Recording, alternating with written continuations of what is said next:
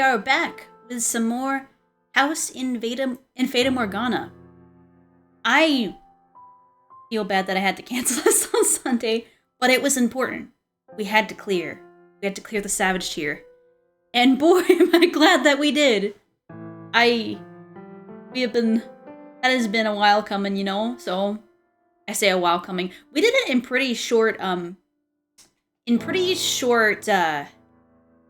time, really, for us. Like, that was, I know it was technically week 4, but since we missed 2 days during week 1, and another 2, was it 2? Another 1 to 2 days during week 2. I think that's it. Since that happened, I think I can just genuinely say we cleared in 3 weeks, which, like, that, I think I've only ever cleared in week 4, aside from that, once? I think so. But yeah, so everybody was super happy with that, and my static is so nice, and I'm so happy with that. Although at the same time, now I have all this free time, and I'm like, what do I do?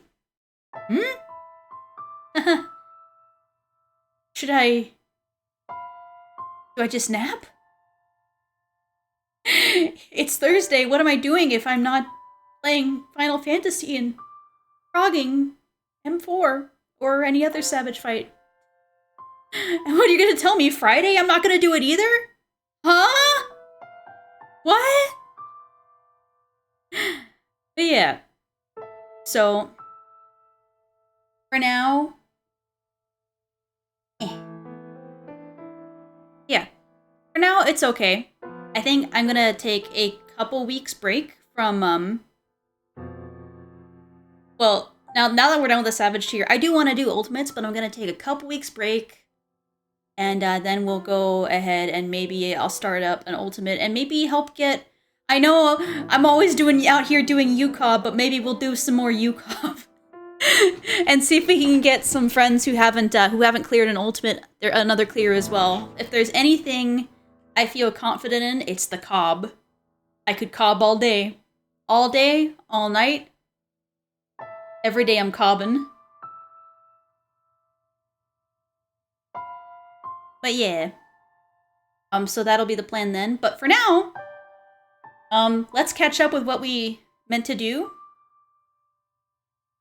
Sorry. On Sunday.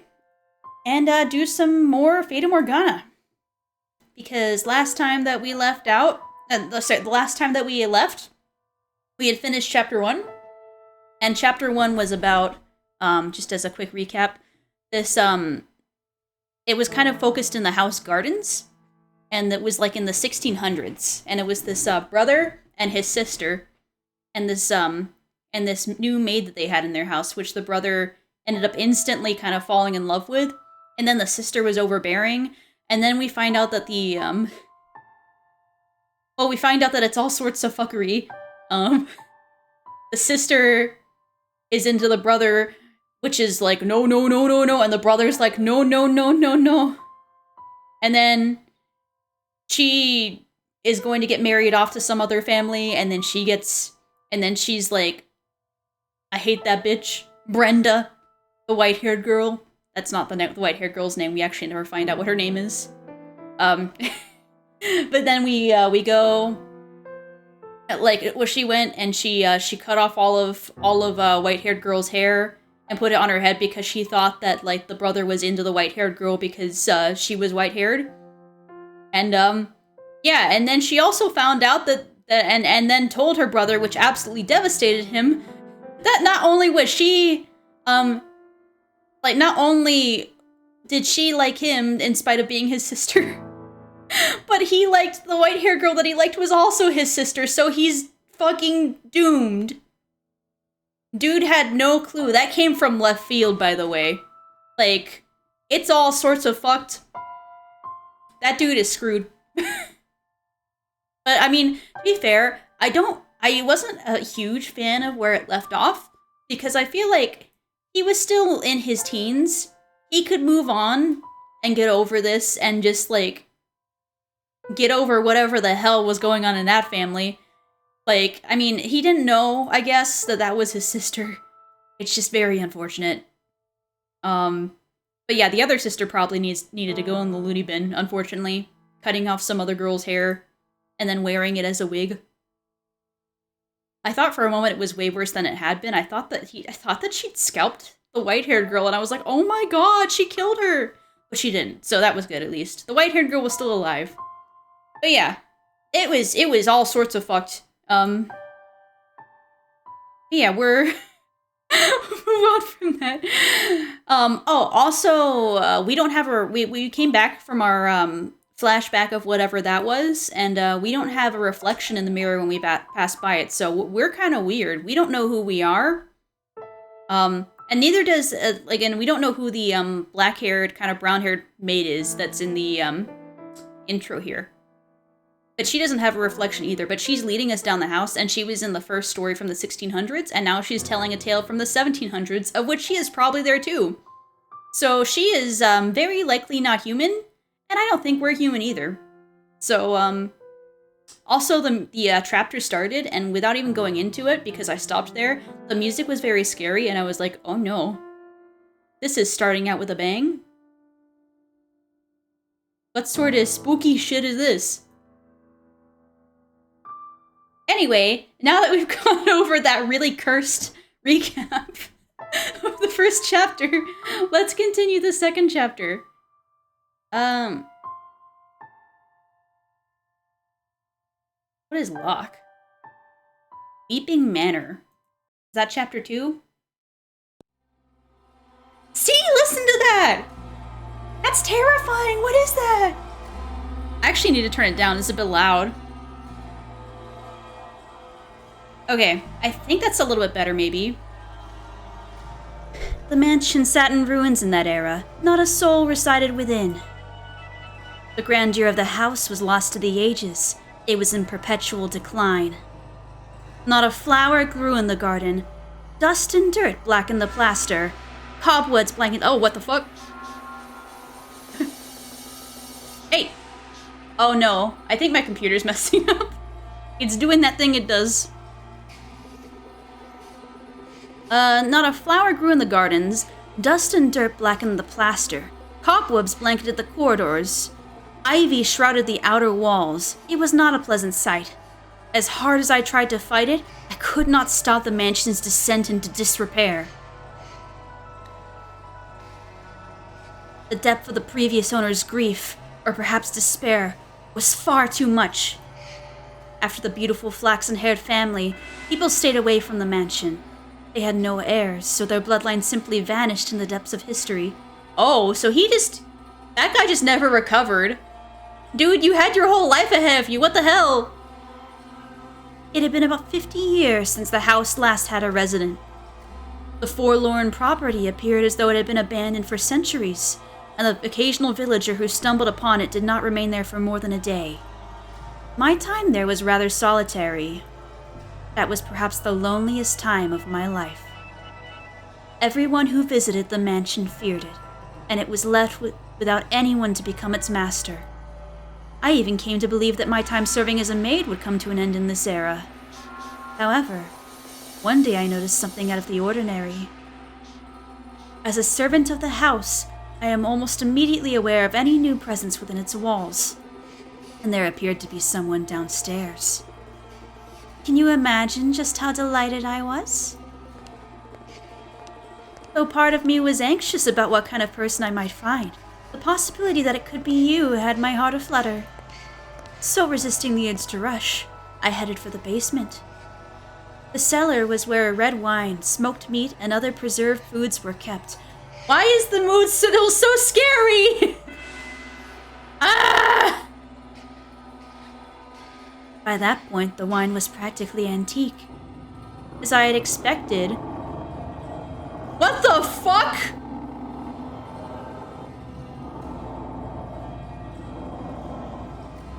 What the fuck was that? What? As I had expected, a man made his way into the cellar. Is anyone there? Although I'm unsure if referring to him as a man is entirely accurate.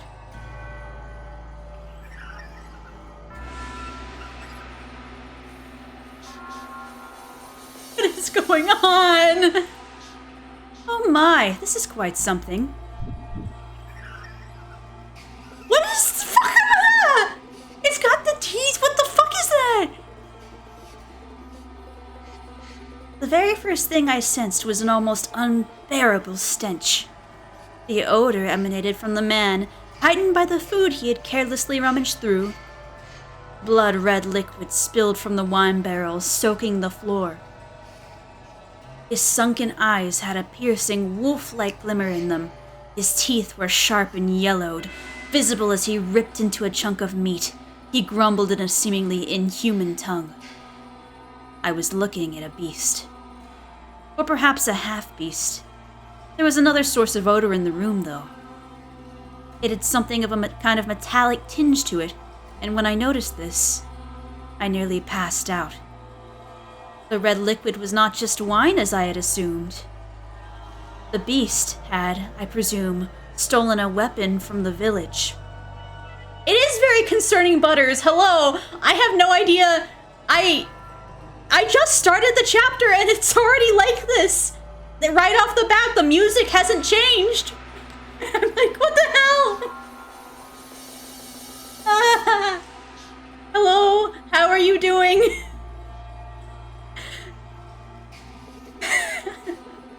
It chose horror!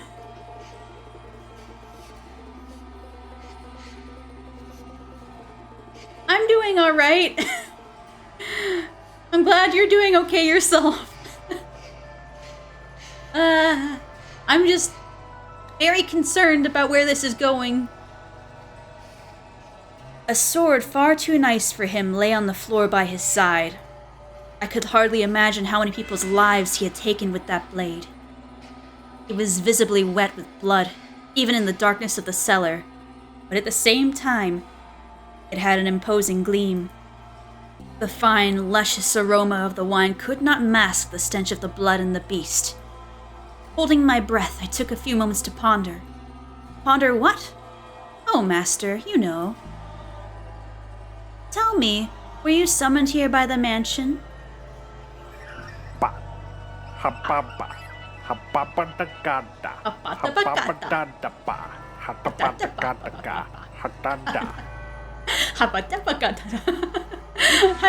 Hi, Terry.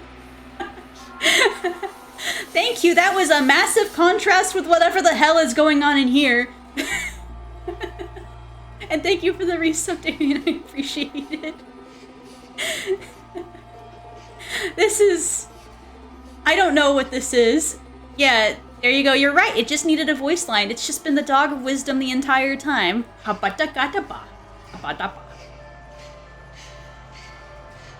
Did you come here knowing what kind of place it is? It's making the noises.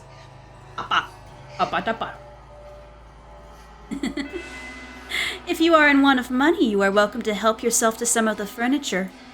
And I imagine the villagers would be willing to welcome you if you dressed yourself up a bit more like a person. Then you can trade the furniture for food and make your way into a larger town. The wolf was able to fool the innocent little girl simply by putting on the clothing, after all.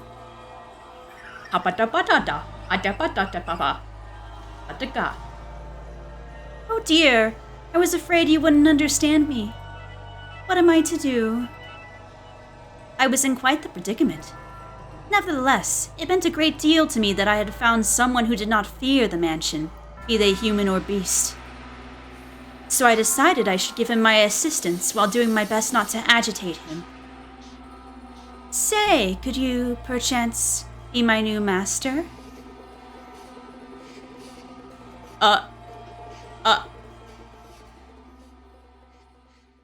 Okay. Maybe it's not a jump scare? Maybe it's okay again. Okay. It appears to be okay again.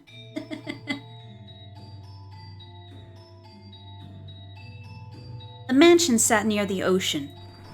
To say it was perched upon a cliff might make it sound rather intimidating. but you could see the beautifully clear sea through the windows, a glittering expanse of emerald and turquoise. If the mansion had been in proper condition, it would have been breathtaking against that backdrop. I even wanted to plant orange trees in the garden. Though it was a tumultuous era, the sun still shone bright upon the land, which only served to emphasize the house's unsightliness. Also, let me know if this is too loud, because it's quite loud for me, like the BGM, so. I'm like, I can barely hear myself over it. But if it's fine to you guys, I'll deal with it. Oh yes, perhaps I should give you some more background information. At that period in time, a war had just drawn to a close. The once gorgeous wetlands were infested with crows picking at decaying remains. Bodies of soldiers fallen in the battle continually washed up on the shores of coastal villages. The people wanted nothing more than for the curtain to draw on that deeply political contest. And when it finally did, the kingdom with its richly fertile shores was stripped of its independence, beginning a new era under new rule. The people were exhausted, their spirits wasted away, and the splendor of the ocean and sky did nothing to help. In my mind, the beast was emblematic of the times, emaciated and enveloped in the scent of blood. But the war came to an end. Thus the beast did not have to remain a beast, I thought. Did he?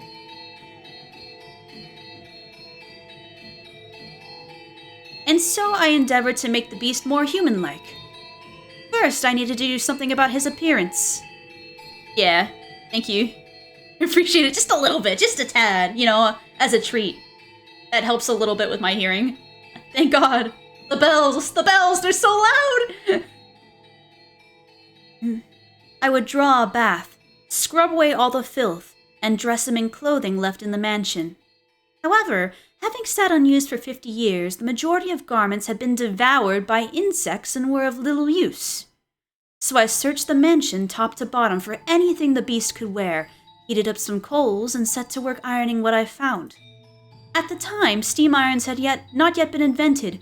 We used plates of iron heated with coals. They somewhat resembled kettles. I even prepared meals for the beast in order to teach him proper table manners. Although, with the mansion in a nearly uninhabitable state of disarray, there was only so much I could do in the kitchen. And the only supplies I had to work with were what were left in the cellar. As such, I was not able to put the cooking skills I had learned in the flaxen-haired family's time to use. Now, you mustn't eat with your hands. Do you want to get your fingers and face dirty?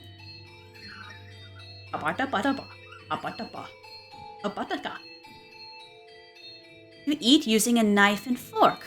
See? Like this. I feel like I'm teaching a young child. I'm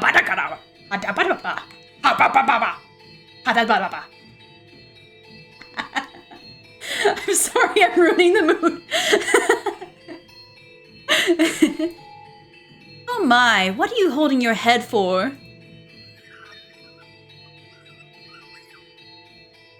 I'll just let the game do the talking. Oh dear.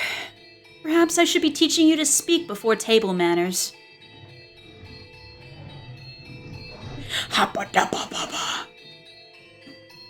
Worry not, we have plenty of time. You kinda did, Karma. Thanks for whatever this is. You needn't act so frightened.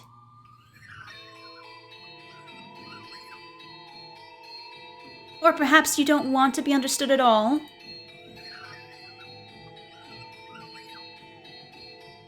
Would you be so kind as to tell me your name? You are, for now, still a guest. It is too soon for me to call you master. Or am I mistaken?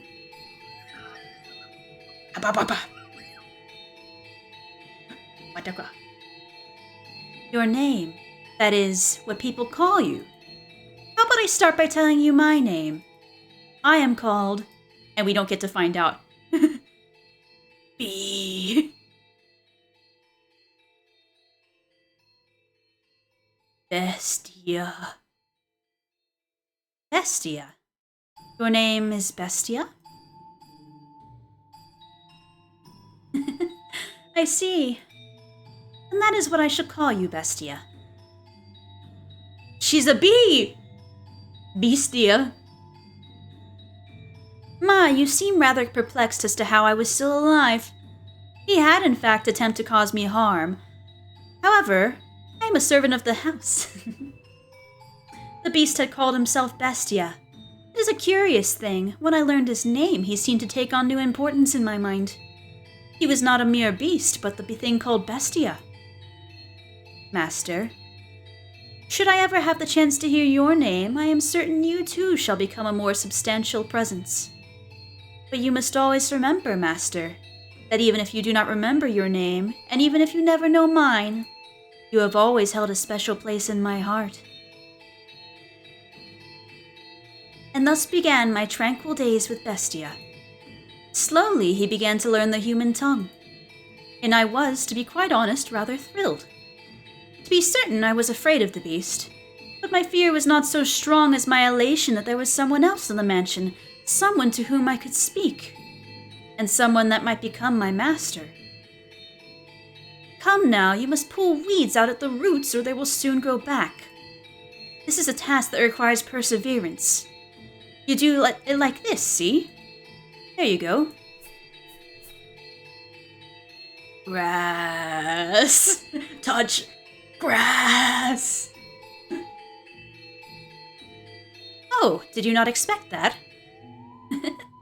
What appears to be many plants on the surface is actually all connected within the soil. This is a task that requires a man's strength. If there were other servants, they could do it. So I apologize for making you tend to the garden, future master. Or perhaps, now that you are all dressed up, do you wish to leave the mansion and find someone to fool, as the wolf did the sweet little girl? Have you no interest in remaining in such a disheveled house? Go on. Not want leave. Oh my, is that so? What is he doing? If you wish to stay, then I shall not stop you. On the contrary, I will gladly attend to you. I am waiting for the person who is to become my master. Forever waiting. I should be able to watch over you until the day you depart this world old and wrinkled. Do you not believe me? Are you interested in becoming the master of this house? Will be. I have to wonder if you know what you are saying, although it matters little whether you do or not. Oh my, look at that. Now this brings back memories. This is called a rose. Do you know what a rose is? It's a type of flower. No. Do not know. I see. Then allow me to teach you. What you have here is not a real rose. The real roses wilted and are sleeping in the soil. This is called an accessory. It is something women wear. The beast held an ornamental white rose in his hands. An object someone, sometime, meant to give to someone else. Curiously, the white rose was just as stunning as it had been the day it was made, despite being buried in the earth for so many years. You can't make me do this! No! Thank you for the redeem, I guess I'm doing it. 5 minutes? Ah! Okay. I hear roses make wonderful gifts. Hee hee. I don't know. Should I go auto-tune? I'll go auto-tune for this. Okay. There we go. He stared intently at the decorative rose. I had presumed the beast would either discard it disinterestedly or destroy it. Much to my surprise, Bestia held it gently in his hands as though it were something precious to him. I didn't set a timer. I didn't set a timer. Now I made a mistake. Let me set a timer. Do 4 minutes. Are you perchance considering giving it to me? So you are not very well. Is there something else? Someone else you would like to give it to? Hapatakatapa, hapakaka. In that moment, a thought floated through my mind. The thing that I had found in a pool of blood in the cellar was a monstrous creature indeed, but perhaps that was not at his core what he truly was. So I asked him a question. What is it that you desire, Bestia? This mansion fulfills people's desires. If you yearn for something, what want? Live peace.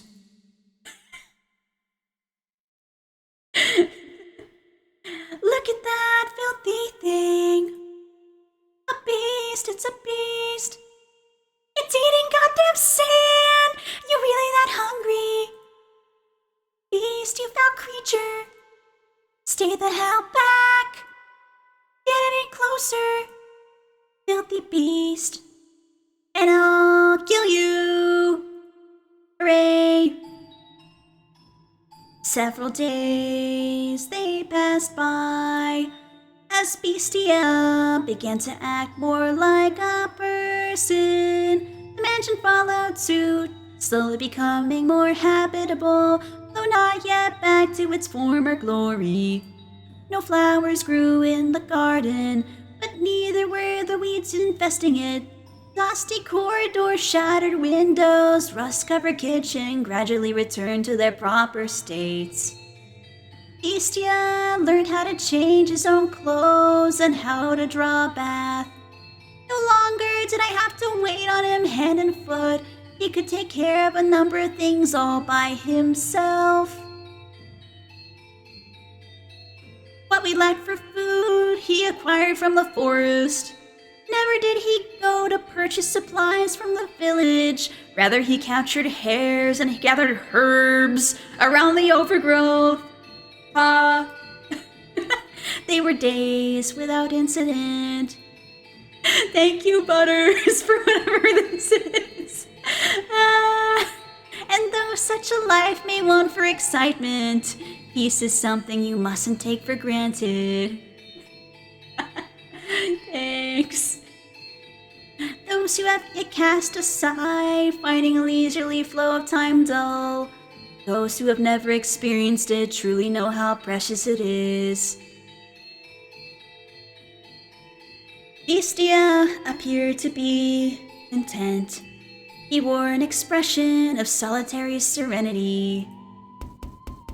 Someone, is anyone there? And then one day, a crack formed in the uneventful tranquility.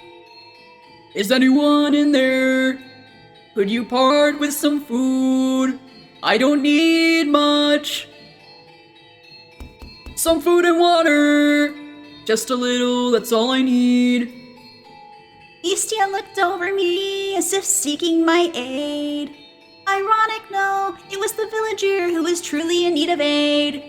I pondered it for a few moments, deciding that I could not simply turn away somebody calling upon the mansion.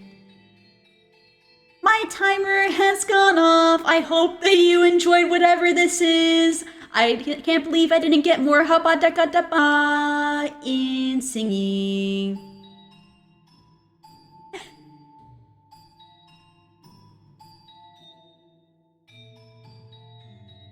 Thank you. Yes, yes. I'm bowing. You just can't see it. Alright. Very good. Step on me, please. Jesus. I don't have a foot. Actually, you know what? I do have a foot, but were you really going there? Hold on. I can see.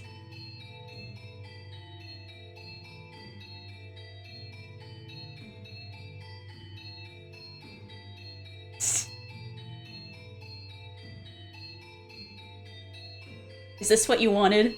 Is this the content you came here for?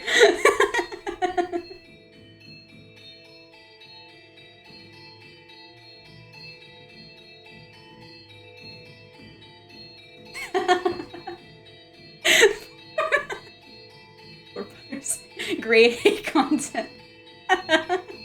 Thank you. This stream is more cursed, not just for the music, but for whatever the hell's going on in here. I pondered it for a few moments, deciding that I could not simply turn away someone calling upon the mansion. Had Bestia ordered me not to let him in, I would have followed his instructions, but he said nothing. Is that the merchant? Or is that Bestia? Because Bestia really got the glow up if that's him. Oh, thank God, someone's here. I was afraid it was deserted. You said you were in need of sustenance? Yes. Doesn't have to be much. Anything to quench this thirst. I got lost and it's been several days. Give me a few minutes, I'll find... Let him in. Is that just Bestia's voice? I don't know what I should do for Bestia. Let him in. I don't know if it should be grainy. Oh, it says a firm, deep voice. It needs to be deep. Shit. What do I do? I already went low for the merchant. I don't think I could go much lower. I was quite startled. When had the beast learned to act so much like a human? When had he learned to speak so clearly and to behave so much like a master? Upon seeing Bestia, a look of terror appeared to cross the wanderer's face for a moment. To my eyes, Bestia was the very image of a head of a house, but to an outsider he probably appeared to be nothing more than a beast in a man's clothing. Prepare him a meal and a bed. I suspect he's quite tired. Thanks, very much. But in time, the fear drained from the man's face. Bestia sat precariously on the border between man and beast. Though he had still had his doubts, the wanderer revised his first impression, deciding Bestia was human. As the wolf had fooled the little girl in the forest, he too had succeeded in playing the role of a man. Thought I was a goner for a while there, but you really came to the rescue. A meal like this on top of that? You really didn't have to. Well, I guess that's not an appropriate thing to say as I'm eating. What kind of meat is this? There. It's damn tender for a rabbit. And here I thought it was beef. You're quite the skilled chef. Ah, she the one that cooked this? She your wife? Oh no, I'm merely a servant. Female servant, huh? Don't see that very often. This mansion's just full of surprises, I can hardly believe it. Lost for days, and as soon as I think I'm dead, there it is. Thinking back on it now, it's miraculous. Why are you two living alone in a house on a cliff? Oh, I beg your pardon. Asking so many questions without telling you all about myself. My apologies, just a little too excited to finally see other people. I'm a merchant. I do international trade. Until a few years back, spice exports pretty much all came from one place. Now that we've established trade routes of our own, my country's fighting tooth and nail to push its exports. And in fact, some have lost a few teeth in the fight already. That's just how it works. It's a cutthroat world. You do what you must to survive. That's just how it works, the merchant said, a sorrowful look on his face. He was quite clearly putting on a show, though. Confidence in himself and his homeland radiated from that man. I came to this land to do business. But much to my chagrin, I somehow ended up lost in the forest. Had I wandered around for much longer, I'd have lost the chance to ever see my beloved again. Your beloved? Yes, sir. I'm constantly out on business, so we only get to see each other a few times a year. But she always waits for my return. I'd like to introduce you to her if I ever get the chance. She's a pretty girl, if not especially striking. Is that so? Well, that's a dig at his wife. Holy shit, he just dagged his own. He just dug. Dag? Dag? Dag? He just dug at his own wife. She's pretty, I guess. Is that so? The merchant was a man of many words, and I, for one, do not mind a lively supper table. Though I know not how Bestia felt, at the very least I was glad we had invited the wanderer into the mansion. He was, after all, holding a proper conversation with someone, and he seemed to be having success concealing his piercing, beast-like gaze. However... Ah, right. I stopped by the village before entering the forest, and I heard a bone-chilling tale there. As soon as the merchant brought up the subject, a palpable tension spread through the room. They say there have been sightings of a beast. It's a creature unlike anyone's seen before. Not a wolf or a bear or anything like that. It even attacked the village once, killing several people. Thankfully, the men managed to drive it out. But the creature's still alive. There's nothing in this world scarier than a vicious beast.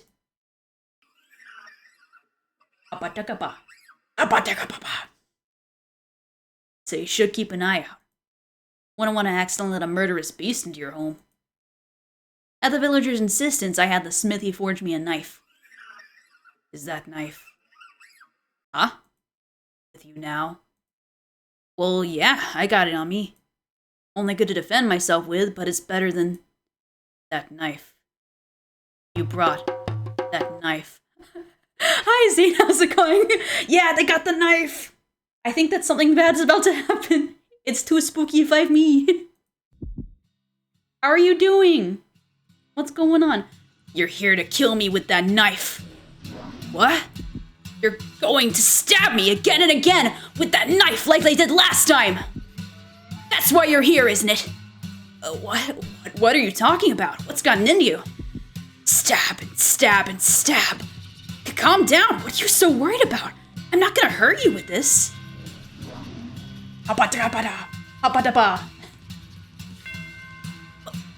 What did you just say? Oh, good. Glad you're okay. Yeah. Ah! I like to imagine that before the wolf ate the poor... Oh, the merchant was a girl all along. Oops, I'm so sorry, little girl. Oh, no. I made a mistake. I didn't know. I like to imagine that before the wolf ate the poor little girl, he said, "Is this what I always looked like?" That beast. What's your problem? What's wrong? Talk like a... Actually, was that a metaphor? I don't know. Talk like a human. Is me. Stop! Stay back! Get away and I'll get any closer and I'll stab you to death! You act like you only just realized I'm a beast. That's right, I am a beast! I killed them. Stay back! And I'll do the same to you! Ah! Help! In his hand, Bestia held his sword. Perhaps it had been hidden under the table, or maybe behind his chair. Regardless, it was as though he had expected this to happen. The merchant kicked aside a chair, attempting to flee, but Bestia closed the distance in an instant, knocking him back. He lost his balance and slammed against the wall, but still he made to escape, though the beast stood blocking his path. No! Please stop this! Don't kill me! My beloved's waiting for me back home. Then it isn't a grown man, I forgot. It was just an analogy. It's fine. I can't leave her behind! And why should I care? Oh, that's edgy. Oh shit, he's fucking dead. Oh my god! Oh my god! A dreadful scream echoed through the dining room. I reflexively covered my ears. Please help! Someone! Anyone! No one's coming to look for you. This mansion's a long way from town. Help! That woman, where did she... Why isn't she here? She was just... You'll kill me if I don't kill you. And so I must show you that I will. I must show you that I'm serious. I must kill you or you won't understand. You just won't understand. If I don't show you firsthand, you won't understand. I'll make you understand. I'll make your flesh and bones understand. Kill! I'll kill you! I'll kill you! Ah! Kill you!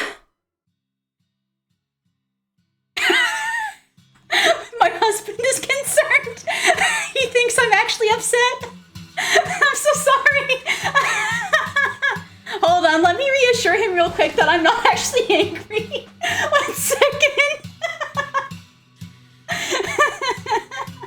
1 second. Am I too loud, by the way? Let me know when I get back. I'll just be 1 minute.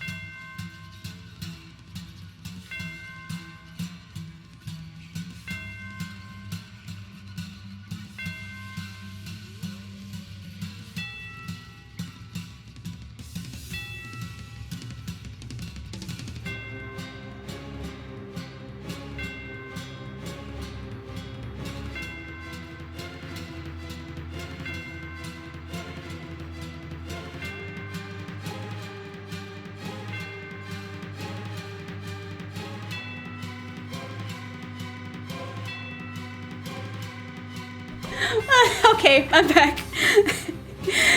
Thanks. I appreciate it. Yeah, he's like, what is going on in there? And I'm like, I'm reading, it's a murder scene. He's like, you don't say!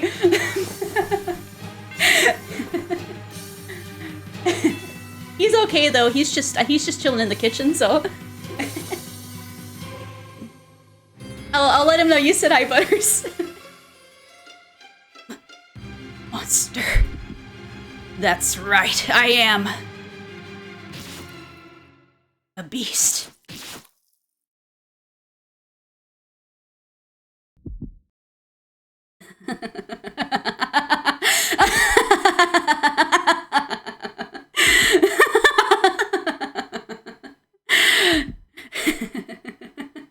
And that's a long laugh, holy shit. Oh my god, he's still going. This man is still going. Hee hee hee hee ha. Hee hee hee hee ha. He's... Holy shit! They had been enjoying a peaceful meal around the table together just minutes earlier. Did someone say... murder? Murder? Murder? Murder is apparently very funny. At least to Beastia. I need a coffee after that. I was yelling for sure.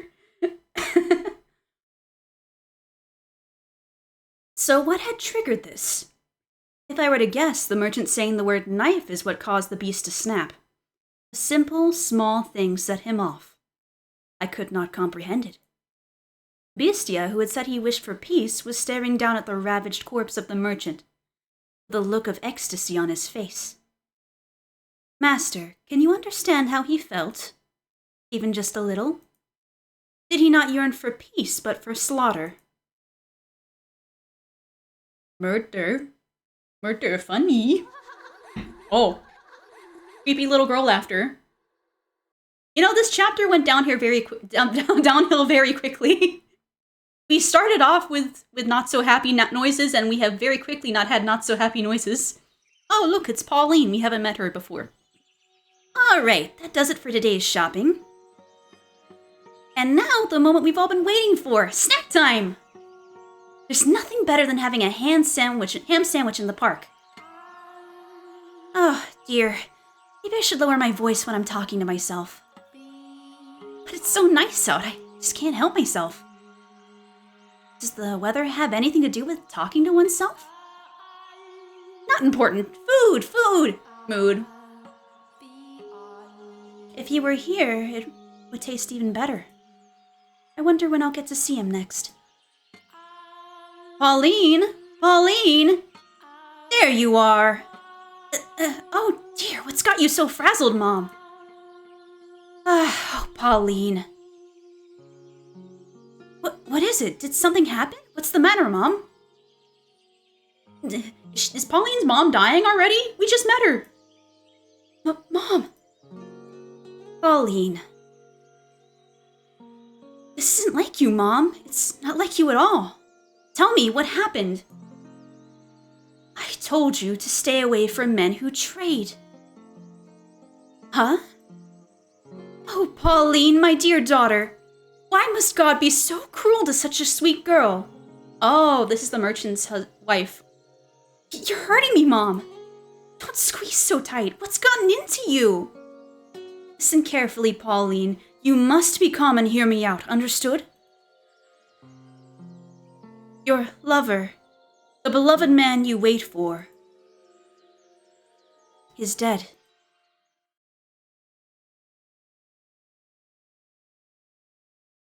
Smoke. Spook. Oh, we're back here. The beast's humanity began slipping away from him after that encounter. He had returned to the thing I had found in the cellar. Actually, he prowled the mansion's halls looking more barbaric than ever. Abba! Abadega! Despite all the effort he had put into learning how to act human, like a human, he now ripped the velvet curtains off the wall, howling shrilly, stomping back and forth through the halls and ravaging the garden. I watched him intently, as though from a distance.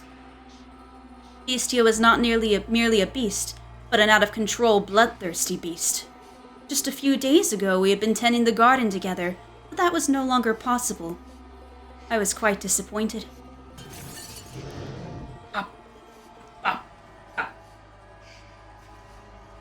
Eventually, Beastia discovered my hiding place.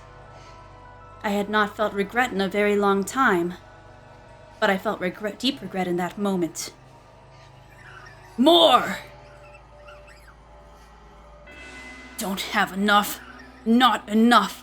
I need more. I need more. I must satisfy these urges. Are you saying peace was not enough to sate you? Did I mishear you when you asked for peace? I was mistaken. Asking for peace won't solve anything. Blood, despair, eyes filled with terror. These are the things I need. And I've always known it. You said this mansion fulfills people's desires. Then... give me prey. No more hares. Live humans. Why did I ever teach him to speak human language? Before long, the mansion granted his wish. Once a week, a villager or a traveling merchant from somewhere would wander into the forest, ending up at the mansion on the cliff. Though something felt suspicious about the man who greeted them at the door, on the surface he looked like a proper nobleman. Yes, live humans! Yes. Something is very wrong with this man/beast. So they all eventually chose to trust Beastia. The mansion had an air of loneliness about it, but it was adequate to provide for the rest for their weary feet. There was food and a bed, and most comforting of all, there were other people. The lord of the house treated lost souls like esteemed guests. He poured them fine wine and had me cook for them. No one suspected in the slightest that he was a beast. He put on a reasonably convincing act. Because, yes, I had taught him how to behave like a master. The visitors all went to bed contented. But as I'm sure you can imagine, Master, they would never see the light of day again. The penetratingly bright sunlight particular to this area. A beast! It's a beast! You disgusting creature! You hideous monster! Kill him! That's how you humans want to do things. Then I'll play your little game. I'll play it even better than you. I'll kill you. I'll slaughter you! No! Please don't! That's it. Cry for me. Beg for your life. Pray for my mercy. Weep and struggle and suffer and die. No one understands. No one can possibly understand my despair. What did I ever do? Is it just because I'm a beast? When did I become a beast? Why do beasts have to die? Beasts are savage, and so they must die. I'm a beast, therefore I'm savage. In which case, I'll kill them. I'll show them what makes a beast so terrifying. This is very, gruesome. Yep. Yep.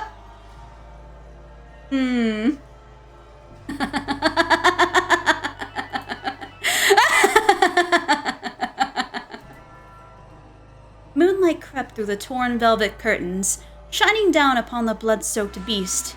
It was a sight that would incite terror in anyone. Look at this. No one can stand up to me. Humans have no chance against beasts. Do I have to laugh any more than this? That's a lot of laughter. More. I need more. Give me more prey! The mansion continued to sate the beast's demented craving, sending not one but multiple villagers into his claws, into these blood-stained walls off which echoed his monstrous howls. Stop! Please! I'm begging you! Spare me! Oh, God! Sorry, I'm not familiar with your god. This sounds like my edgy, like, high school fics that...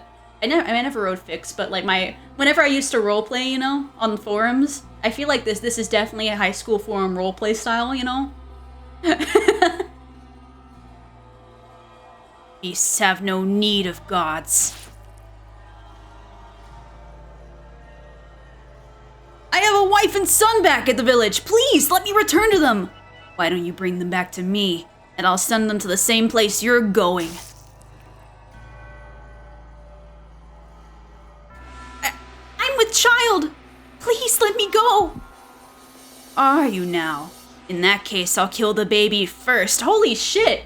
This guy has a big problem. Cringing from memory also sounds like a moment in SAO Abridged. It kind of do, though. Mother of God, this guy. You damn monster! That's right, I am a monster. And by killing, no one can defy me. I have to show the world that beasts are the most frightening things on this earth. The beast began to change his style, making sick banquets out of his kills. This is very different from Chapter 1. Some days, he would tie his guests up in the cellar, playing with them for hours until they finally died. Some days, he would drain them of their blood and bathe in it. Holy shit! Some days, he would spread them out on the table and feast upon them. Every week, another atrocious party. He did everything imaginable. As a faithful servant of this house, I am confident I can do most anything I am asked. But you can surely imagine my surprise at having to use the cooking skills I learned while serving the flaxen-haired family to do that. I can only wonder if it actually tasted any good. Eastio's peculiar sword was with him for his twisted banquets of gratification. However much blood stained it, it never lost its sheen. It was as though the sword drank the flesh of humans. Master, can you imagine just how wretched I felt? The mansion, once a beautiful sight to behold, reeked of death and acrimony. The stench of rotting flesh seeped up from the cellar. Even the years it spent forsaken and in ruins were preferable to that. Yeah, that is so true, Karma. Chapter 1, oh, it's love. Oh, wait, oh, that's not good. Chapter 2, is murder good? Maybe murder, no, maybe murder's not good. Or perhaps I only had myself to blame. It was I who had invited the beast into the mansion. More. Not enough. This isn't enough to satisfy me. The beastia still sought to hold more of his perverse parties. Lost villagers who were no longer enough to quell his urges. He was indeed a genuine beast. And in time, this is what he began to wish for. Can't you get me any better prey? Something truly exquisite. The perfect prey to quench this maddening thirst of mine. Do you know what he meant when he asked for the perfect prey, Master? Perhaps a hero. Someone courageous enough to stand up to him, with whom he could enjoy a battle to the death. Perhaps a dazzling young nymph to satisfy his other primal urges. Or perhaps what he wanted was not human at all, but a demon or a phantom. I would soon find out, as the mansion attempted to grant his wish, bringing yet another guest to the house on the cliff. I gotta clear my throat a lot, holy shit. Oh. Why is this getting worse? I don't know. I mean, chapter 3's gotta be a little less dire than this, right? Right? If the devil guides us, if God guides us, then perhaps I can accept this was fate. Then it makes sense that I am here.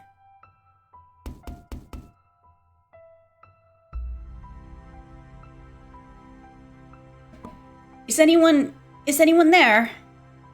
I have lost my way. Would you please be so kind as to spare me a little food? Ah, there. There it is. There comes the poor little offering. They never learn. They just keep coming again and again. The mansion keeps granting my wish. I would be glad to provide you some food. And you are welcome to stay the night, get some rest. I will have a room prepared. Is it gonna be Pauline? Wait! What? It's the white-haired girl from the first chapter. Is that from the first chapter? Is that her again? What? I did not see this coming. Huh? How's she? Well, I guess in the same way that the maid is still alive. From like the 1600s, but now we're in the 1700s and I guess she's still here? If it's the same girl, I don't know. Then I suppose I shall take you up on your generosity. I've been wandering for a very, very long time. What was that, Master? You recognize her? I imagine you would. That white hair, those red eyes, skin the color of freshly fallen snow.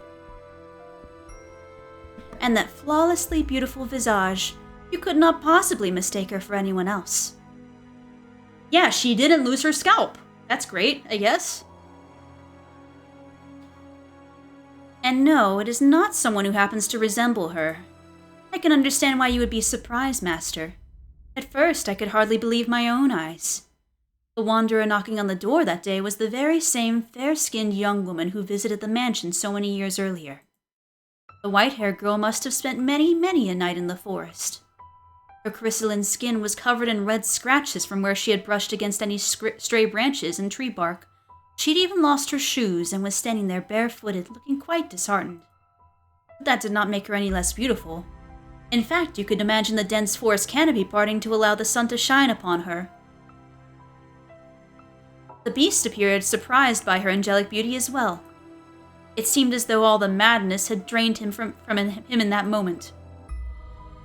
He said nothing, but his eyes told all. He was entranced by the sight of her ruby-red irises and her pure white hair. Is this the master falling in love with the white-haired girl again? Just different master, same girl?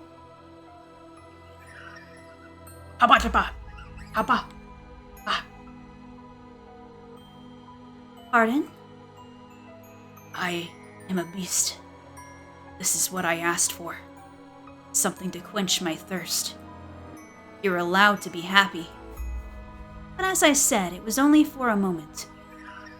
So rejoice. Imagine just how gratifying it will be to see such a beautiful woman writhing in the throes of death. Follow me. I will have a bath drawn as well.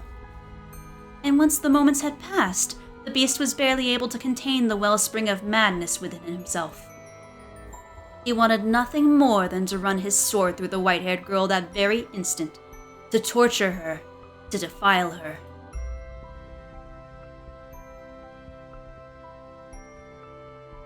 He tended to her wounds, served her supper, and drew a bath for her. Yeah, this guy's got a problem. That is absolutely some sadist behavior right there.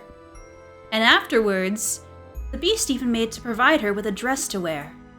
Even the outfit she'd only worn for one night so many years before was there, waiting for someone to put it on again, for her to put it on again. He said that she could choose anything she liked. She, being such a modest young woman, said that she needed not of such fine attire. And what a shame that was. I too wished to see her in a dress once more. I need not such fine clothing. You needn't be modest. No, that's not why. Are they not to your liking, then? No, my apologies. You're very generous. Foolish girl. Smiling and calling me generous. I was simply imagining what a pretty sight it would be. The sight of her fresh blood splattered on it. The sight of her life slipping away in it. I'm glad that after wandering for so long, I ended up here in this mansion. And in a few hours, you'll be feeling the exact opposite. Get all the rest you need. I shall see you again in the morning. I thank you.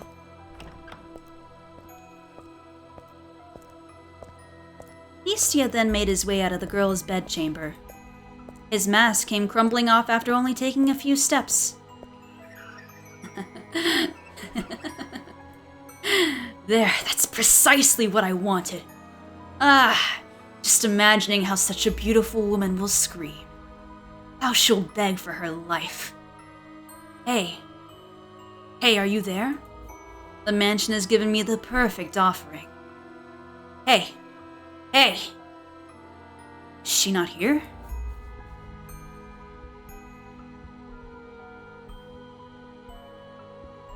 Is someone there?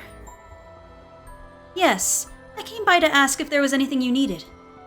I cannot offer you anything extravagant, not like before, but I am here to provide you with anything in my capacity. I appreciate the offer, but I need nothing. Being allowed to stay the night is more than enough. Do you work here in the mansion? Does she not remember? They had a whole ass conversation with each other. Yes, indeed I do. I've been here for a very, very long time. A very long time?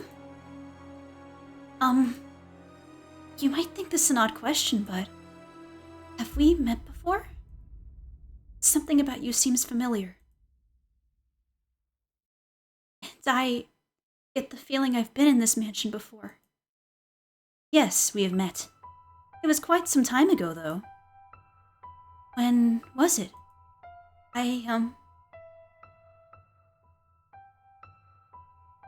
It was an unimaginably long time ago. Do you remember a boy and a girl with flaxen hair?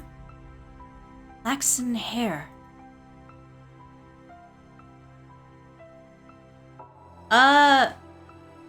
Amnesia, but because she aged... Neither of them have aged. They're both like the same age. She just has short hair now, for some reason.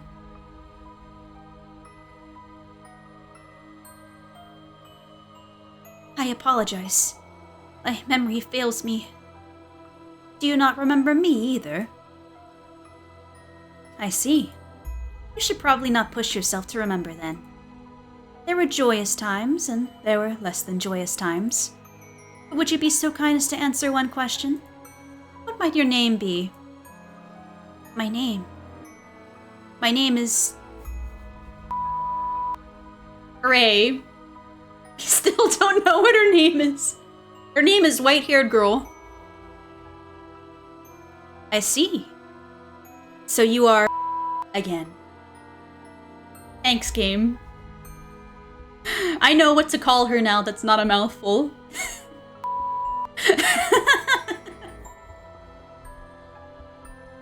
Again? You should get some rest. I will make some tea for you in the morning. Also, go on, close your eyes. I know, right? I want to know too, I'm so curious. But Bestia never waited for morning to come. With his sword that smelled of blood hanging from his hip, the beast slowly, ever so slowly, crept toward the room where the white-haired girl slept. The time was soon approaching for the bloodthirsty beast to paint the walls with the white woman's blood, to turn her bedchamber into a gore-splattered altar upon which he would offer her to the devil. However, when he opened the door, the beast could hardly believe his eyes. She's awake! She was not asleep, but sitting there as if expecting Bestia's arrival. Why are you awake? Did you not go to sleep? I heard footsteps, so I... And what were you planning to do when I got here? Surely you didn't think we'd simply have a nice midnight chat. I was hoping to ask what it was that you wanted. To ask what it was I wanted? Do you even realize what you're saying? Can you not see what's in my hand? You know exactly what I came here to do. Aren't you going to beg? Aren't you going to plead for your life? Aren't you going to ask me not to kill you? If it's necessary. But is that what you want? What I want is something much, much more gratifying than your pleas. I want to hold a banquet. It's not enough. No matter what I do, it's not enough. But you will be enough to satisfy me, to quench this unholy thirst, to completely, wholly fill me to the bursting point. You want to know what I desire? I desire to devour you. Oh? Beastia shoved the girl back, slamming her into the mattress. He then stabbed his sword through the sheets beside her, looking down upon the girl, the moonlight at his back. I know, right? That's kind of sensual. What? Who said that? Huh?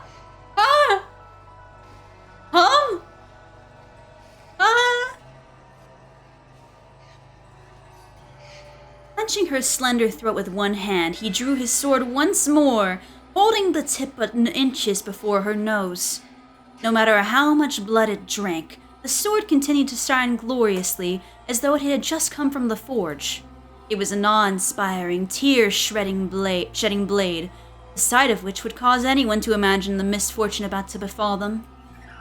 Go on, mock me, ridicule the hideous barbaric beast standing before you. From the moment you saw me, you thought me unsettling, no? But you averted your eyes, because I had food for you, because I gave you a place to rest. You pretended not to notice the beast. This is retribution. Retribution for you damned humans. So beg for your life like they all do. Cry. Plead for mercy. I'm using the wrong phrase. Okay. If you say that you're ugly, then I must be equally ugly. What? What came from the girl's mouth was neither a plea, nor an insult, nor a scream. Full-grown men had wept before him, and yet this slight young woman did not.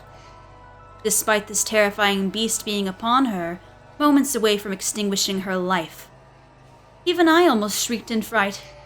Beastia could believe neither his eyes nor his ears. Do you not fear me? Can you not see what I'm about to do to you? What am I to be afraid of? I'm threatening to murder you! To rip your intestines out with these claws and watch you die in agony! I enjoy it more than anything in the world, filling others' hearts with fear. The more lives I take, the more I enjoy it. I'm a beast driven by madness. What he expected was for the beautiful girl before him to desperately implore him for mercy. He wanted nothing more than to see despair seep into every corner of her red eyes. For he believed it would be a truly sublime moment, euphoria unlike anything he had experienced before. Beastia prodded her with his singular sword, poking a slit in skin smoother than silk. You mean to take mercy on me because you see me as pitiful. But she did not do as the beast wished. She looked at him with sympathy rather than fear. This rattled the beast. He had never once seen anyone respond to him that way. What possessed you to say that? What on earth is going on through your head? Mercy? Mercy! Do you not comprehend this situation? How can you be so calm? Scream! Cry and shout! Beg for me to spare you! Throw yourself at my feet! Throw yourself at my feet! Otherwise, I'm a beast! A beast that never tires of killing! To me, you appear to be a person. You're lying. You listen to the things I say, and you respond with your own words. I was taught how to speak. I'm a beast who speaks human language. But you think. You use your mind to come up with responses. And you hesitate.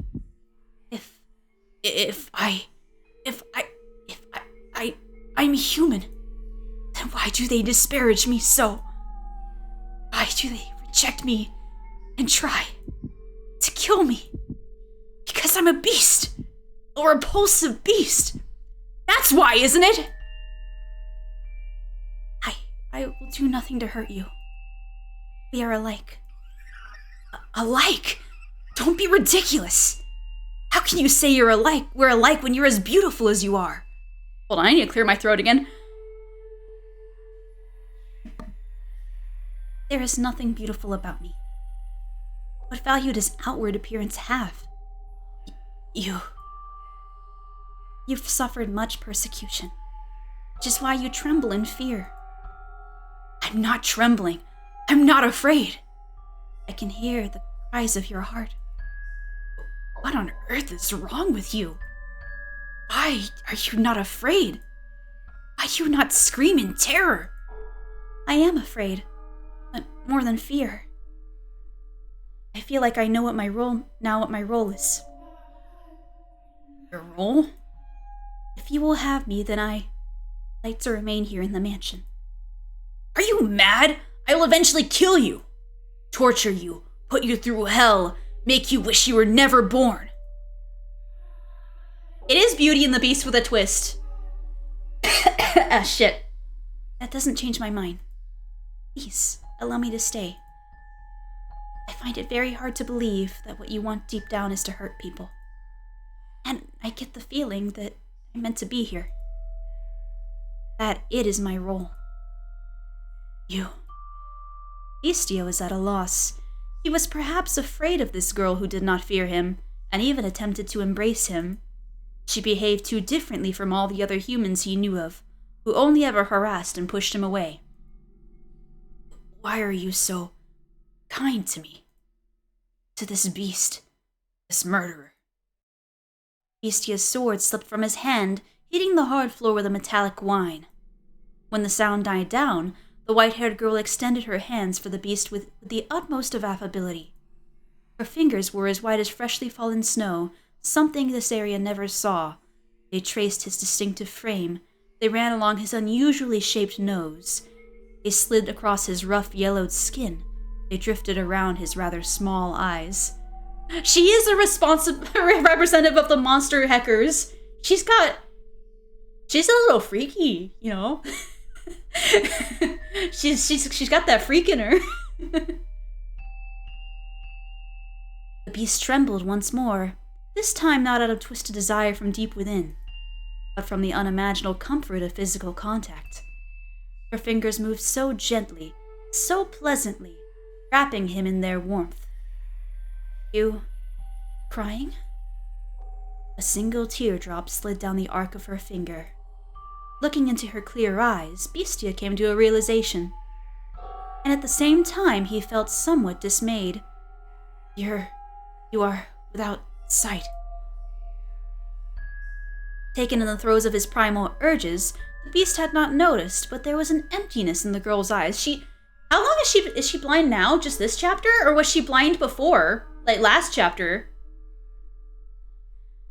This is a conundrum. She appeared to be gazing far into the distance, not focused on the man being close enough to touch him. Tears had begun to run down Beastia's cheeks earlier, when she had called him a person. But it was not until one of those droplets had slid across the back of her finger that she had realized. She would indeed have no need of extravagant dresses after all. She could not see what she was wearing. That's correct. I am blind. But whoever decided that reality is only that which can be seen. I know not what appearance I have. In the darkness, everything is as one. There is no difference between beast and man. If you are a beast, then I too must be a beast. To call the girl a beast would be paramount to eating sugar and insisting it was salt. Do pardon the trite analogy, please. But as you know rather well, master, that the white-haired girl was not at all... I can't speak. But you know rather well, master, that the white-haired girl was not at all what you would call a beast. Not simply in appearance, but all the way down to her core. There was nothing beastly about her. Her words brought him faint pain, but the beast still felt, on some level, that he wanted to keep her at his side, to see what would happen. His next words were in large part impulsive. I'm grateful that you cannot see. Oh. Is he gonna stop killing people now? Without exception, everyone who had wandered into the mansion had lost their lives before the sun rose at the next morning. She was the first visitor who had not met this fate.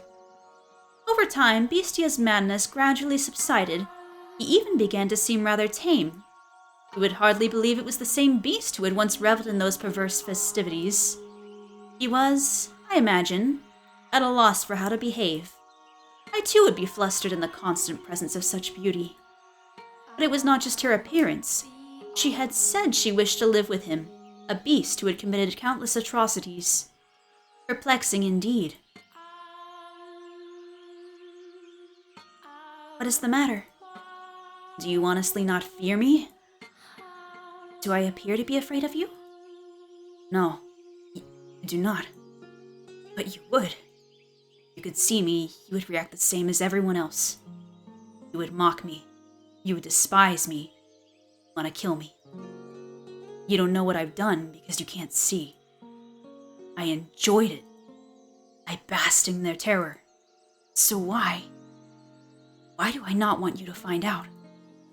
I don't want you to know how many people I've tortured, how many I've slaughtered, how much blood I've imbibed, all the horrible things I've done. Horrible? I'm aware that what I've done is wrong, but I relished in it. I wanted, for so long, to slaughter them. I desperately desired to see blood, human blood. What is it that I crave? Murder or laughter? I said that I had no need for peace, yet here I am. Is something the matter? No, some tea? Oh, shall I make some? Are you thirsty? No, I made some tea. It's probably cold by now. I thought you might want some. He made her some tea. Did she think she could make tea? Can blind people make tea very easily? I would be worried about a blind person managing a kettle, personally. I can hardly manage a kettle. I mean, no, actually I'm a kettle expert, but like, I would totally touch like the like side of it and like burn myself if it was metal. You need to know where to grab that thing. You don't... No, I'll take it.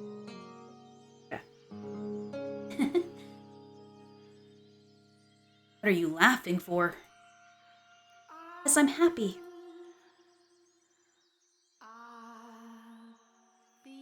Is it to your liking? It's bitter.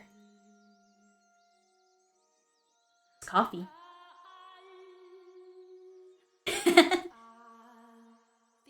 Their life together began quietly, their days without event. They had no extravagant meals. There were no swaths of guests lending life to the mansion's halls, but there was also no one screaming in fear for their life. It was the peaceful life Bestia had lost, and he had returned once more to that quiet realm. What's gonna go wrong? It's too peaceful immediately. What's the matter? You're always so quick to notice my presence. My world is one of darkness, so I have a heightened sense of hearing. What's it like? How do you perceive the world? I cannot imagine living in complete darkness. Occasionally, I can see light. Light? Yes, not a radiant light like the sun, but a soft light floating in the darkness. Like a candlelight, I suppose. That only perplexes me all the more. I find it difficult to understand what you're describing. Is that so? It's difficult for me as well. I'm not sure how to explain it. But it's not complete darkness. I can sense your presence, for instance, and I can tell how windy it is from the way the windows vibrate.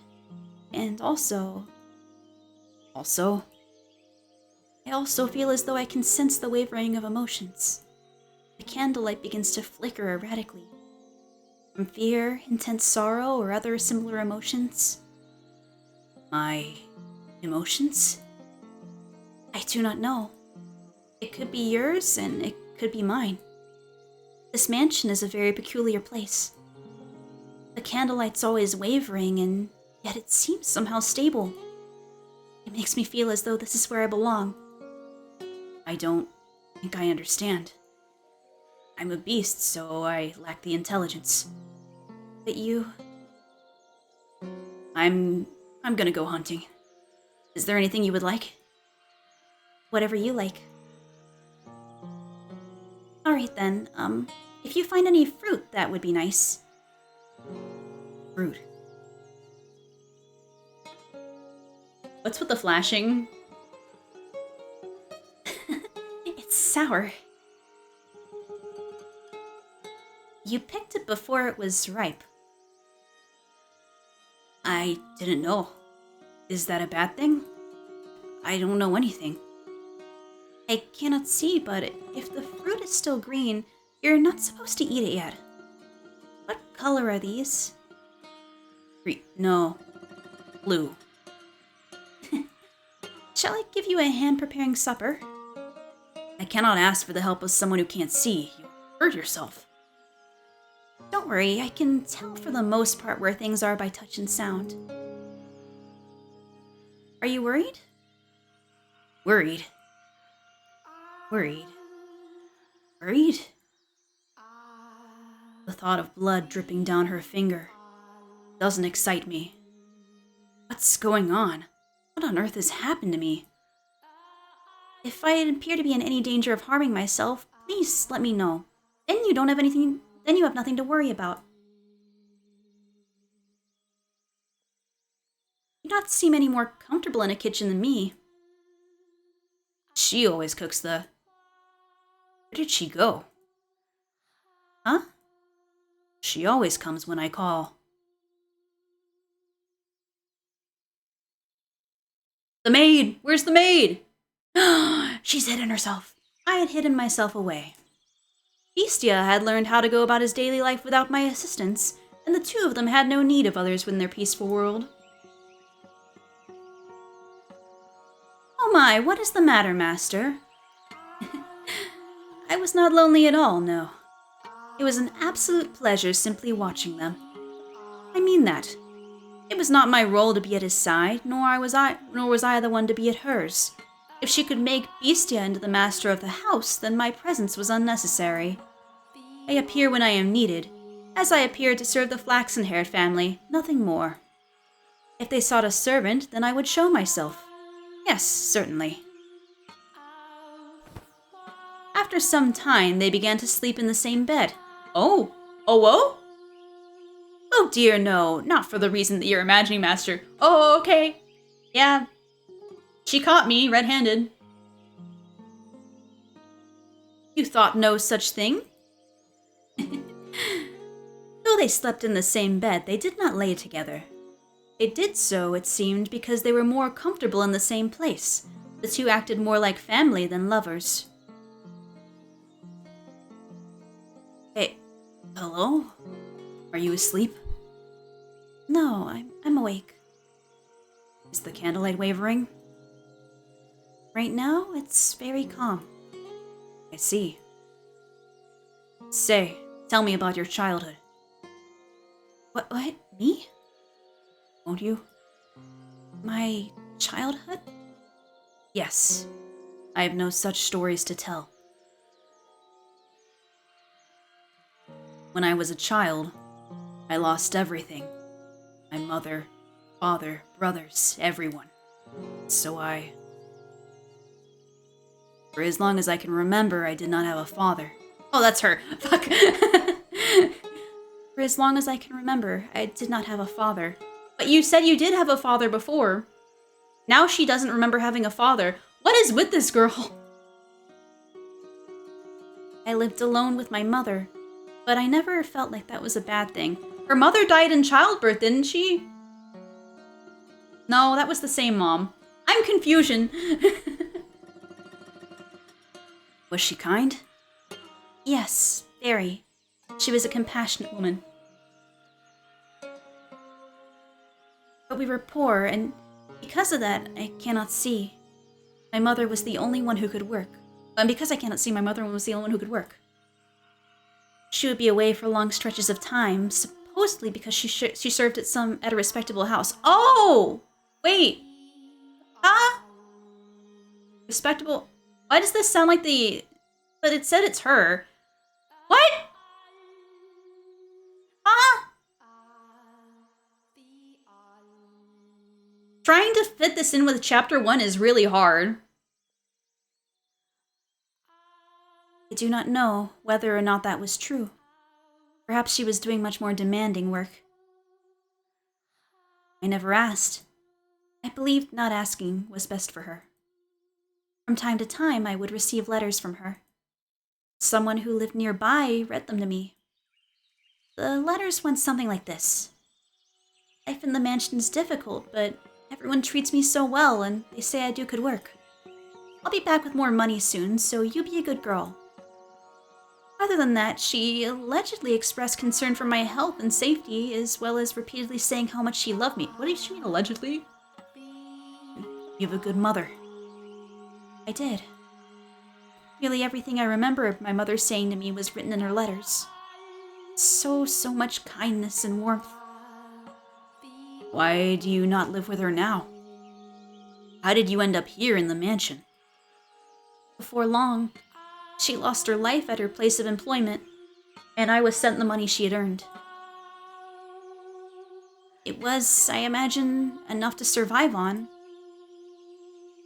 When my mother was alive, she often lamented my blindness. If only you could see, she would say, I could show you just how extraordinary this world is. So I decided I would visit a renowned physician in order to fulfill my mother's dream. A physician in this country. However, on examining me, he said that he could not restore my sight. Dejected, I was on my way back home when the bandits attacked. They robbed me of the money I'd brought to pay for my treatment. I lost everything my mother saved for me. The money she gave her life to earn for me. I failed to repay her for anything she did, which cast a dark cloud over my heart. My world has always been trapped in darkness, but at that moment, I was in the deepest abyss. It's not even a speck of light. I was at a complete loss. With nowhere to go, I simply wandered, no destination in mind. And that was when I miraculously arrived at this mansion. It was as if it had summoned me here. You were being summoned by the mansion to fulfill my craving, but it didn't end up that way. I wonder if the mansion's disappointed. I see. I apologize for not having a brighter tale to tell. I imagine you were hoping to hear joyful childhood memories? No. Did they hurt you? Pardon? The bandits. When they attacked, were you hurt? You're so compassionate. I am no such thing. I am not compassionate. I was perfectly fine. I took a few scratches, but nothing you need to worry about. I see. I believe... Huh? That I'm happy now. I was unable to regain my sight, and I haven't the money to return home. But I believe I left in order to come here. Is your life right now happy? I am terrified. Volatile. Growing accustomed to this woman's comfort. I'm afraid of losing her. He should not have these feelings. A murderous beast. I know. But he did all these murders, but at the same time now why is he squishy now? Why is he squishy? Take this. What is... Makes a good gift, supposedly. Oh! This is the second time she's being offered this white comb. But it was like by the last master of the house. I was planning to throw it out when I learned that, but I couldn't. I felt like I was meant to give it to someone. That could only be you. It's a fake white rose. A white rose accessory. Do you not want it? No, I do. I just... For some reason... Never mind. Thank you. I appreciate it. She's remembering something.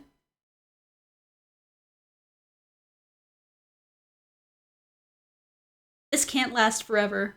Something tragic is due to happen, and I'm worried.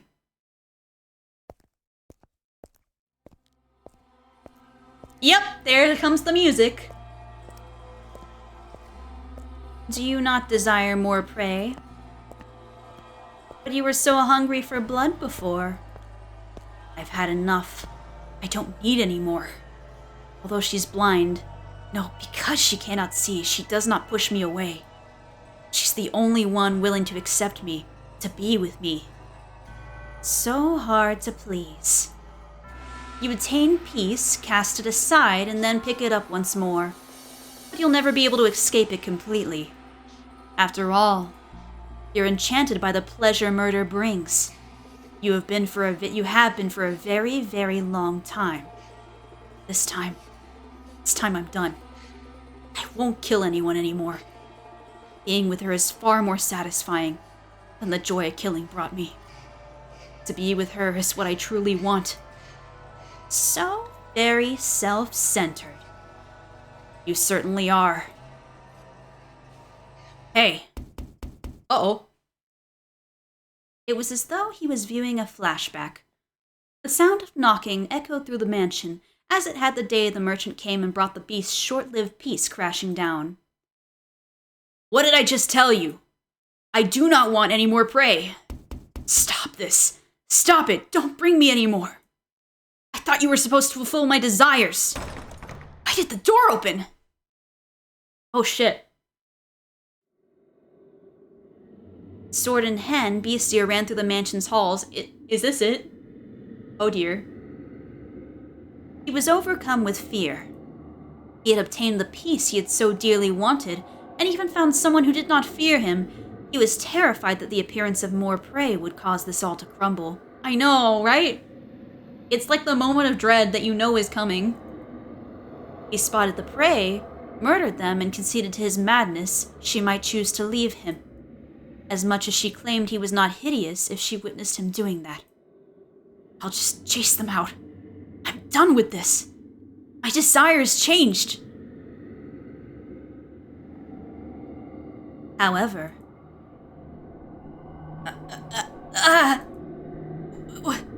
Why? Why?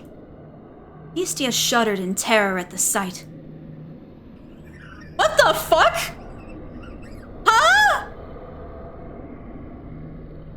It's family! Family's come home! What? Oh my god, it's your uncle! Yeah, family! Haha! Yay! Hooray! Your father is Are you winning, son? Maybe? Maybe? No? Probably not. Your father is disappointed. Stay back!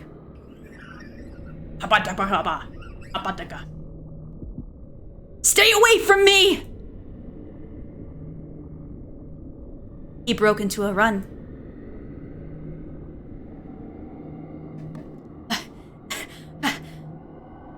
It was not, after all, helpless prey that had entered the mansion. That thing is... Abadaga, it's the dog of wisdom. It's the uncle of wisdom, the father of wisdom.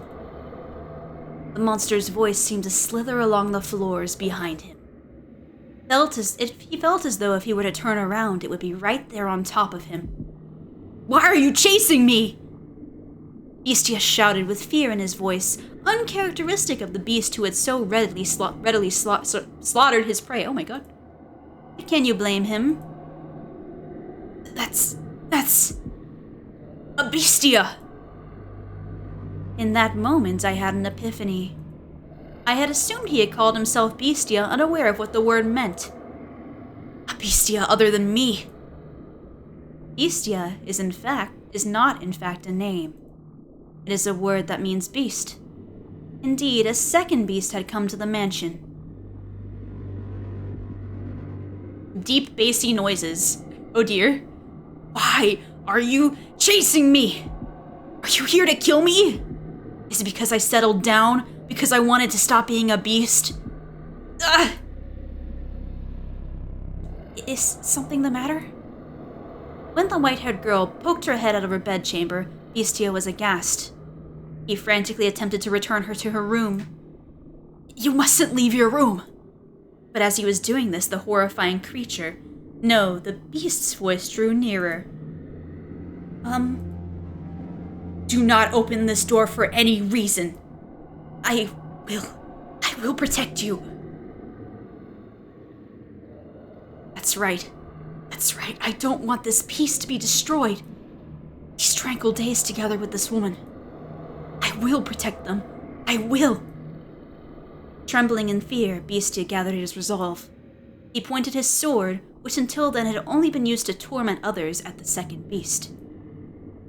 Now he would wield his blade to protect the person he cared about. This was the same beast who had killed and killed and killed to satisfy his own primal desires. I will not let you destroy this. I will protect it from you. From a rational point of view, the things he was saying and feeling were rather idealistic, but Beastia was desperate. He did not want to lose this peace. Before long, the beast, the one chasing him, appeared from within the darkness.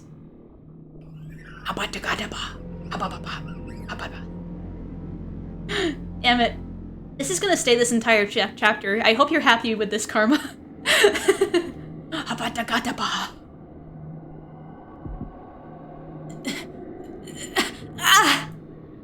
Say, Master, if resolve were not the only thing necessary for one to act courageously, would that not mean nearly anyone could become a hero?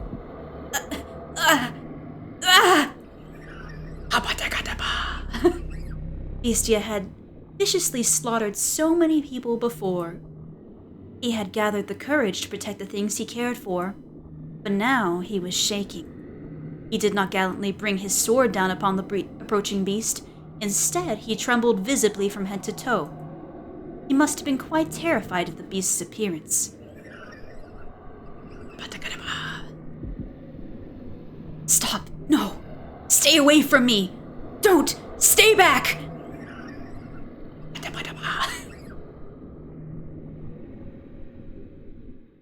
Seeing Beastia so scared, I imagine the beast thought it was a prime opportunity for it to slowly, ever so slowly, amble towards him.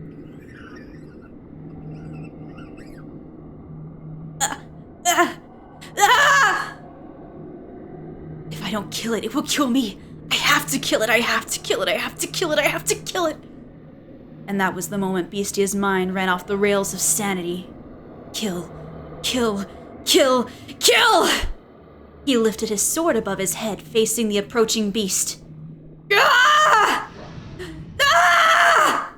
And ferociously swung it down upon his assailant. Oh, that's a roar. That's a straight-ass roar there. Again and again and again. Oh, man. Screaming horrifically at the top of his lungs. Oh my god. Yeah, Beastia's done for. He continued, swing after swing, until the other beast had gone completely still. Oh no.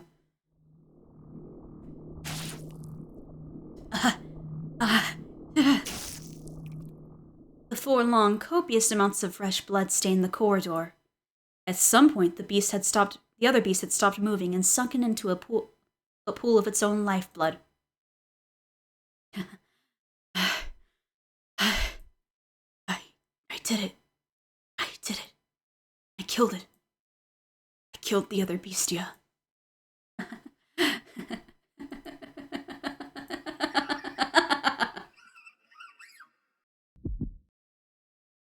Beastia had let his guard down, assuming he had claimed victory over the unmoving beast.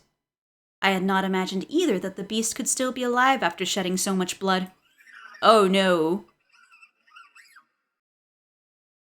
Stay back. The beast reached out its hand toward Beastia.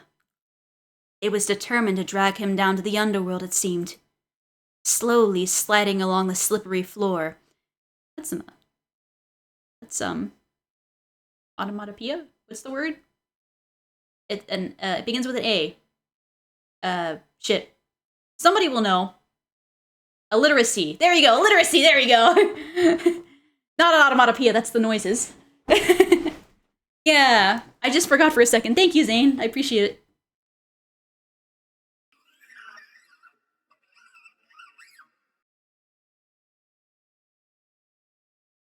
Even on its last breaths, it continued reaching for Bestia, fixated on him. He kicked the beast's hand up in the air, staggering it, and then he... Burn in hell! Rammed his blade down onto it. Into it. Oh, is it actually dead? Bestia's fear-stricken expression was hardly that of a knight who just saved the maiden. Nevertheless, he had indeed eradicated the other beast.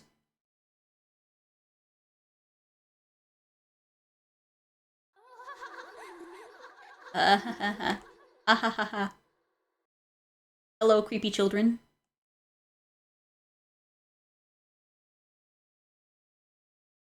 You come back again, okay? Promise me. I'll be waiting. Waiting, believing that you'll return. I'll be waiting. Oh. Pauline again? Is that the merchant guy again? It's about time for you to set off. Indeed. You take care out there. Don't eat anything funny and get yourself sick, got it? I'll be fine. I'm a tough one. The more overconfident you are, the more you'll push yourself and risk getting hurt. Make sure you drink lots of water, lots and lots of water, okay? Take care not to get heat stroke or sunstroke, okay? You worry too much. Relax, I know how to take care of myself on a ship. I know, but you never know what might happen. I want you to be in good health when I see you again. I will be. Though, I'll probably keep you waiting for a long time again. I'll be waiting. Don't worry about me. I'll be waiting, I promise. I managed to wait 1.5 years already, so I can handle this. Come back, okay? You have my word. Thanks. Safe travels. I refuse to believe that he could be dead. Oh, that's her. I have to find proof that somewhere out there, he's still alive and well. I have to find him. I have to prove it. And so now she's gonna come upon Bestia? Maybe? You've arrived at our destination, madam. Though I dearly wish I could assist you in your search, I have things to attend during our stay. No, don't worry about yourself. I couldn't possibly impose on you any further. Madam, Pauline, you mustn't put yourself in danger. Should anything happen to you, your mother would be devastated. I wonder if Mom's mad. No, she's probably sad. Her sorrow as expansive as the Albufera wetlands, as deep as the ocean into which the sun sets. And it's all my fault. But don't worry, I'll be fine. As soon as I have certainty of his well-being, I'll go straight home.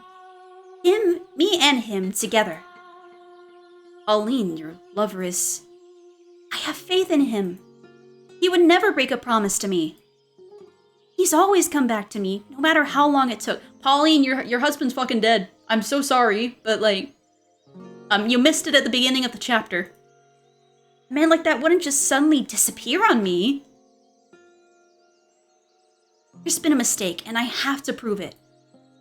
I have to be the one to do it, because he'll remain gone unless I see it with my own eyes.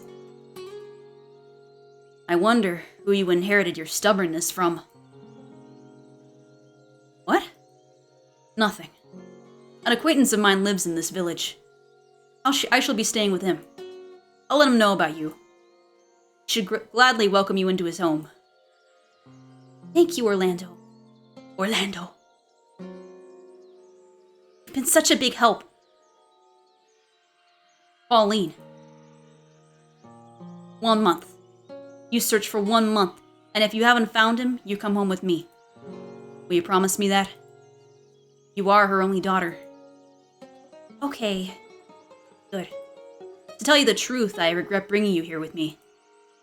What I should have done is dragged you back home. But I couldn't bear to see you like that, Pauline. It's like I was looking at her when she was younger. Orlando. Anyway, 1 month, understood? Yes. Don't worry, a month will be plenty. I will find him before the month is up. The sleepy seaside village is on the small side, but from what I've been told, it used to have a flourishing fishing industry. Now, though, it's like there's a fog hanging over everything. That's not too surprising, I suppose. A few months ago, the village was part of a war to control the country, and now they're under a different rule than before. Stripped of their independence and battered by the raging tempest of war, the people's spirits had been eroded, and spiritual damage is not so easily mended. Even if they were not physically harmed, there are deep wounds in their hearts. It's a lovely village, though. The breeze feels different than it does back home. Beneath it all, I'm sure the people are actually quite friendly and cheerful. A long, long time ago, I went on a trip to a land in the south. This country is quite a bit south of mine, too. People blessed with lots of sunlight are bound to be warm at their core. Say, Orlando? Yes? Can you take a look around the village? I don't see why not. The sun's still up. I'll need some time to catch up with my acquaintance, so I suppose this is as good an opportunity as any. You know where to find me, madam? Yes, you go down that way, turn at the second crossroad, and follow it straight for a little, cross over to the other side, and it's right there, right? You sure you can find it? Don't worry. Alright then. You're planning to stay within the village today, right? I'll see you in a little bit then. If you get lost, give me a holler. As much as you may insist otherwise, you really do care, Orlando. Feel bad enough as it is. Please don't take advantage of me.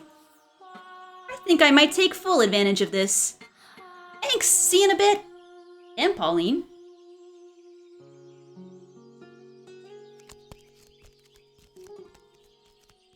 Is that kid okay? He's got like 1,000,000 bags under his eyes. What's he doing out here all alone, I wonder? There's no one else around. I wonder if something happened. Would it seem odd if I tried talking to him? Wouldn't want to get labeled as suspicious on my first day here. That's asking for trouble, but... The boy stands all alone on the shore, looking somehow precarious, as though a breeze might whisk him away into 1,000,000 grains of sand, and if I look away, he won't be there when I turn back. That's how the boy appears to me. You never know until you try. Besides, it's important for me to communicate with the natives. I've got to build trust with the people of this village. Let's go! Good afternoon. What are you doing out here all alone, little man? Huh? By force of habit, I spoke in my native tongue. How dense can you be, Pauline? You may have just been talking to Orlando, but that's no excuse. This isn't your homeland. But everything's all right. I studied the language, so I should be able to hold a simple conversation.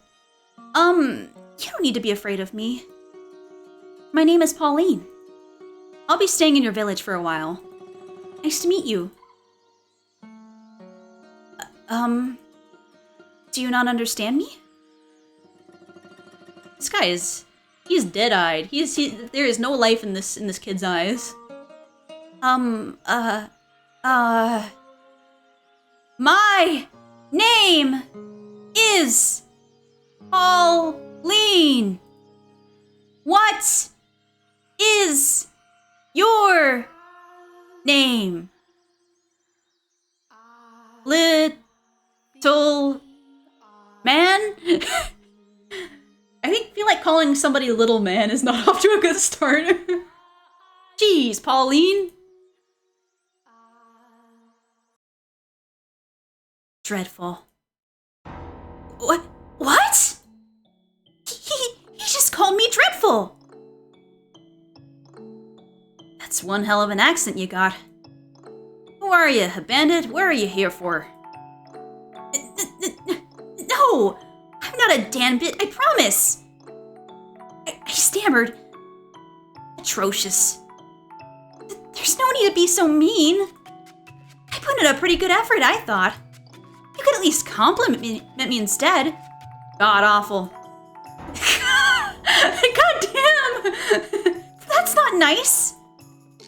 What's a foreigner doing in this remote corner of the world? Sightseeing our little village? Sure got some time on your hands. I do not. I'm very busy. You're a little obnoxious, aren't you? You're supposed to treat your elders with respect, you know. Like I give a damn, lady. You're older, but you're acting way more like a kid than me. My name isn't Lady. It's Pauline. Pauline! And what are you here for? Completely ignored. I am, here to look for someone. There are rumors that he was last seen around here. Have you, by chance, seen any other foreigners around? Hell if I know. He just won't let me in. I've got to befriend him first. Of course he's gonna be guarded if I just start throwing questions at him. We're all right, so you haven't seen him. Then why don't you tell me about yourself? What are you doing out here? Is that any of your business, lady? A boy is out here on the beach all alone? Wouldn't that make you curious? Don't you have any friends? Maybe he's one of those kids who doesn't have any? Say, if you don't mind, could we be friends? I'm not really familiar with the area, so it'd be nice to have someone with me. What do you say? I don't need any damn friends. And who the hell would be dumb enough to say, sure, I'll be your friend to someone they just met? How are you so jaded? You need to be more courteous, kind to others, not so antagonistic. I just thought it would be nice if we could talk a bit. That's all I want, really. How about you quit being so damn nosy, lady? It just so happens that I like being alone. Ugh, I've got some strange woman ruining my alone time. I'm out of here. Hey! Wait a second! He's gone.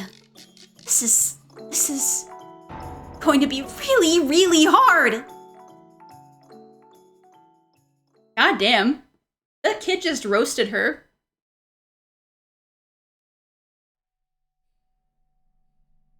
Master? Master? Ah, you've returned to me. You suddenly started staring a bit off into the distance. I was quite startled. Now, let us continue our tale. The mansion's corridor was a horrifically repulsive mess. Splatters of fresh beast blood covered the walls, and there was a repugnant odor. Anyone would be compelled to avert their eyes at the sight. Oh no. White-haired girl's about to find out. This not good. What happened here? I'm grateful that you cannot see, because you would certainly think me a beast if you were able to see this. Because you cannot see, you do not know what I look like. But I know. Another beast like me broke into the mansion. What was it? I protected you. Did I not? I protected you. Say that I protected you. That I did this for you. In his hysteria, Bestia tore down the curtains hanging on the hallway window. Blood-stained curtains that reeked of the dead beast. What did he have to be so afraid of, though? He had exterminated the other beast encroaching upon his territory. I would understand if he had puffed his chest in pride, but far from that, his terror merely intensified. Calm down. The white-haired girl extended her hand for Bestia. There. But even her gentle, loving, outstretched fingers evoked fear in his eyes. Instinctively, he feared anything that entered his territory, and then attempted to remove it. And driven by those instincts, he shoved aside the white-haired girl, the one he had said he wanted to protect. Ah! Being without sight, she had no way of reliably catching her balance, and she fell to the floor with a splash. For she had landed up in a pool of blood left by the beast. Beastia, you are really freaking it up with this girl right now. Like, you're messing it up. It's all gonna be over, man. Red seeped into her clothing, slowly spreading through the fabric. At first, it looked like she had fallen into a puddle of fresh, bright dye, but before long, the red darkened into a brownish black. I'm sorry. I didn't know. It's okay. I'm fine. Ugh. She embraced the panicking beast, softly whispering shh, shh, as if trying to calm a crying baby. Though Beastia was taller and physically stronger, the white-haired girl was emotionally more stable than he. What has you so frightened? Please, tell me. I promise I will not look down on you for any reason. Ugh. All I want is to free you from the depths of your suffering. I know, right? Like, she cares so much for him, but he's done goofing it. He's whiffing it. Sometimes talking about things can lighten the burden they place upon you. We have the ability to use words, both you and me. With language, the gift God bestowed upon man, we can communicate our feelings with one another. It's all right. Don't be afraid. Talk to me, please. Am I man? You act as though I am a man. No, you treat me like one. I cannot see you as anything else, as I've said before. Only because you cannot see me! You are the only one who says I am a man. You who are without sight. But I was content with that. You treated me like a man, so I felt as though I had become one. The time I spent with you, I had real peace. I almost forgot that I was a wretched beast. I no longer sought after prey. Prey. Oh, yes. Before you had arrived, I murdered dozens of humans. Dude, you had one job for yourself. Was to not tell her, to be fair, you don't want to lie to her, but also, like, if you don't want to scare her off, that is definitely not the thing you want to say. I didn't want you to know that I was such a sinful creature, leaving a long trail of bodies in my wake. But I thought that if I didn't show them my strength, that if I didn't force them into submission, then I would never find peace. I was drunk with power. I took great pleasure in it, in slaughtering people. The fear was so overwhelming, you turned the act of killing into one of gratification. You did it to protect yourself. You're still not going to condemn me? Taking another's life is wrong. Not only does it rob them of their time on this earth, it inflicts great wounds upon those who care about them. However, I do not regard you as a mere beast, nor as a mere murderer. Is she still down for this? Something made you the way you are. I'm almost certain of it. Something? Tell me about yourself. In your words, from your mouth, tell me. When I woke up, I was weak, exhausted, emaciated. Couldn't think clearly, or even remember much of anything. I was thirsty, hungry, sore from head to toe. A crowd of people surrounded me. This was a long time ago. Well, not so long as to be described as long ago, but it is as far back as my past goes. I sought help from the people around me, but my words did not get through to them. The only thing that came from my mouth were feral howls. They scowled at me, and then... Stinking gross. I have no interest in any more trouble. Shall we kill it? Never seen anyone like this before. What is he anyway? Beats me, Beastia by the look of it. Beastia. Beastia! Beastia! Beastia. I didn't understand what they were saying about me. All I could pick out was the word bestia. The humans brought sticks and fishing poles with which they poked and prodded me. At first, they probably meant only to chase me out. Before long, their actions began to escalate. Bestia! Bestia! Filthy beast! We ain't got nothing for you! Dirty, nasty thing! Stay back! Hit it! Pound it! He's feeling it! Beat it! Beat the thing! Kill it! Kill it! Kill it! Kill it! Kill it! Die! Poor dude. Why? Why should I have to die? I was simply asking for help. If they didn't have food to spare, a glass of water would have been enough. I asked for nothing of them but some relief from my thirst. But the humans would not hear my pleas. My word reached no one's ears. When they brought weapons and started chasing me around, attempting to kill me, all I could do anymore was run. And as I fled, I saw something. A child pointing to a wild dog covered in mud and yelling bestia. That was when I finally understood that I was a beast. And that was why the humans wanted to exterminate me. I was neither cattle nor swine nor fowl of the air, but a vicious beast, the kind of creature that ravaged their fields. And so, you sought to prove your superiority to them, so you would never have to be called a beast or chased out of somewhere again. I was so close to forgetting it all. The time I spent with you was truly wonderful.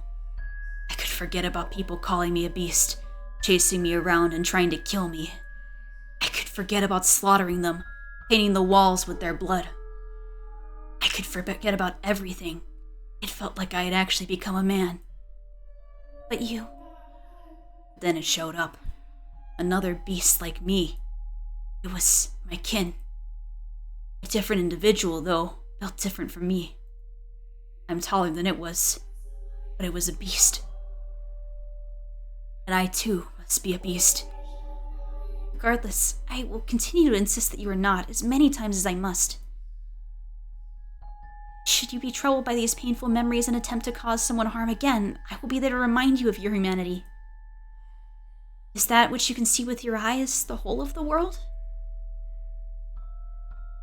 I cannot see you, that is correct. But I can feel you, sense you, hear you, and I can learn what you bear within your heart.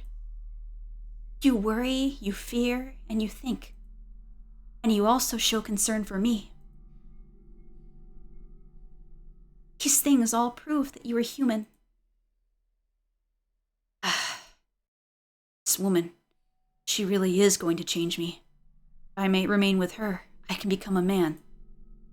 It might be no more than an illusion, but with her near, it can become my reality. Have you calmed yourself down some? The hall needs to be cleaned. So it does. I'll take care of it. You don't need to worry. You should get changed, though.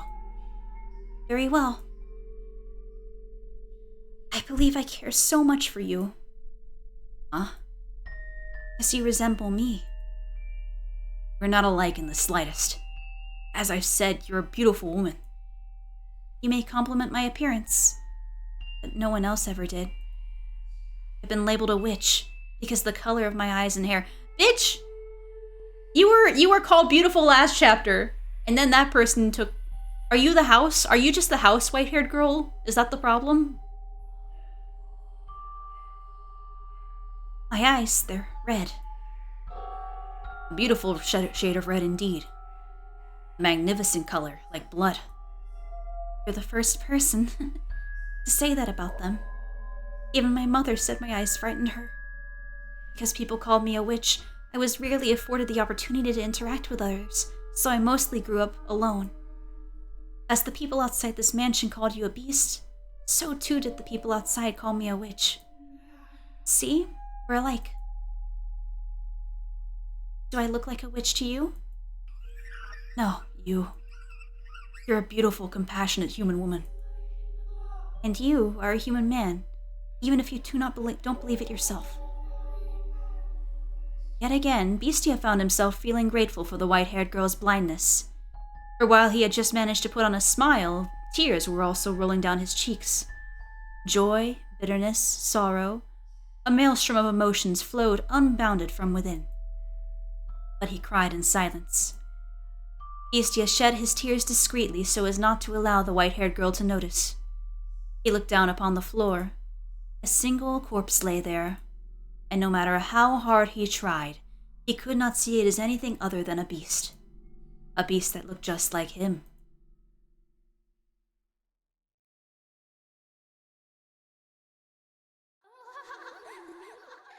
When is Pauline gonna come into this?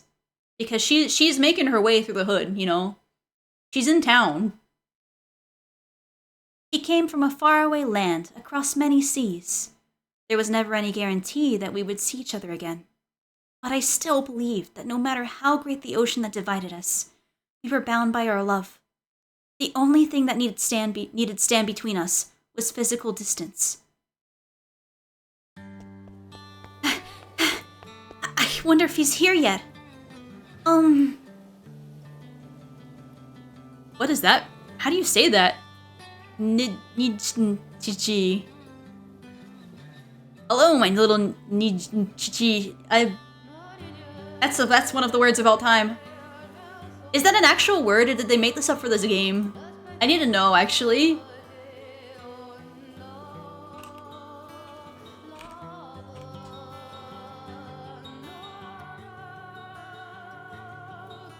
Did they make it up?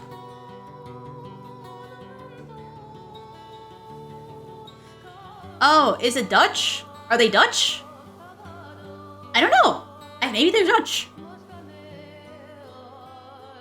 What has you so out of breath? Ah! Oh, don't scare me like that. And where did you pick up a word like... How do you pronounce this? I never took you for someone so pretentious. I'm sorry. You just looked so much like a rabbit there, the way you were tossing your head back and forth looking around for me. Oh, you... What the okay, I'm gonna look how this is pronounced. I can't deal with this word. I need to know.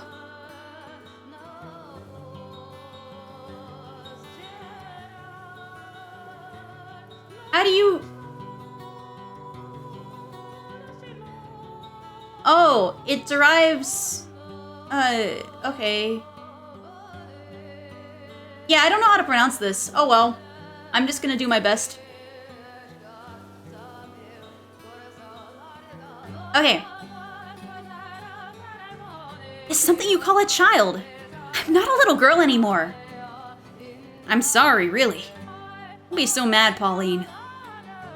I'm not mad at all. It's been a year and a half. We finally get to see each other again. That we do. Did you have any trouble out at sea? Did you fall ill or get into a storm or run into any kind of danger at all? No, there was no trouble. Everything went fine without incident. The sea god was watching over us, I suppose. Thank goodness. I was so worried.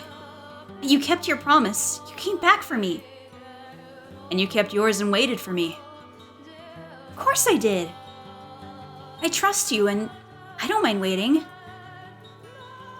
Even so, 18 months must have been a long time for you. It was.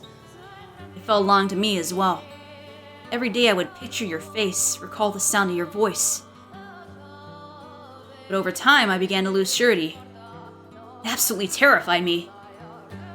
Is that what you actually look like? Is this truly the sound of your voice?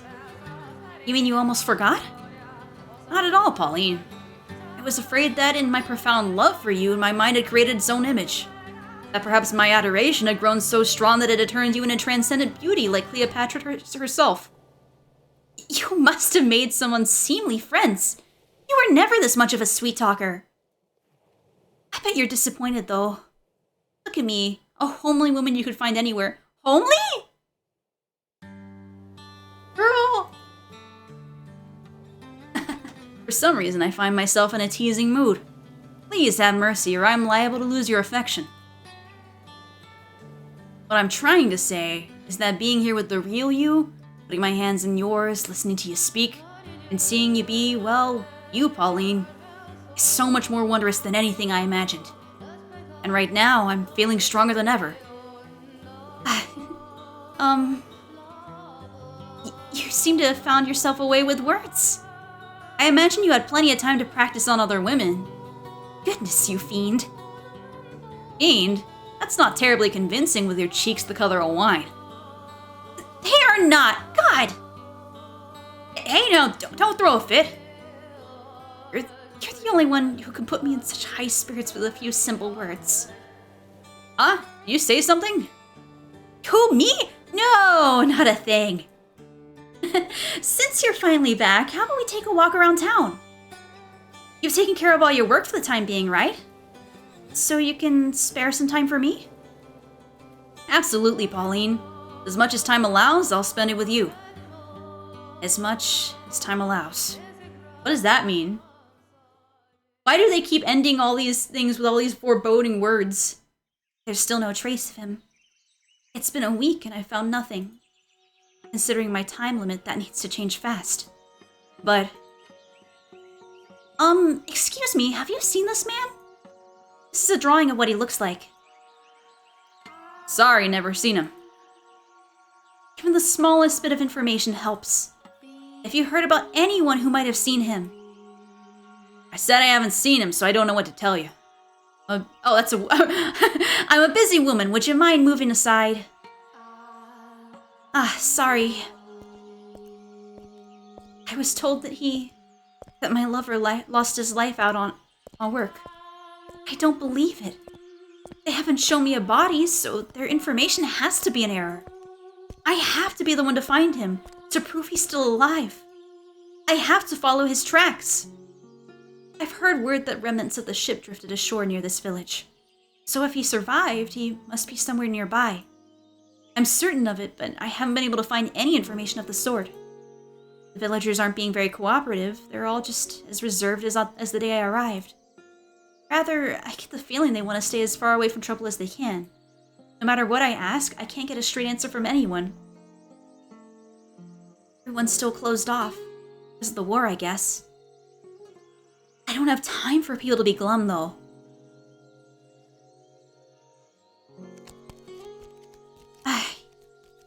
It's that boy. He's at the shore again. Always alone. God have mercy, you again? What are you doing here? Always so callous. I came here to get sentimental and watch the sunset. So original. What does it matter if I visit the seashore? Seashore? Yeah, this kid again. This guy, right here. The ocean doesn't belong to anyone. If I'm such a bother, then you're free to leave like last time. You sure are cheeky for an outsider. I know the rest of the village isn't being all that cooperative. Nope. That's what this place is like now, closed off. It's not kind to outsiders. You really gonna be able to keep up the search with the entire town stonewalling you? Yes, I will. I won't give up for any reason. I have to find him, to bring him home with me. Lady, you're... My name isn't Lady, it's Pauline. Pauline! Lady is... Pauline! Pauline, is this the person you're looking for still alive? Yes. He has to be. Is that so? Well, have fun with that. I doubt you're gonna get any help, though.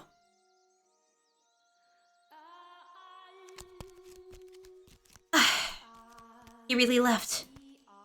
Don't lose heart, Pauline. If you lose faith this easily, you'll never find him. He is alive, isn't he? He is alive. I have faith. I believe. Oh, he's back. Oh, I thought you left. Take it. You're ruining the scenery pacing around on the beach. Is this an orange? They grow pretty large here, huh?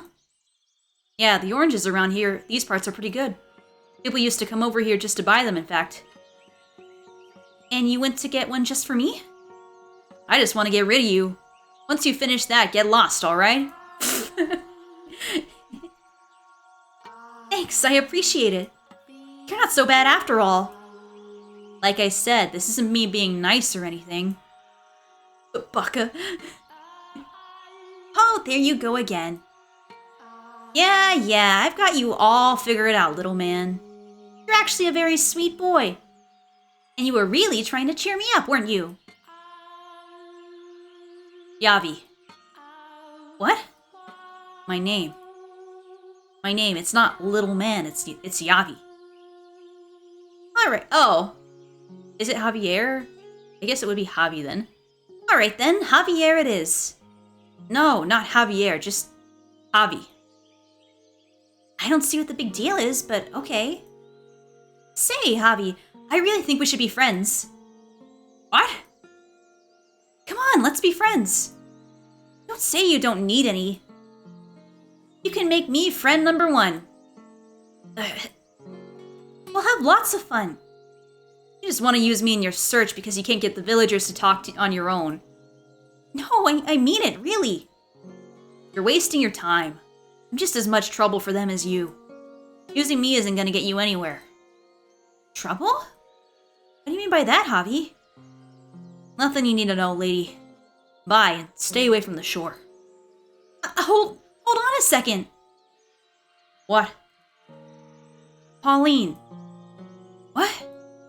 My name isn't Lady, it's Pauline. Listen to me, Javi. I have no intention whatsoever of using you. I enjoy talking to you, and I think it'd be fun if I could do it more. That's why I want us to be friends. I can find you here at the beach, right? I'll be back, Javi. You won't change my mind. I will make you my friend, Javi. What the hell, lady? Did you hear a word I said? I don't need any damn friends. And stay away from the beach. Nope, you will be my friend. This is like what an extrovert takes in an introvert. It ain't happening. Wait, Javi! See you again? I'm not kidding, I will come back!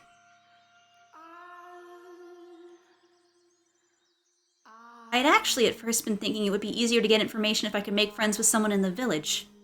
That orange Javi gave me when I was sad and lonely and hurting is so amazingly fresh and delicious. More than any orange I've ever had before. It was almost as though Javi's kindness was seeping directly into my mouth. Phrasing, lady! Phrasing! I'm sure we'll be able to get along. I want to be his friend. Time is the only thing moving forward in my search. Some days I would ask my friend's mom or Lando to accompany me on trips outside the village. But no matter where I go, I just hear the same thing. The view of the ocean always keeps me from getting too dejected. It's an unimaginably huge chasm that keeps us apart. But at the same time, there's something beautiful about the way the sun encompasses the entire world. The sea, not the sun. The emerald expanse. It simultaneously robs me of him and soothes my heart with its stunning brilliance. Perhaps I feel such awe and admiration for it because I was born along the seaside.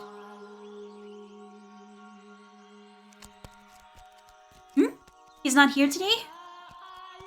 Javi, are you there? That's odd. I can always find him here. Hey, Javi, where'd you go? Huh? Ah! I can't believe you fell for that.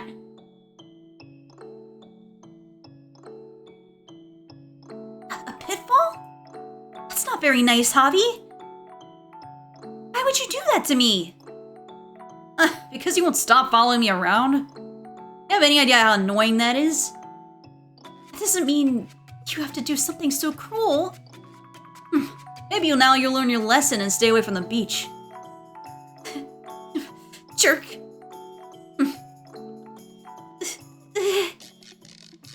Hey.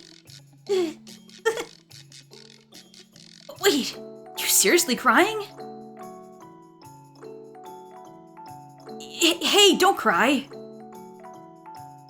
Just kidding. I'm not crying. What? Come on, you were faking? You tricked me? You played the first meme prank, Javi. You really scared me there. I kept telling you to stay away. It's your fault for constantly refusing to listen. I'm surprised you haven't gotten bored yet. You must have a lot of time on your hands. I most certainly do not have a lot of time. My deadline for how long I can be here is quickly approaching. But I'll just get depressed if I spend all that time searching. If I can have some fun with you, Javi, I'll have more energy. Fun, eh? So you still haven't found him? No. You don't even know if the guy's alive or dead. Just forget it. I'm out of here. Hold on a sec. Ow! Huh? Ow. Come on, you're not gonna fool me again. No, I'm not joking around. I really... It looks like I twisted my ankle. But I'll be just fine. Don't worry about me. Wait there. Huh? Come on, just let me see your foot. Alright. Ankle swollen. At least learn how to land properly. What? You're gonna blame me when you're the one who dug the hole? No one's ever gotten hurt in a trap that basic. At least none of my friends ever did. Wait, I thought you didn't have any friends, Javi. Oh, shut your damn mouth. I'm gonna bandage your ankle. Oh, I see. You went to get a bandage for me. Thank you. It was my fault anyway. Swap it out for a real bandage when you can. I'm sure your acquaintance has some. Really? It looks just fine to me. This filthy thing isn't suitable for someone like you, lady. Pauline. Quit that! What do you mean not suitable? Do I have to explain everything? You're from a pretty well-off country, aren't you, Pauline? Well, compared to that, this is a poor village. We don't even have clean bandages to spare. Just gross scraps of cloth like this. It's not something you should be wearing. You think so? But you gave it to me, Javi. I won't be changing it anytime soon. Tell me, Javi, do you not like this village? The only thing this place has going for it is the ocean. The ocean? It's the one thing that doesn't change no matter what. It's always beautiful. I see. You like the ocean too, Javi. I just don't have anything else to like. Oh, there you go again. Oh, I've got an idea. Javi! What now? A rowboat! I want to take a ride on a rowboat! Would anyone get mad if we borrowed the one tied up over there for a little bit? I doubt anyone would care if it's just for a little. Can you row though, lady? You'll do the rowing, Javi. Ah, why me? What's the big deal? The water's mostly calm today. I think a little walk on the sea would be lovely. Can you call that a walk? Sure you can. Come on, let's go.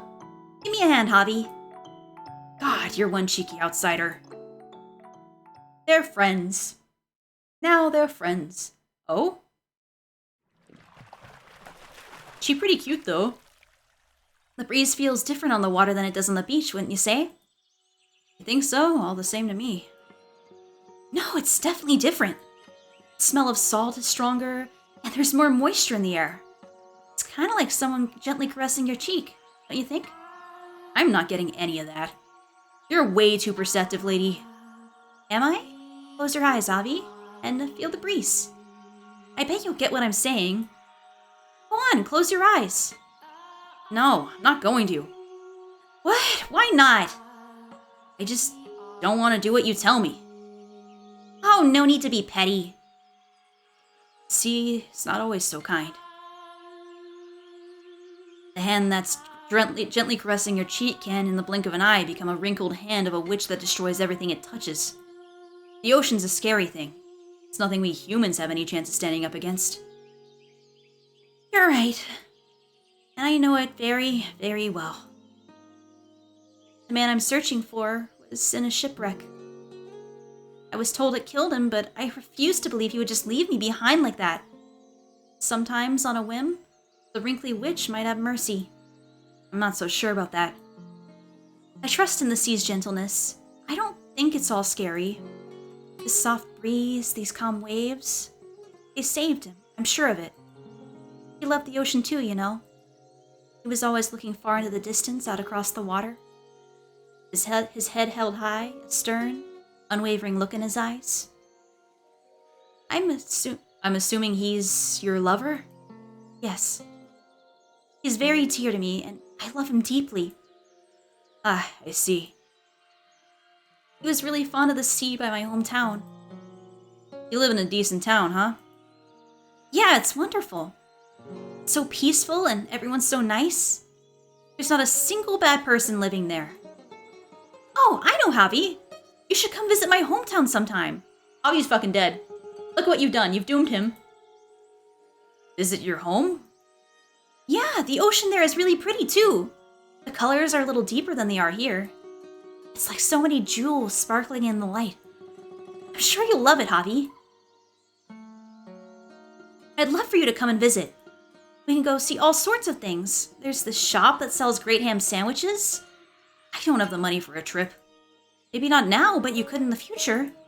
Or, if you're interested at all, I could ask Orlando to bring you back with us, Javi. If you don't want to stay here, that is. Along with the guy you're looking for? Yep, I'm sure he'd be happy to have you along. Give it some thought. You would enjoy it, I'm sure. You sound like a child. Huh? Nothing. I doubt I could even get permission to leave. Permission? Oh, right. Are your parents pretty strict, Javi? No.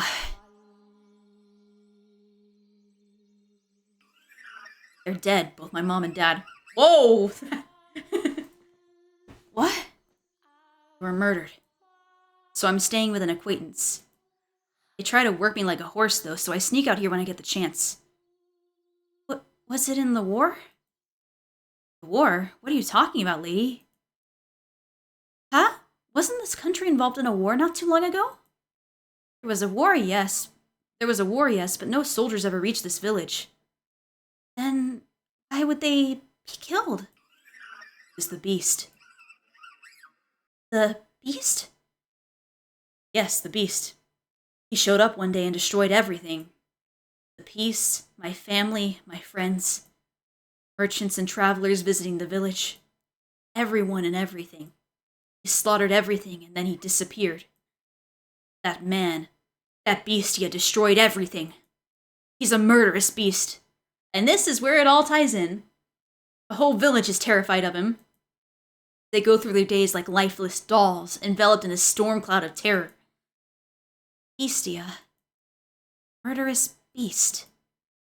So the grim air hanging in the village isn't because of the war? It's because a beast has been killing people? A beast? Why? But... Hey, Javi. You just said there were merchants and travelers visiting the village. Can you describe them for me? They were all sorts.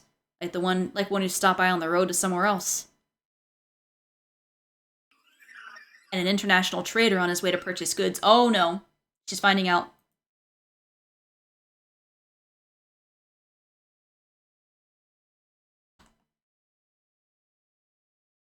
That's awkward. Rip Pauline. I guess we're back to the monster, maybe? Yep. Water. Water. Water. Water. I just need some water. Just some water. They attack me again. No, if I ask. Did they look like they were open to requests? No, they tried to kill me. They almost killed me. They threw stones at me. They did more than that. Bows and knives and sticks and I don't know, things I didn't even recognize. They hit me with them.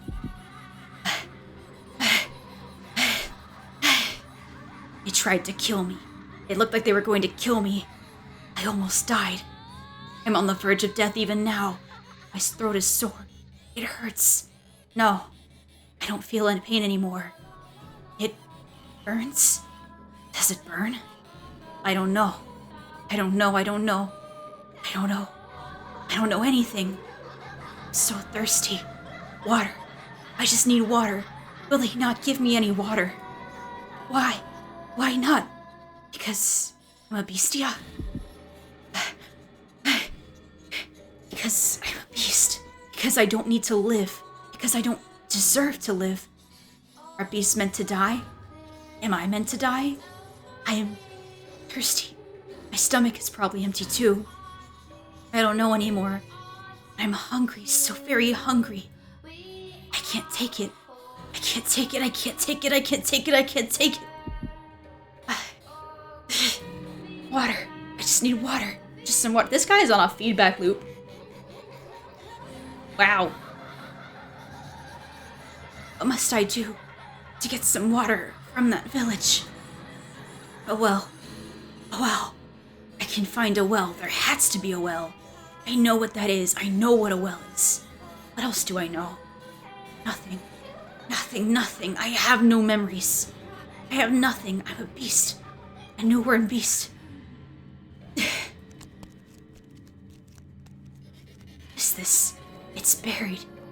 It's red. It feels rough.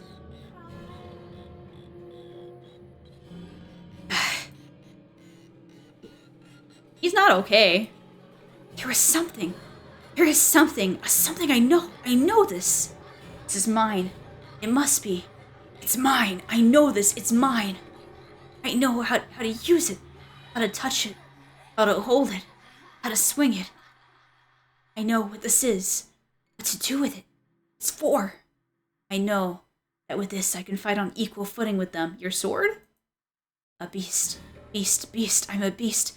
Beasts are meant to be ridiculed. To be hated. To be resented. To die. But I want to live. Which means I have only one option. Only one way. Only one. With this, I must overthrow those who tormented me. I can do that. Water and food. I can get that. I can get anything. Who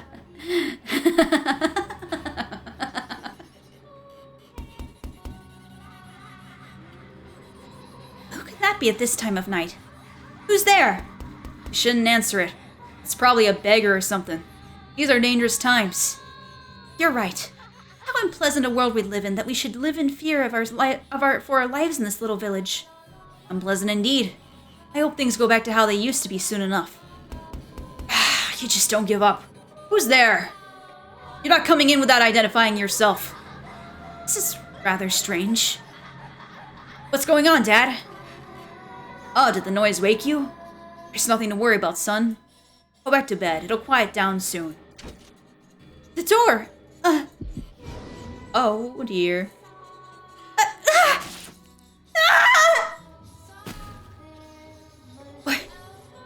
What's... Mom? Avi! Look away! Why is the bestia? Run, you hear me? Go out the back door and let everyone know. Shout as loud as you... Ah! What is this? What's going on? Why? There's blood? Why? It can't be. What? How did this... Why? Why?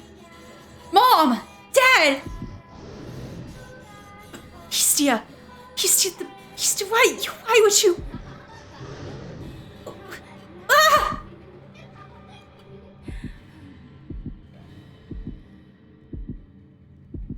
I feel like this is a tragedy across the board.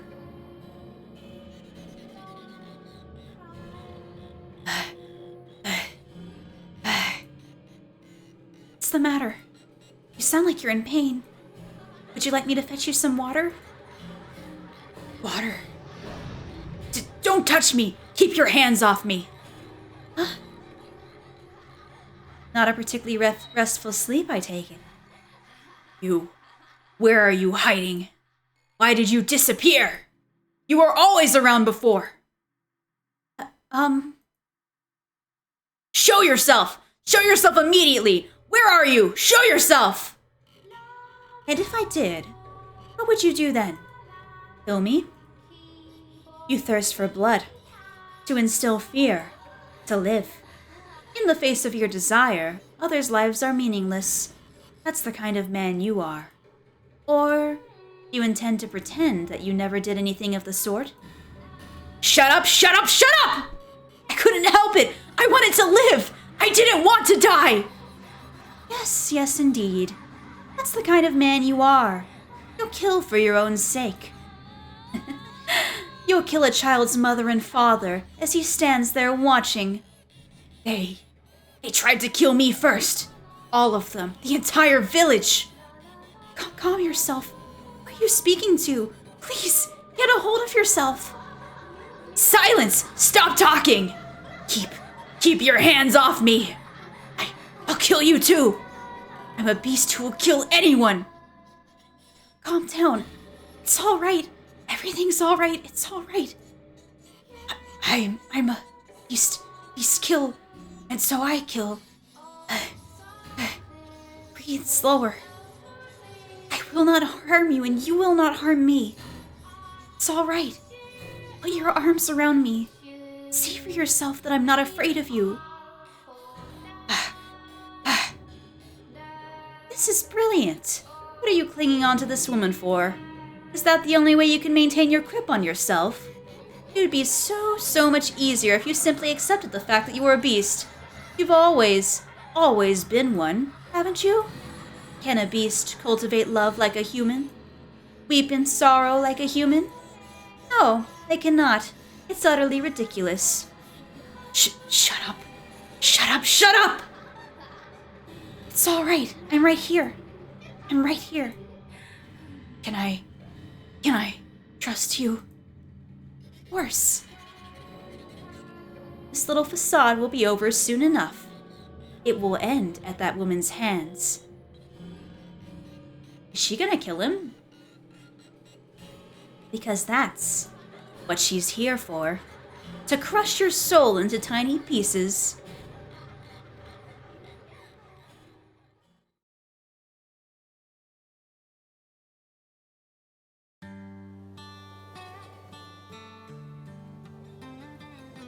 I have many feelings.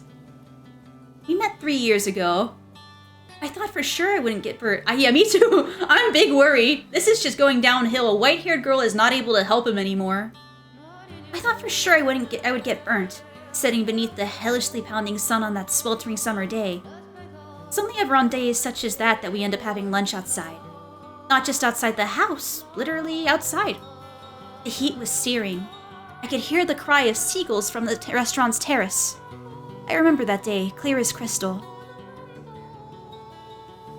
Ah yes, I have to say, the food here is spectacular. And I love that they give you so much meat. Though I thought my gut would explode the first time I saw it. Wouldn't you say, son? Indeed, yes it is.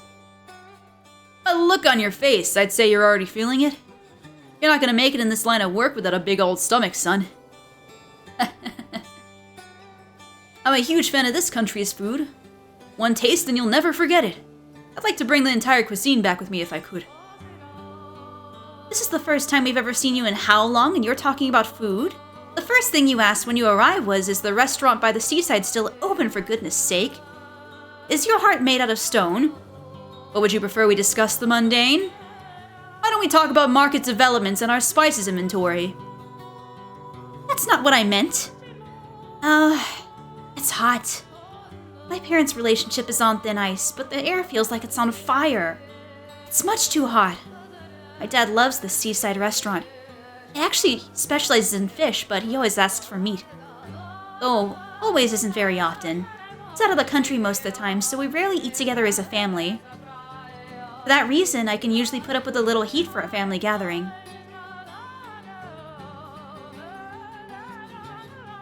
Ah yes, the romance of a century. Today, however, is awkward. Go on, son, dig in. You can't find food this good back home. As you say. Every course, the table is lined with meat, meat, meat. Even I'm starting to feel heavy in the gut. At this rate, I might turn into meat myself. What kind of meat would I turn into, though? I guess beef, maybe, if the meal keeps on like this. Just how much food are you planning to order? I can't believe you. Why did I ever marry you? Come now, we're out as family. You could stand to be a little more pleasant. Who do you think is making me unpleasant? Now. Now. From time to time, our eyes meet, but every time they do, we both avert our gaze. This goes on throughout the meal. My father invited him to lunch. Dad introduced him as his right hand, so I assume he's also a traitor. His eyes are somewhat narrow, his posture perfectly upright. He looks very no-nonsense and not especially affable. Frankly, he kinda scares me. Hey, Dad? Are we going anywhere after lunch? I figured since we're all together, maybe we could take a walk or visit someplace out of town? Yes. Actually, I've got a letter to write after this. A letter to one of the bigwigs back home. So I'm planning to head straight back to the trading post. Oh, okay. Can't say I'm especially surprised. What do you want me to do? It's work and it has to be done. If I could get an audience with him in person, maybe this wouldn't be necessary, but that's not possible. So I have no choice but to write a long letter. Oh, yes, Pauline. If you're going on a walk, bring him along. I'm sure he's tired of putting up with me day in and out, day out. What? Oh, no, Hold on now. Could you please leave Pauline out of this? She has things she needs to do too. What's the big deal? You want to know about an area, ask someone who lives there. It's the best way to learn. Besides, you'll stick out like a sore thumb wandering around on your own, son. But I couldn't. You don't mind, do you, Pauline? Not at all. God, you are the most inconsiderate man. Mom says, and then leans in and whispers to me, Listen to me, do not let your guard down around a foreign man. My father is, as a matter of fact, a foreigner, and the man he brought into lunch is from the same country.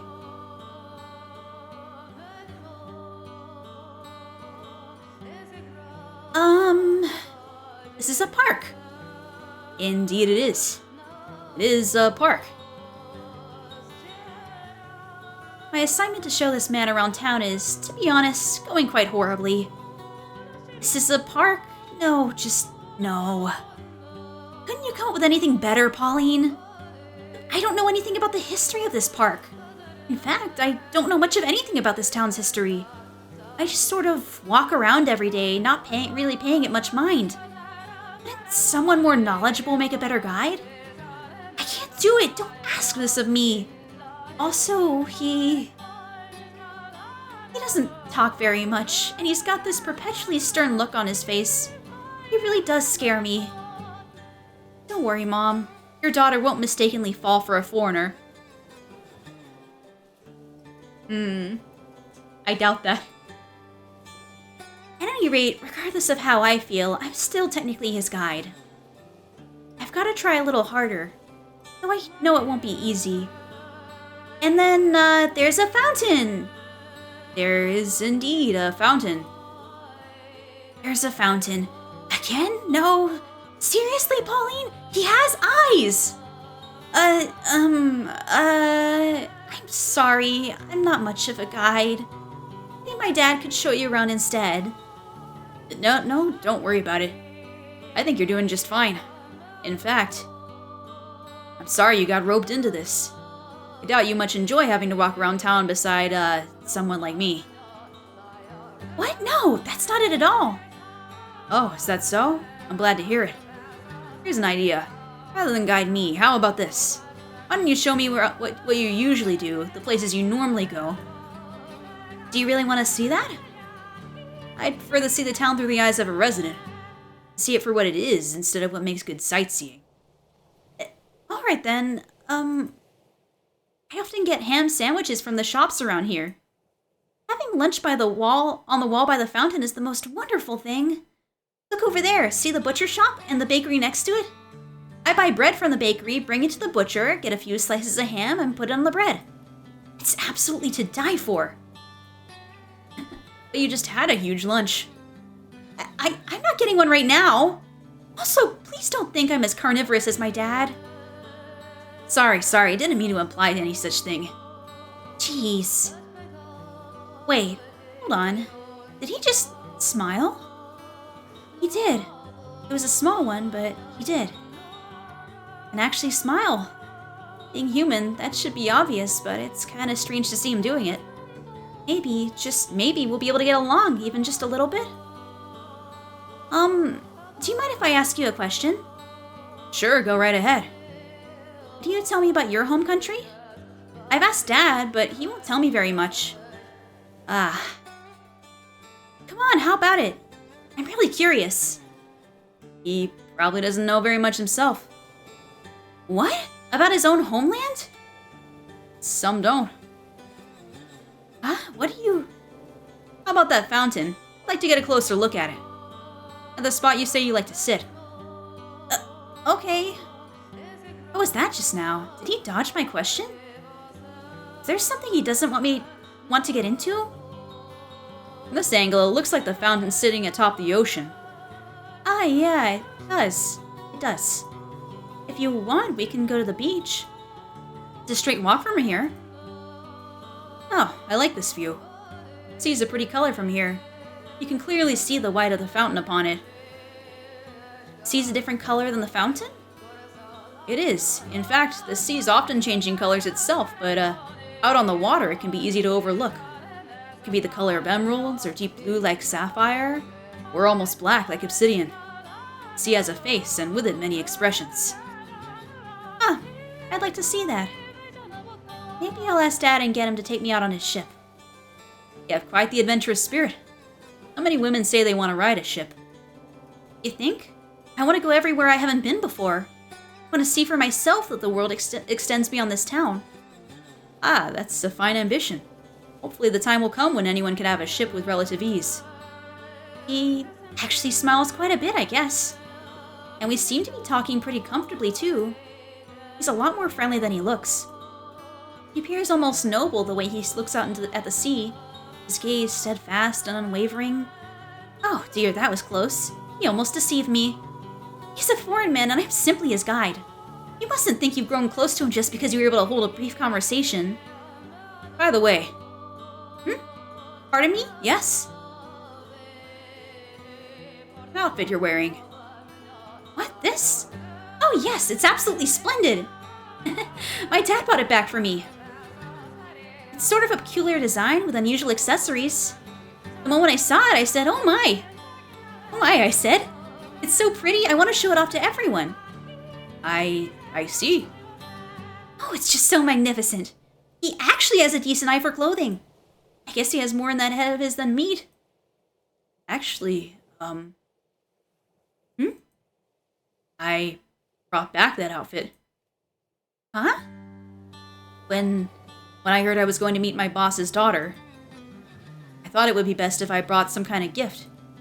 So I had a tailor imitate the style of my homeland. This guy got some game.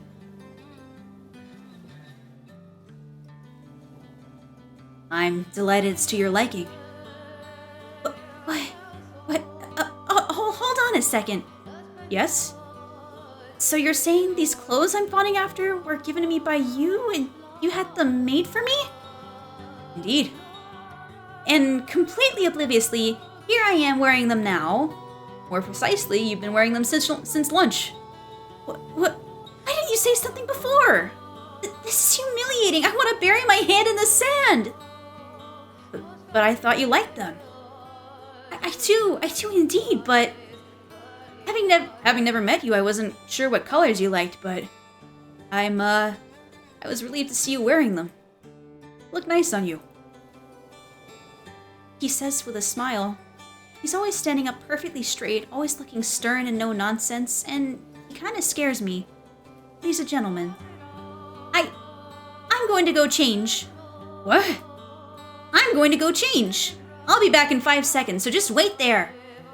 I know, he got the riz though. He made an entire outfit that she doesn't even know she put on. 5 seconds is infeasible. Oh God, help me, Mom. I really, really need your help. Because my heart just skipped a beat. For a foreign man.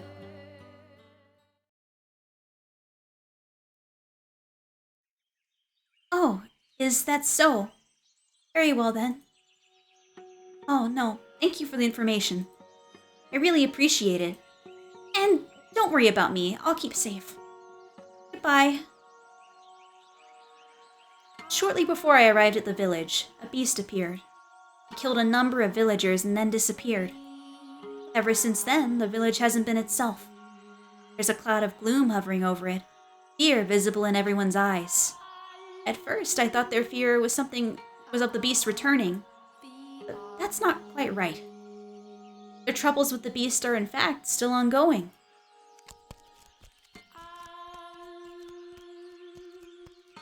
Ah, Javi! Hey, hear you were asking about the beast? Yeah. Talking about the beast is taboo. People are going to push you even harder now. Oh, I guess you are leaving in a few days. People going missing. Your beast problem's still going on, isn't it? Huh? After asking around, I'm beginning to piece things together. When the beast first appeared, you chased it away. However, later, the beast came back, killing villagers.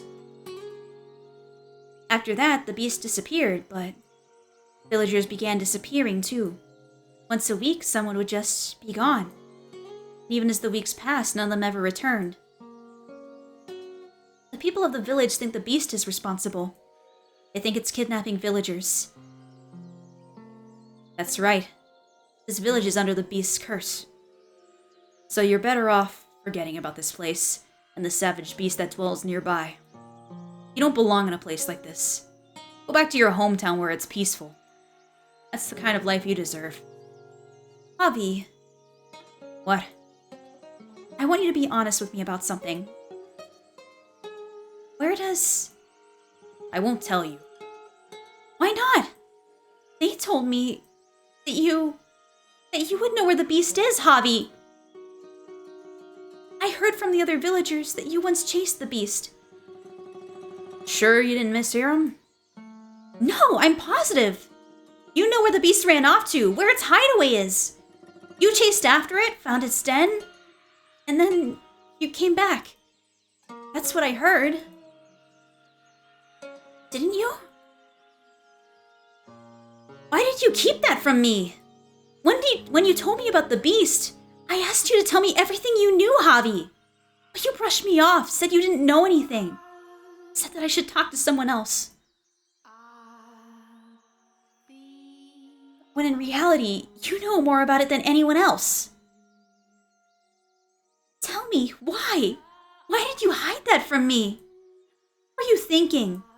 As you watched me frantically asking around the village for more information. Were you enjoying yourself? Tell me, why are you always so mean to me? Shut the hell up! Like I could tell you. I could actually tell you that. What'd the village tell you about me? Did it go something like this? That the kid couldn't even take revenge for his parents? That he's a damn coward? I'm sure you heard that one plenty from everyone. And now you think that I'm a coward too. I don't. Yeah, it's true, I went after the beast. I chased it down the night it killed my parents. Hiding around back, I saw it slip into the forest.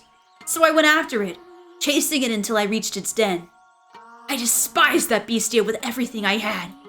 It murdered my mom and dad. It murdered my friends, the kindly priest, every decent person in town. I needed to get revenge for what it had done. It was my duty to bring retribution upon the beast that stole everything from me. So I tried to confront the beastia. But I couldn't do it. Not only could I not stand up to it, as soon as it turned around and I saw its eyes, its bloodshot eyes and black irises, I couldn't move. Javi. Yeah, that's right. I was a coward. I watched as it killed my parents, and even followed it home, but I couldn't do anything. Anything except run, flee, screaming in terror. It was all I could do. Javi, that doesn't make you a coward. If the beast really was that terrifying. But I was supposed to stand up to it. That's what the rest of the village would have wanted. For someone to eradicate the beastia. But I came back having accomplished nothing. Everyone was so harsh. You coward. What did you even go out there for? Constant ridicule. What right do they have to? If they really want him gone, they could all go together and... No one's got that kind of courage left. They're all waiting for someone else to speak up. Someone to stand up and say, let's go kill that beast. But no one has the guts to take that initiative. It could have been me, but the moment I fled back to the village in fear, I lost that qualification. You think that was just me being mean? Huh? That I didn't tell you where the beast dwells? Do you think that was just me harassing you? I've seen the beast. I know how scary it is, and I know how dangerous it is.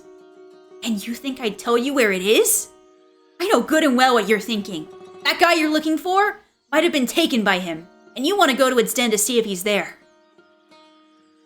Knowing that, do you really think I'd tell you? If you go, they'll kill you. You don't have any evidence anyway. Nothing that points to that guy being taken by the beast. But you don't need to put your life on the line for something like that. Something so uncertain. Even if, by some chance, he was taken by the beast, there's no way he'd be alive. That's what the beast does. Nobody comes back alive. But you came back alive, Javi. Which means there's no saying for sure either way. It's just because I ran away immediately, but even if he did manage to escape, that's all the more reason not to check the beast's den. I want to know for sure whether he's alive or dead. Somewhere in a little corner of my heart, part of me thinks he might actually just be dead. I have to have faith. But I'm so close to cracking, to thinking he won't ever come back to me. Then why don't you just give up on him already? Without knowing for sure, I can't let go. I'll debate with myself forever until I die an old lady about whether or not he's still alive. That's how my life will end. You want closure. You want to know for sure if he's alive or dead, right? Even if he is dead. You'll be satisfied just knowing it? Right. Which is why I want to at least follow any possible leads. There might not be anything saying he's there, but it is true that what remains of the ship he was on washed up in this village. If he wandered the area and ended up at the beast's den, where he was killed, then I'll let go. So please, Javi, tell me where the beast dwells. Make this the last time. Huh? Even if you find no trace of him at the beast's den, even if you don't figure out whether he's alive or dead, you'll give up on your search for him. You'll assume he's dead. If you don't reach some conclusion, you'll just keep searching, keep going to dangerous places, keep putting yourself at risk. I want you to stop that. Stop. Go back to your home, to your town, live a normal life. Settle on an answer. If you can promise me that, I'll tell you where the beast's den is. Okay, I promise. This will be the last place I look. 2 more things. Huh? First, I'm going with you. Oh no. Here he is. He's the sacrificial pawn. What? But I thought, isn't it dangerous? Exactly. I can't let you go alone. Javi. I have to go with you and make sure you don't do anything stupid. Alright, fine. And the other one is? You will not enter the den. You don't understand just how dangerous the beast is. It knows no mercy. It indiscriminately attacks any human it sees. So you can't let the beast find you.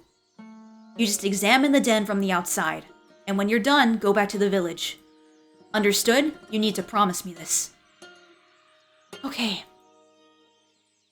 Oh, right, one more thing. Wait, one more thing! Wait, one more thing! Huh? I thought it was just 2 things. This is less of a promise and more something that would be nice. I decided, moving back to the village, I would actually like it if you could take me back to your hometown. Javi. I'll figure out some way to get permission, and I'll do my best not to be a burden on you.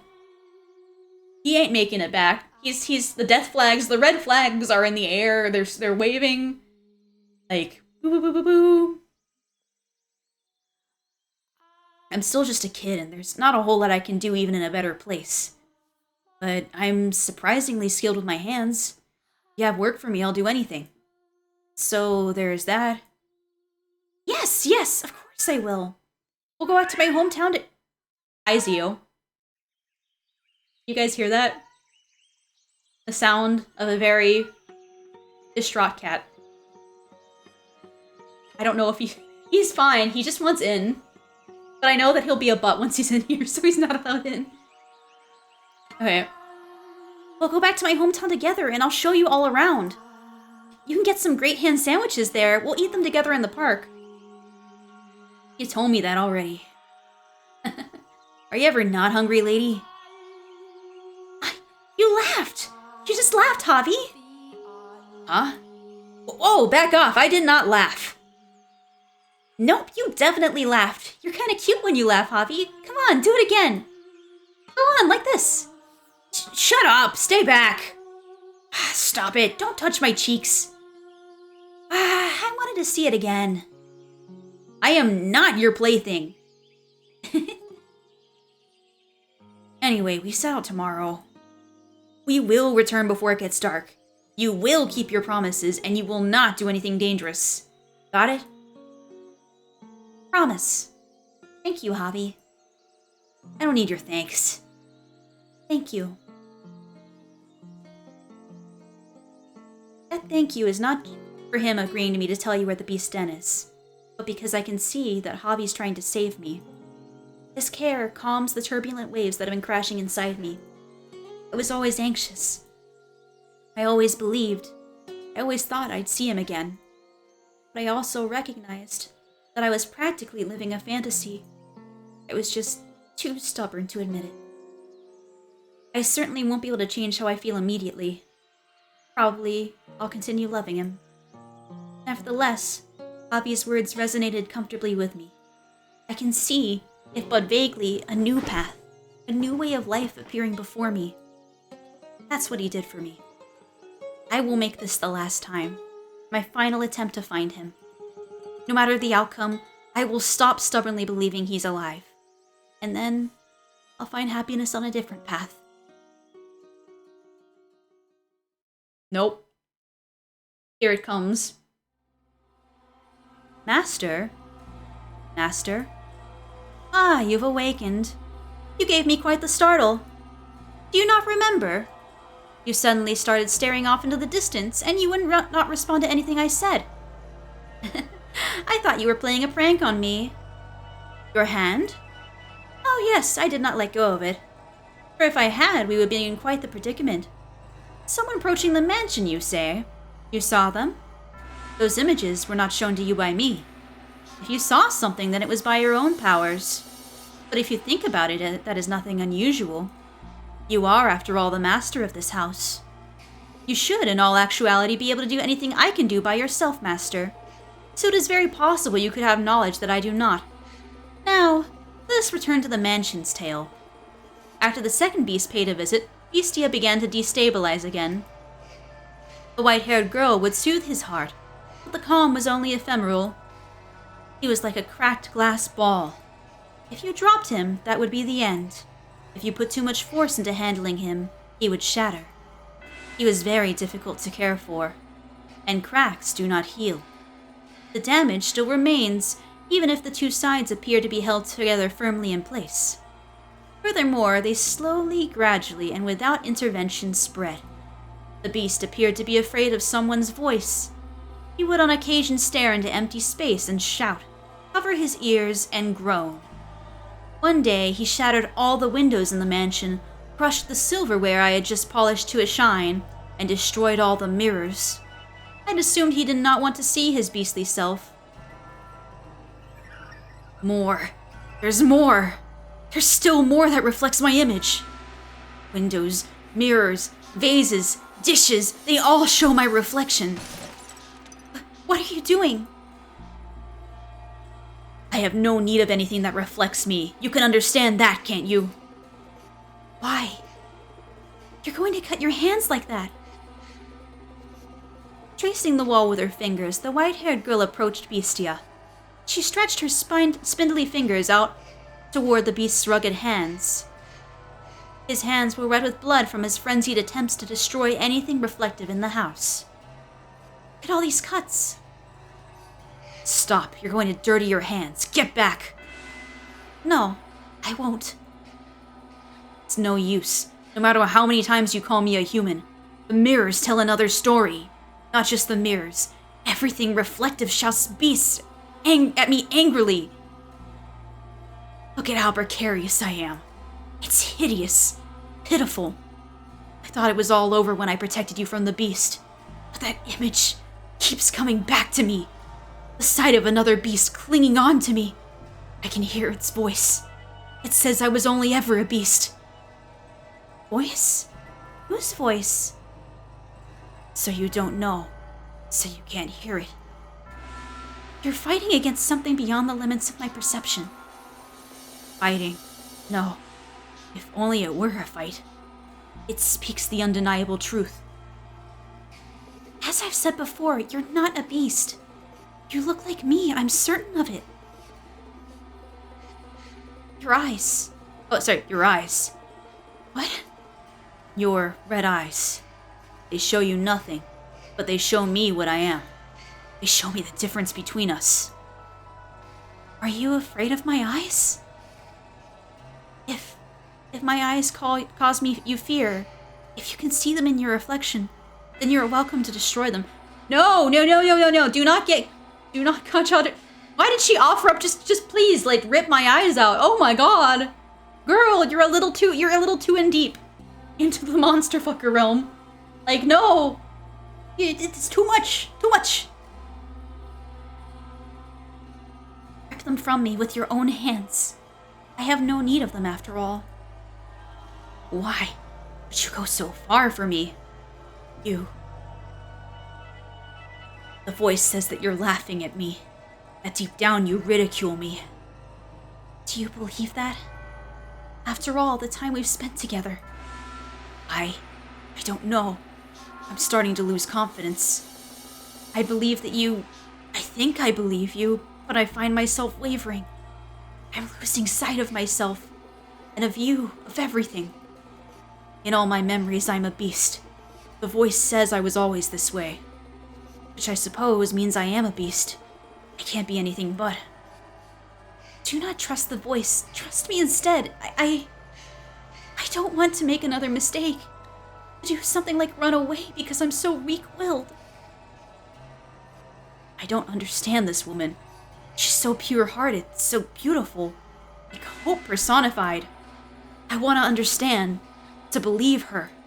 I was sure I could do it, but I keep failing.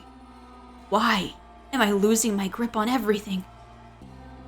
Words not enough to convince you? What? Are words not enough to convince you are not a beast? And see for yourself. Feel for yourself. There is but one difference between us. What? What are you doing? I assume our skin and our hair and our eyes are of different colors. Those don't count as a difference. The only thing that differs between us is our sex. Hold on. What's she implying? In his utter shock, Beastia was frozen in place, and he was right to be surprised. The sound of rustling fabric shook the air in the forlorn mansion. Please tell me she's not about to strip on my stream. I feel like I should put up a precaution just in case. This was a rated M game. I have a banana, right? I don't know if this is the best cover, but just in case, you never know. I'm glad I kept this banana. She had placed her hand on the sleeve of her garments and begun to disrobe. She is doing it. Before long. I think I might need to make the banana bigger. I'm worried.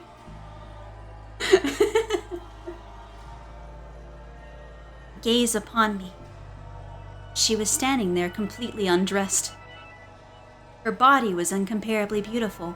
Her body was incomparably beautiful. Slender, not an ounce of excess fat on her. The sight of her was impressive, almost divine. Even I let out a gasp when I saw her. See for yourself. This was the first time Beastia had seen the white-haired girl unclothed. Though they slept in the same bed as I said before, they did not have a physical relationship. She grasped his unwilling hand and guided it toward her. Am I allowed to stream this? She moved his hand across her flesh, along the curve of her shoulder, down her arm. Yabe! It's true, yabe! And pressed against her chest, firmly enough for him to feel her beating heart. Do you think that this caused a stirring within him? Is there any man for whom the touch of a woman's skin would not, especially one so beautiful as her? However, he was not aroused. Why do you think that was? Because a beast cannot lust after a human? I believe you know the answer. Are you crying? Could you smile for me? What? I want to see your smile. Like this? I'm not sure I'm doing a good job. No, you're doing fine. Your smile is so pretty. Your face is so banana. Banana. It calms me. She banana. When she looks at me and she looked like banana. It calms me. Warms my heart. I think I know someone somewhere who has that same smile. Oh?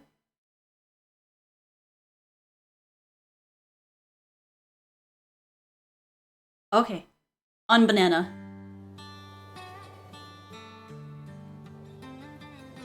Ah! Only banana. Nothing else. Banana rules all. The banana we partake in, we worship in. Would you like a banana, young lady? What if she held banana? I'm gonna regret resizing this later, and when I actually need it for whatever reason. Perfect. I think this is great. Thank you for seeing me off. Don't mention it. I learned so much about this town thanks to you. You made my stay here quite enjoyable. What's the matter? You're looking rather glum. I wonder... Huh? I wonder why the sea exists. I was born in a port town, so it's always been there for me. This huge, never-ending, expansive, magnificent ocean? Far too big for a single measly human like me to cross. It's so pretty. It is. I feel like I understand why you like the sea. But right now, I can't help wondering why God created such an enormous sea. Why he didn't make the world smaller. I'm sorry, I'm talking nonsense. Not at all. I'll probably be back eventually. That's just part of the job.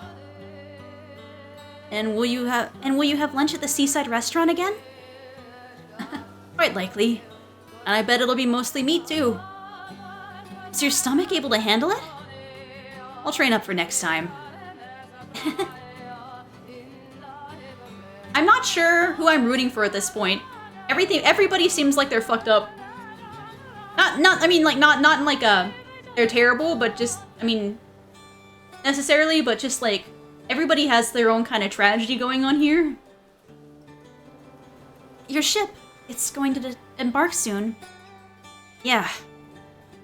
Will people get mad at you if you're not helping them prepare? Most likely.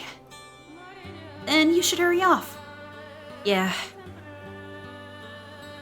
Pauline. I just wanted to thank you again.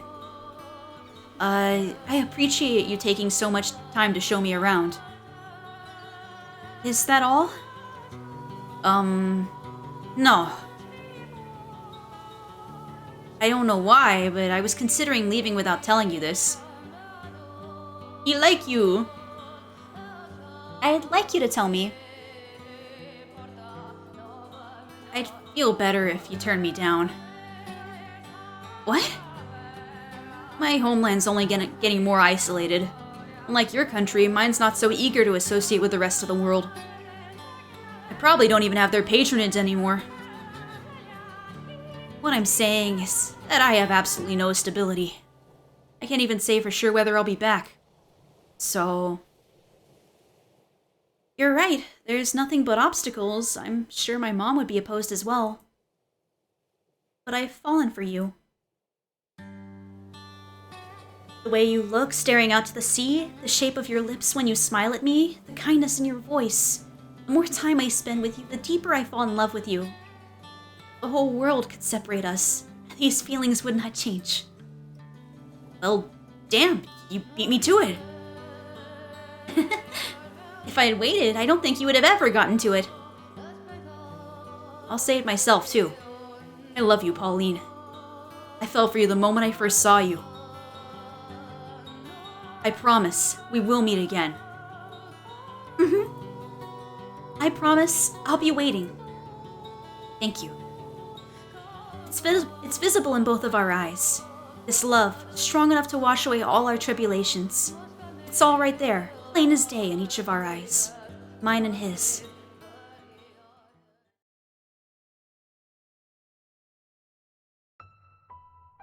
Here we go. Did you hear something? Huh? Let me take away the banana for now. The banana is a bit of a mood killer. Although I feel like it should be a mascot now. The mascot of just in case things go really awry in the way that Twitch doesn't like. I doubt it will. But you never know. I didn't hear anything. Must have been your imagination. Oh. You want to turn back, lady? Huh? You're looking nervous. I'm just fine. Let's keep moving. Ah, but there is one thing. What? My name isn't Lady, it's Pauline. This again. Lady is so distant. I don't like being called that. So, call me Pauline. Polly? How's that? Can I call you Polly? Oh, come on. I'd rather you call me Pauline. I'm an only child, so I've always wanted a younger brother or sister, but Polly makes it sound like I'm the younger one. I'm not your brother, and I am not a child.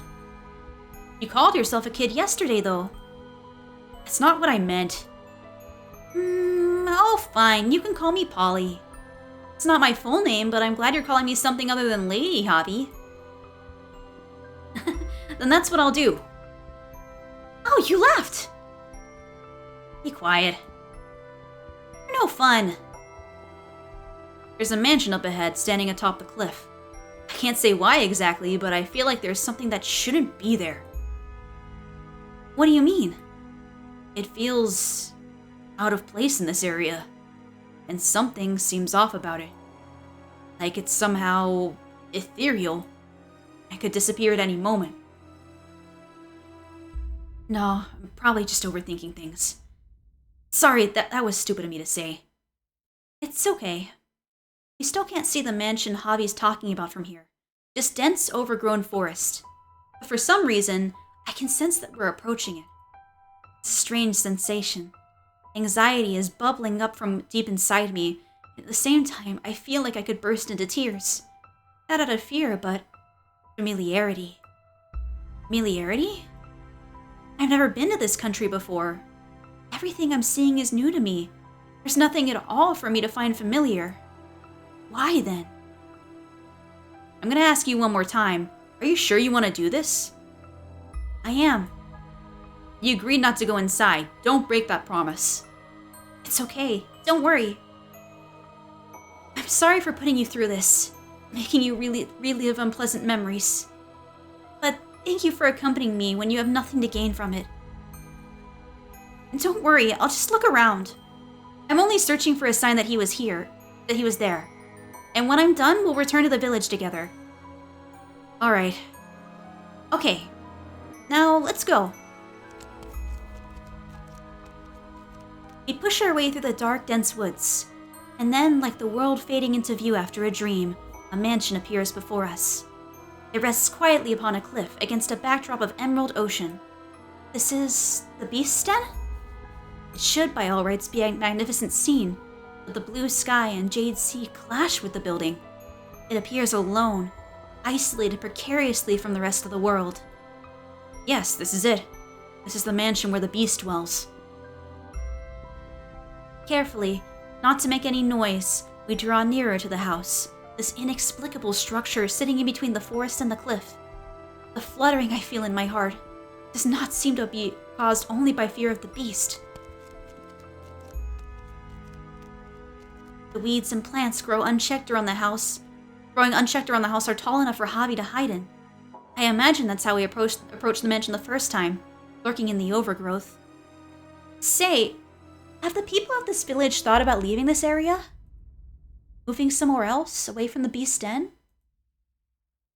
Only those with enough savings can do that. Leave without money and you'll just die in a ditch somewhere. Everyone's made their lives here in the village. We have farmland, cattle, ships. It's not easy to let all that go. Not everyone can just hop on a boat to another country like you, Polly. We're not wealthy.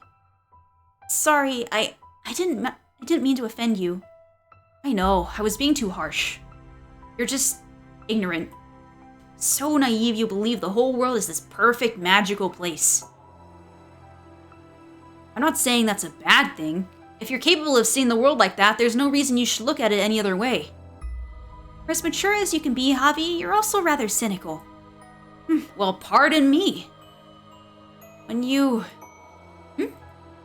said you would take me to your town, that kind of made my day. There's nothing left for me in this village. You'll find plenty of new things, I'm sure. You can even make some friends in my town. After all, you've still got a long life ahead of you, Javi. Flag number 15. So you should make it a fun one. Make it sound like I'm about to throw myself off a cliff. I didn't mean it like that. You should try to keep quiet from here out. Okay, got it. As we draw closer to the mansion, I can see the ivy twisting across its stone walls. I press my back against the wall and take a few deep breaths. There's a window next to me. If there really is a beast, if there really is a terrible man-eating monster inside, I'm in danger if it catches me. Javi's eyes entreat me not to get any closer, but I have to see. I have to see if there's a mountain of corpses inside these walls. If there's even the slightest trace of him. I'm just going to have a look. Nope. Ollie, no. Peek in from outside without being noticed. That's all I'm going to do. And when it's done, I'll go home. Through the window, I see a dimly illuminated hallway. Like the garden, the inside is desolate. Does she peek in, see naked lady? I expand banana. But not in that way. I expand, I cover the scene. Yes. It'll be time to use the banana. Again. But there's still the sense that someone lives there. It's not completely abandoned. Ollie. I see something moving inside the mansion. Oh my. I hold my breath so whatever is in there does not see my presence, does not sense my gaze. And then... oh no. What? A shadow whisks past. No. Polly?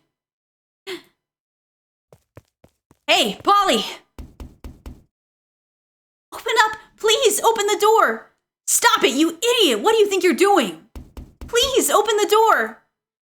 Polly, you promised me! Have you lost your mind? The only thing in here is a... It's not a beast! Well, it's not a beast! Huh? It's not a beast! A beast isn't living in this mansion! You're wrong. It is. There's a beast. Me too, Zio. Me too. My cat feels how I feel right now.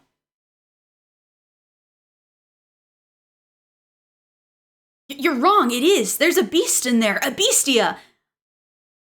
This is exactly how the beast managed to, like, accept one single person per week to murder, because he doesn't look like a beast. Quite. He looks very, like, halfway, and so people let their guard down. Get away from the door, the beast! It's not a beast! Open the door! Open the... Oh my god. I knew it. I knew it. I was right.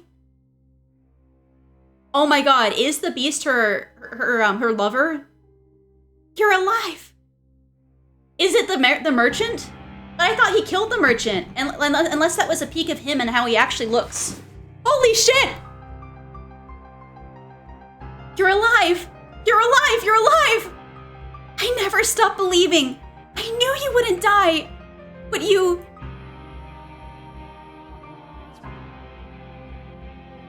Yukimasa? I had faith you were still alive. I wanted to prove it. And I was right. I'm so glad I had faith. I'm so glad I didn't give up. I missed you so. All this time, I've never stopped thinking about you. I never stopped imagining our reunion. This is definitely... This has lived up to chapter 1 in terms of mindfuck. Yukimasa, I'm so glad you're alive. Stop it, Polly! Get away from him! That's... the beast! Oh.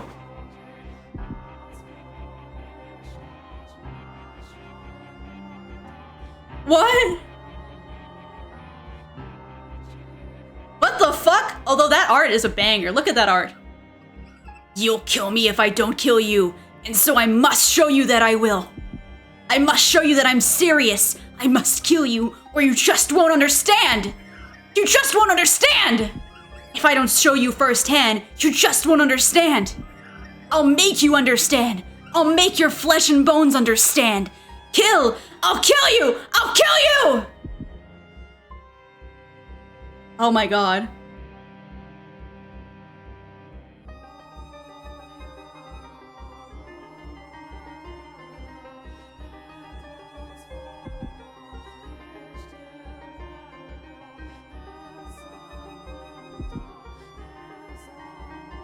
He kind of been...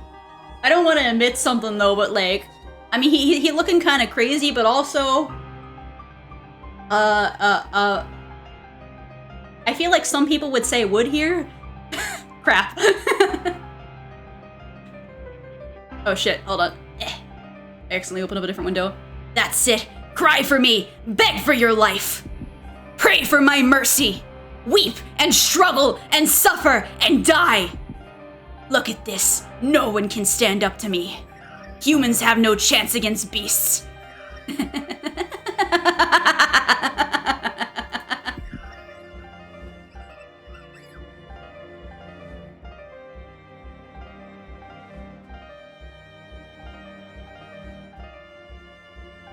Yukimasa, what's wrong?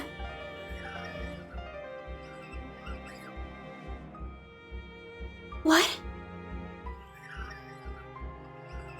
Oh dear god, what happened to him to have this happen? What's the matter? It's me! It's Pauline! I came to find you. I've missed you so much.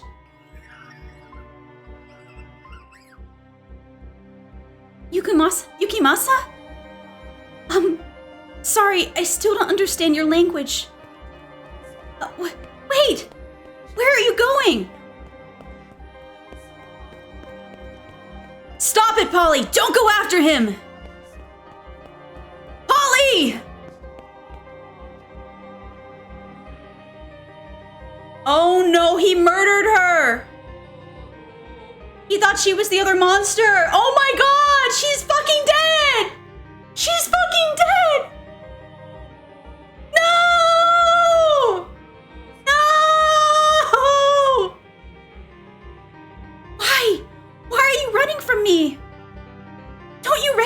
me? It's Pauline, your love!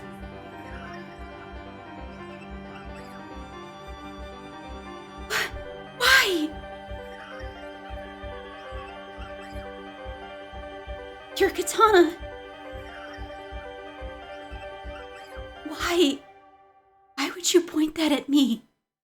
You're scaring me. What's gotten into you? Holy shit. Hey, what's the matter? Yukimasa, do you know who I am?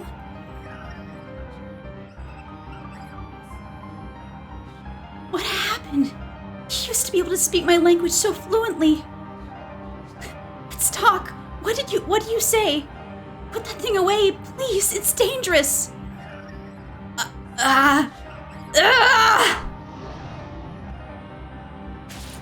What? Why? You cut me.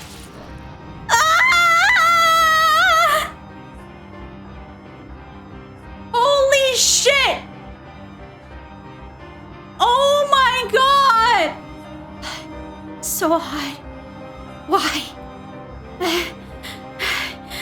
Yukimasa, it's Pauline. Open your eyes.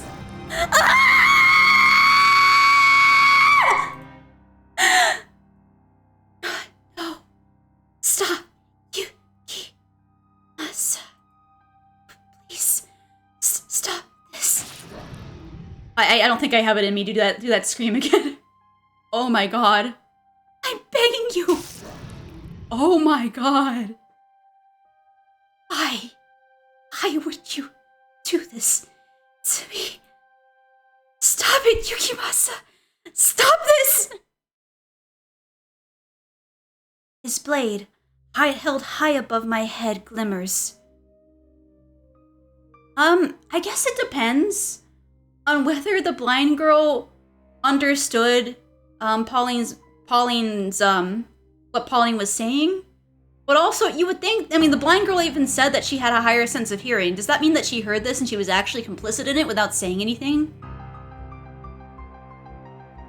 His blade, held high above my head, glimmers. Why? He's the beast? Tell me, Yukimasa. Yeah, the tone. The tone is like all over the place, man. Did you kill all those villagers? Are you going to kill me? Why?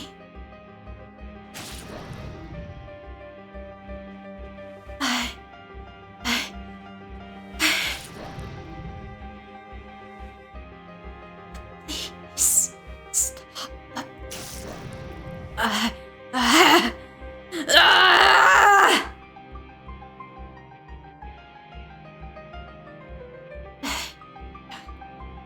Yuki, it's me.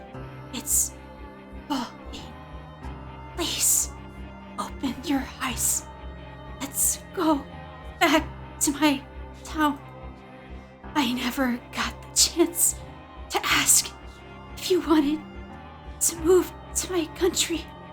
Then we wouldn't have to wait so long to see each other. What do you think, Yukimasa? Burn in hell! Why? Oh my god.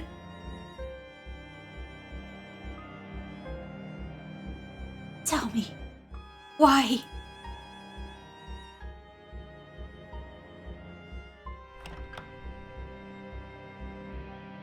White hair girl, you sure you... Seriously, why have you not... Did you pretend you didn't hear that? What happened here?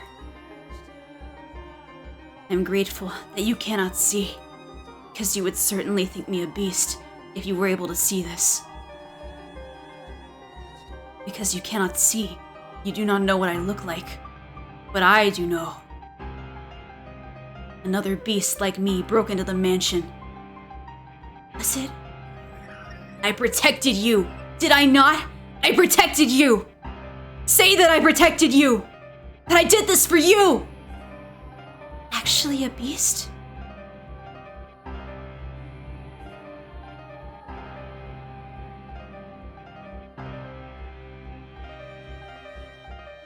I can hear... Oh, she fucking knows. She knows! I can hear a woman's voice. I can't keep my eyes open. I wonder who she is. They seem like they're really close. Did you choose someone else? And you could have just said so. I wouldn't be angry. We've been apart for so long. But this does kind of hurt. It hurts. I can't take it. Just once. Could you turn back and say my name? I proved it. That you're still alive. We were lovers, weren't we? So why? You said that you wanted a peaceful life. I can't take this.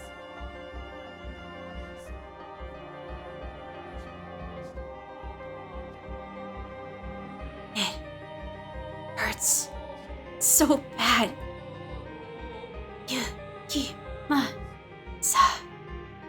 I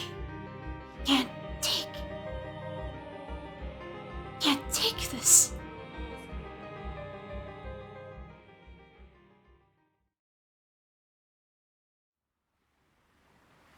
What I want the most is to spend a nice, quiet life with you. I don't need anything extravagant. Just an ordinary life, slowly growing older, having 3, maybe 4 children. We never fight, and eventually, before I knew it, I'd be an old lady. Thinking, it was an uneventful life, but it was the best I could have asked for. That's the life I want. And what about you?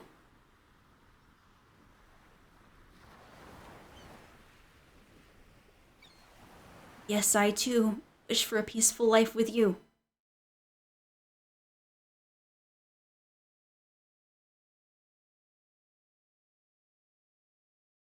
Polly. Poor Javi just got double fucked. Watched his parents die in front of him, and then led this girl to the house, and then watched her die in front of him too, kinda. I couldn't do... Ah! Ah! Damn, poor Javi. What about the white hair girl?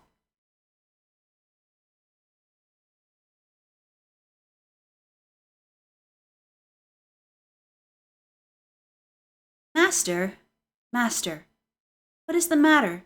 You look pale as a ghost. What, I lied to you?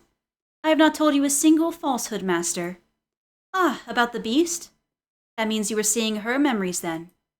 Is that so? Must have been quite difficult to witness.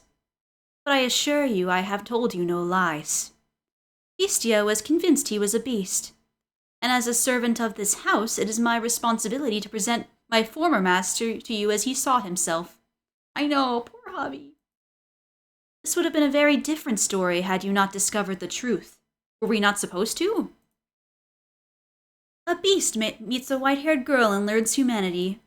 A tale would have been far easier on you, I'm sure. By remaining in the dark and seeing the story through his eyes alone, you would not have had to witness that poor girl's miserable death. And that, perhaps, would have been better for you.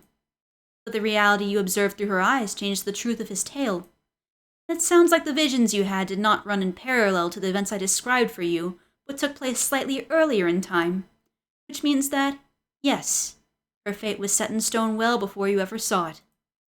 I do have to wonder, though, why did Bestia believe the woman to be a beast like him? Perhaps it was because her hair, eye, and skin color were similar to his own. The poor young woman who called upon the mansion did indeed resemble Bestia. They were of a similar race. Half her blood was of the same race as his. But was that the only reason? Would that be enough for him to mistake her for a beast? I have my own theory. His memories may have played a role. I suspect Bestia was afraid of the memories from when he was human would cause him to waver, but that is simply my own speculation. Perhaps he had merely lost his grip on reality. How well have you come to understand Bestia, Master? You do appear to think he was an ordinary human who believed himself to be a beast. But where does the line between man and beast truly lie? That I do not know. Master, if, like Bestia, you were to lose your memories and endure persecution and degradation until you broke, would you still remember those you care for? Now, our tale is not yet over. The web of misfortune was tightly, oh so tightly entangled. It could not be unraveled. Let us return now from her memories to the point we left off in our story. Okay, white-haired girl, like, you got something to say about this, right? Just after the white-haired girl had disrobed, showing Bestia the difference between her and him, Yep, I'm getting the banana again. I'm ready. This was, yes, several days following the young woman's death. The blood in the hall had been cleaned up, and there was no trace of it any longer. He had made a tremendous mistake. Though the only people aware of that mistake are you and I. There is perhaps a chance the white-haired girl had realized, but she knew nothing of the woman. So I entreat you not to fault the white-haired girl for trying to be a kind to Bestia. She is without sin. In any and all times. The beast, no, the man made the white-haired girl put her clothes back on. He seemed to have calmed down a bit. After examining her body and comparing it with his own, he was once again coming to think he might not be a beast. In the past, he would have rejoiced to have proof of his own humanity. However, it was for him then the seat of several new doubts. You said I'm human. Yes. Do you still believe this? I certainly do. You are simply mistaken. You believe yourself to be a beast because of what the villagers said. Why did they call me a beast? If I were to be able to see, I could surely answer all your questions. But I cannot, so all I can offer you is my conjecture. Go on, tell me. I suspect that you do not come from this country. No, you do not come from this continent. You came to this continent from far, far away, perhaps even across the seas. This land has been cast into turmoil by the war. Unfortunately, no fighting reached the village, but it has blocked trade routes, stripped them of their independence, and cast a dark shadow over their hope. They are quite devastated, I imagine. And then you showed up. From what I have heard, I can get rid of the banana, I think. This area is not particularly friendly to people from other countries. Even less so those from another continent. I doubt they know much about the distant lands, so they've probably never seen someone like you before. But in addition, you would have been wearied and worn. I guess you were emaciated, wasting away. Enough so that you did not even look like yourself.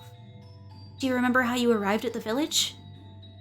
When I woke up, I was on the beach. I don't remember anything before that. My joints all ached, and I was incredibly thirsty.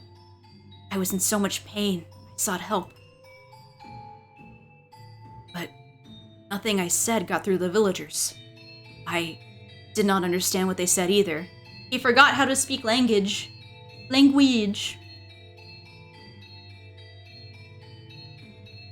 But the one thing you did understand was that they were calling you Bestia.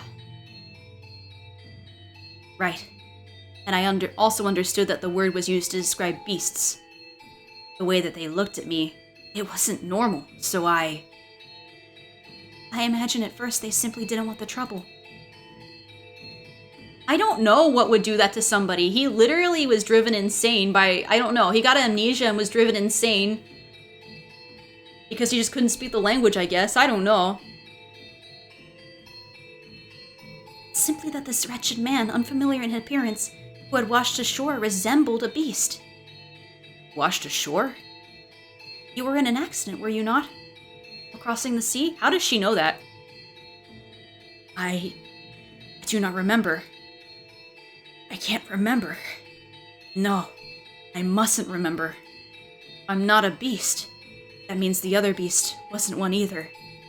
What did the beast look like? It looked somehow similar to me. Its hair color, skin color, eye color. and the way it spoke seemed vaguely familiar, which means it was... I cannot accept that. If I do, then that means I've done something terrible. No! What? They did call me a beast. I was in fact a beast. As I've been saying, that's because... Tell me I'm a beast, please! Let me remain a beast! How do you imagine he saw the world? I cannot even begin to fathom that you can never know what someone else sees, and there is nothing to say they see the same thing as you. As you and I have seen different things, so too did the man and his lover see different things, or perchance the true shape of the world is visible only through the white-haired girl's sightless eyes. You think the reason he so stubbornly rejected his human memories is because he had taken the life of his beloved? I personally believe there was more to it than that.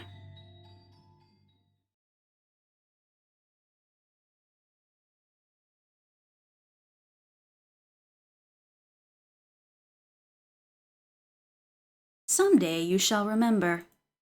You shall remember everything. I will not allow you to avert your eyes.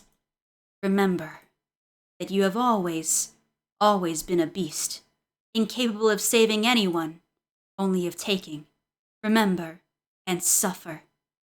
Agonize, writhe, anguish, grieve, suffer.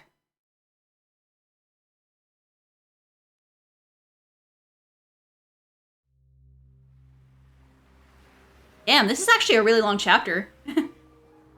Such a damn shame. Our homeland's but a stone's throw away, and they still won't let us in. Just how long are they gonna maintain this stance? Regrettable, isn't it, son? Yes, I agree with you wholeheartedly, Captain Asuma. We can make this far on the white men's ship, but they give us no response to our missives. I'm not sure it's even reaching the magistrate's hands. Is it so difficult to be even the slightest bit accommodating to your fellow countrymen? They seem to be treating the white men rather poorly as well. I hear they imprison them on a tiny man-made island. That's no way to make friends. Well, all things considered, we can hardly call this our homeland anymore anyway. For how many generations has your family lived overseas again? I'm the third. I see. Then I doubt that you have any attachment to this land. That's not true. I may never have the opportunity to set foot on her soil, but my spirit dwells within this land. My grandfather has told me much about this country, of her 4 rich, vibrant seasons and boundless beauty. I'm deeply grateful that you invited me on this voyage to visit her, Captain Asuma. I've finally, if only at a distance, laid eyes upon my home. I cannot say when this era may draw to a close, but I hope the time comes when we can proudly proclaim her our motherland. You cannot find food this good back home. I eagerly await the day that becomes true. Indeed, as do I. I have lied to her. She believes I was born in the Orient, but in truth I have never once set foot in that country. I was born in Europe. My family has not been permitted to return since my grandparents left. What happened to this guy? I can still remember as clear as day the look of profound regret on my grandfather's face as he departed from this world. He bequeathed unto me a katana, and on that day, the blade became the one object binding me to my homeland. I could not bring myself to tell her that I am disallowed to return home. I did not want her to think that I had been forsaken by my country, that my country would do such a thing. However, some part of me believes there is more to it than that. A smuggler? Yeah, I never would have expected it, not on this ship. One of the crew was conspiring with a government official. He hid unreported goods on board and delivered them in secret. What goods? Silver coins. As Spanish coins trade for more than their worth as currency, the official was sent to commit seppuku. But we are responsible for our own crew's punishment. I'm still trying to decide how to handle it. Have him commit seppuku as well. Jesus! The sailor has brought shame upon the entire ship. If he is made to take responsibility for his actions, then perhaps we can minimize the damage to our reputation. You make a fair point. Unfortunately, he is not of this land. I doubt he's familiar with the ritual. Then I shall serve as his second and ensure he dies without issue. Have you lost your mind? I've been trained in the art. It's unlikely I should fail. You're not a samurai, though. I was born into a family of samurai. At least it was until 3 generations ago. But that blood still courses through my veins. Very well, then. That is how we shall do it. We now commence the ritual seppuku of our fellow crewman Seedorf. Seedorf has, in violation of restrictions set in place by the shogunate, committed the grave crime of smuggling prohibited goods into the country. In order to atone for his betrayal of the trust of both nations, he vows to take his life here before you. Do you have any last words? I deeply regret that we should have to lose a companion with whom we've traveled the 7 seas in this manner. Do it. Wasn't me. What? It wasn't me. I've been set up. I didn't smuggle anything. I don't know anything about any silver coins. I've been framed. Believe me, why should I have to slice— Oh, shit! This man's dead. Yukimasa, he said the accusations were false. Lies to escape punishment. I could not allow him to continue shaming himself and us when his fate was already decided. It would only serve to tarnish the ship's honor. But, an investigation was performed. It is our duty to trust those results. You're right. Yes, you're right. Good work. Now this needs to be cleaned up. Yes, sir. I'm sure I was mistaken, but I would like to ask you anyway. Were you smiling as you did it? You must have been seeing things. Was that really the only reason? Oh, was that really the only reason I couldn't bring myself to tell her the truth?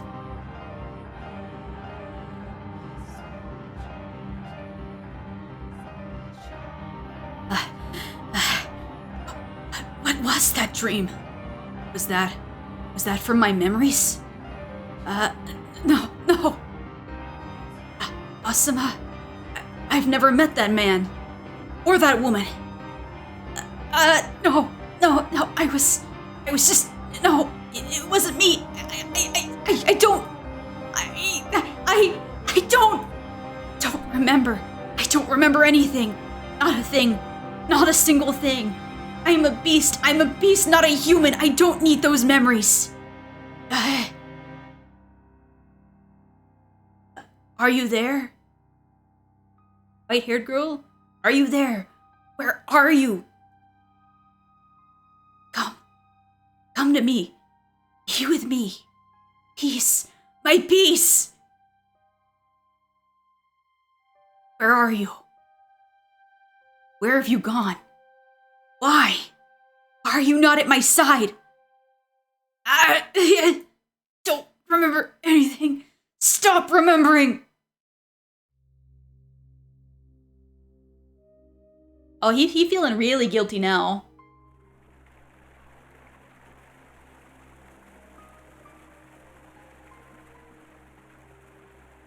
Huh? Is that a silver coin?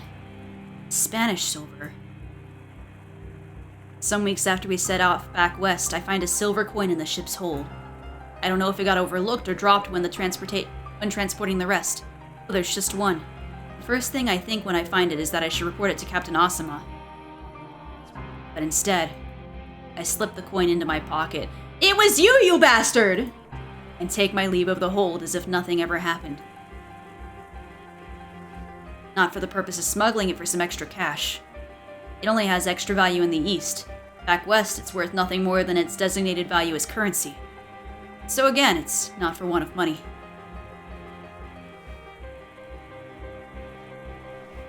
Well, damn. Seems Seedorf might have been innocent after all. Perhaps so. And if he had no hand in the smuggling, then I've done a horribly regrettable thing. No, as you said, an investigation was conducted. We had no choice but to believe the information we were given. You mustn't blame yourself. I feel bad for putting such an unpleasant responsibility upon you. Not at all. Now, how do we handle this? I can't believe a silver coin was found in someone else's luggage. It would be best to handle this internally.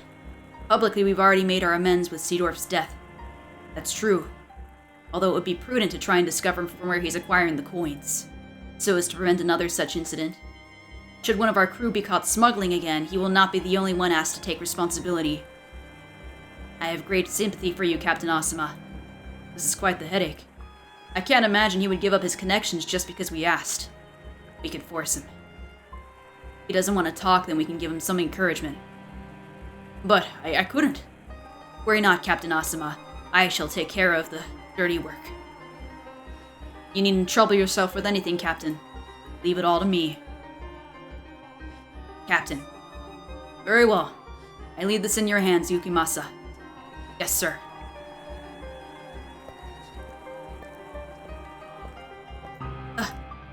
How are you feeling? Hey! Untie me! What's the meaning of this? Silver coin was discovered in your luggage. Huh? A silver coin? Interesting. It would seem you have quite a knack for acting. Hold on, I don't follow. I thought the smuggling problem was taken care of. Seedorf wasn't the one doing the smuggling. It was you. Like hell! I've never seen any damn silver coins. This is some kind of mistake. Check my bags again. A coin was found in your luggage, regrettably. Captain Asuma saw it himself. Lies! I swear I've never touched one! Is that so? I swear, never once! Please believe me, I'm no smuggler.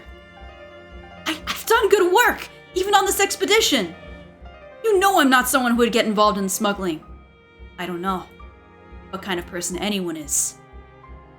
We may have known each other for years, but that doesn't mean I have any way of knowing what you think in private, how you feel, what kind of person you are. You smuggled the coins, didn't you? I didn't! I had nothing to do with it! Who was your supplier? I'm telling you! I'm no smuggler! It puts Captain Asuma in an uncomfortable position if you don't talk. We can't risk damaging our homeland's trust any further.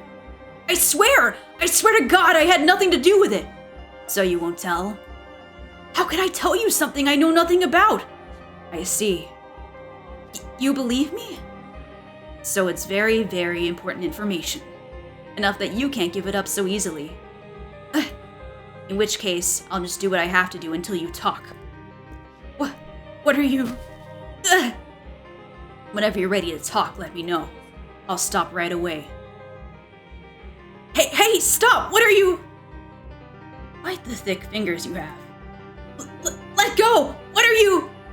But it's all meat. Your bones aren't any thicker than anyone else's. Holy shit, he's about to remove some fingies? Ah! Ah!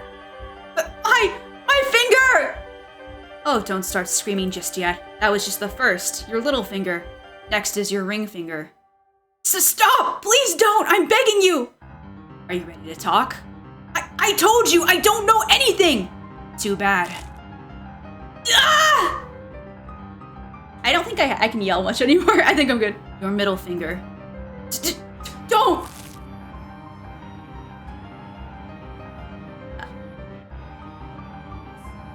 Your right hand's going to be useless if you don't start talking soon. Holy shit, this guy!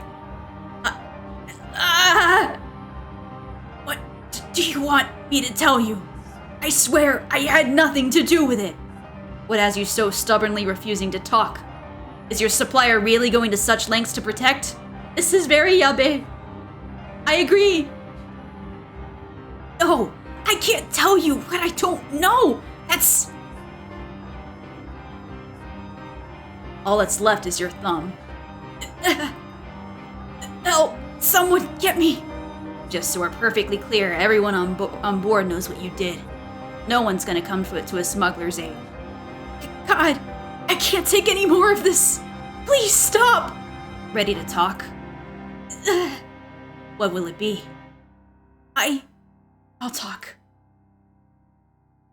Okay, I'll talk. If anything you tell me is a lie, you can consider your life forfeit. Are you ready to tell me the truth? We will investigate the details of your confession. If you lie, we will find out. Understood? But Speak. What? Or can't you? I don't know anything! That's a shame.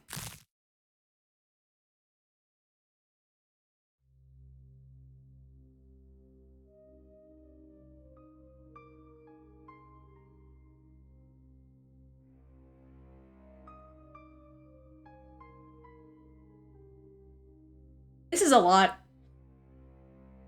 This is a lot more violent than the last chapter. Yukimasa's got a problem. Hmm. Ha ha ha ha ha ha ha. Ah, well, you won't be using your right hand ever again. Although, there are still 5 fingers on your left. Are you in pain? Do you want me to stop? Yes, please. Alright. 4 left. Oh my god! Leave him alone! Leave him alone! That is quite the face. I wish I could show it to you in a mirror. Yukimasa's got a fucking problem! What is wrong with you? You monster! I'm not doing this because I want to. You're the one forcing my hand by refusing to talk. Now go on, spit it out. You wouldn't believe anything I said anyway.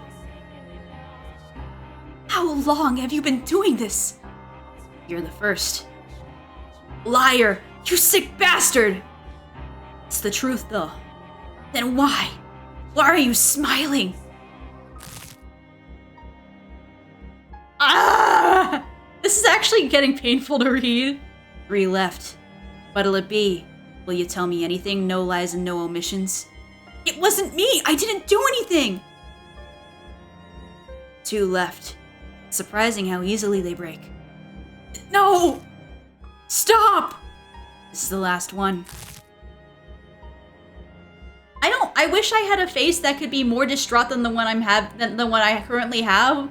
But this is actually really difficult to read. It burns. It burns. My fingers are on fire.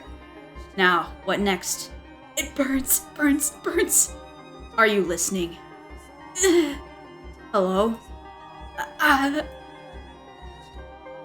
This over a few broken fingers? Need me to wake you up?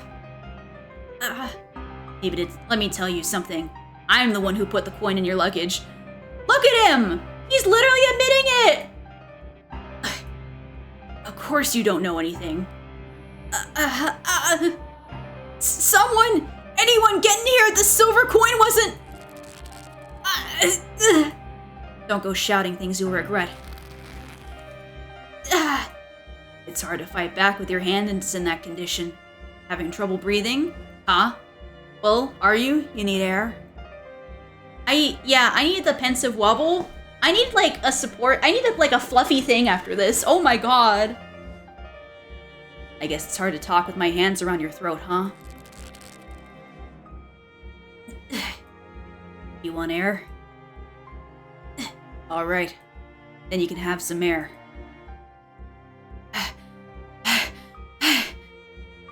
Someone, anyone, please get in. You just don't learn.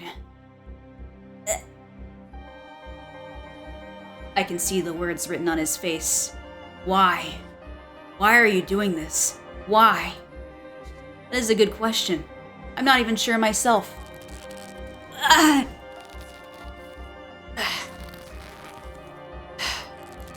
He's dead. Hey. Answer me. Well, damn. I missed the opportunity to use my katana.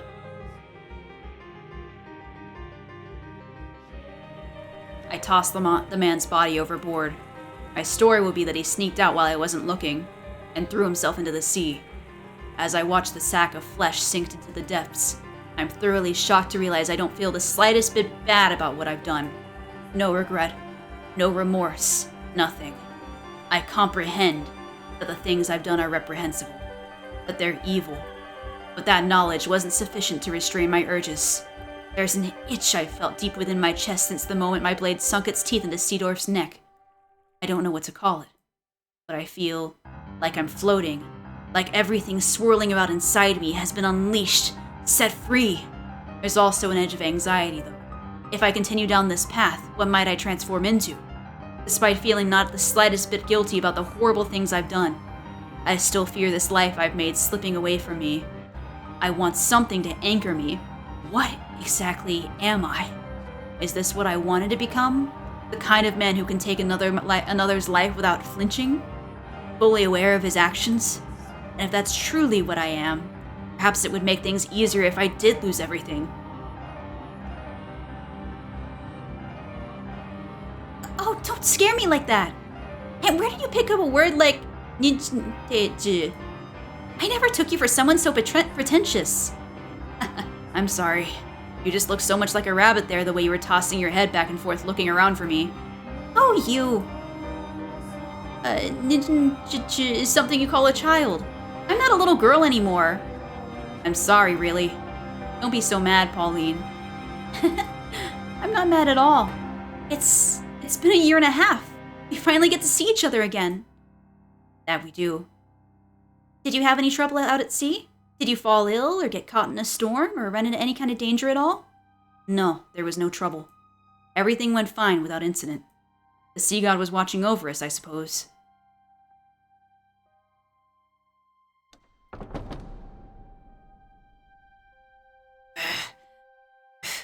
I don't know. What am I? Who am I? Who? What is this room? What are those colored windows? Were those here before in the mansion? I know what that is. It's an angel. The angel it's looking at me and laughing. The angel is looking down on me and laughing. Ugh. Ugh.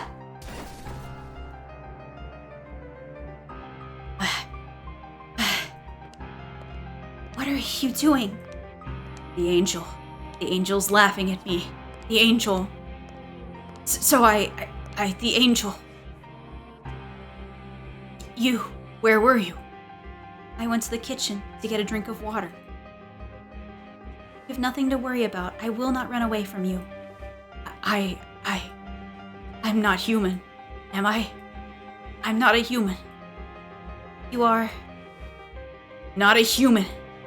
You are you. It's all right. I imagine it's quite disconcerting having lost your memories. But no matter what happens, you will always be you. Don't be afraid. Those, the words of encouragement I truly wanted to hear? Am I afraid of being myself? I don't know. Don't think about it. I am a beast with no memories.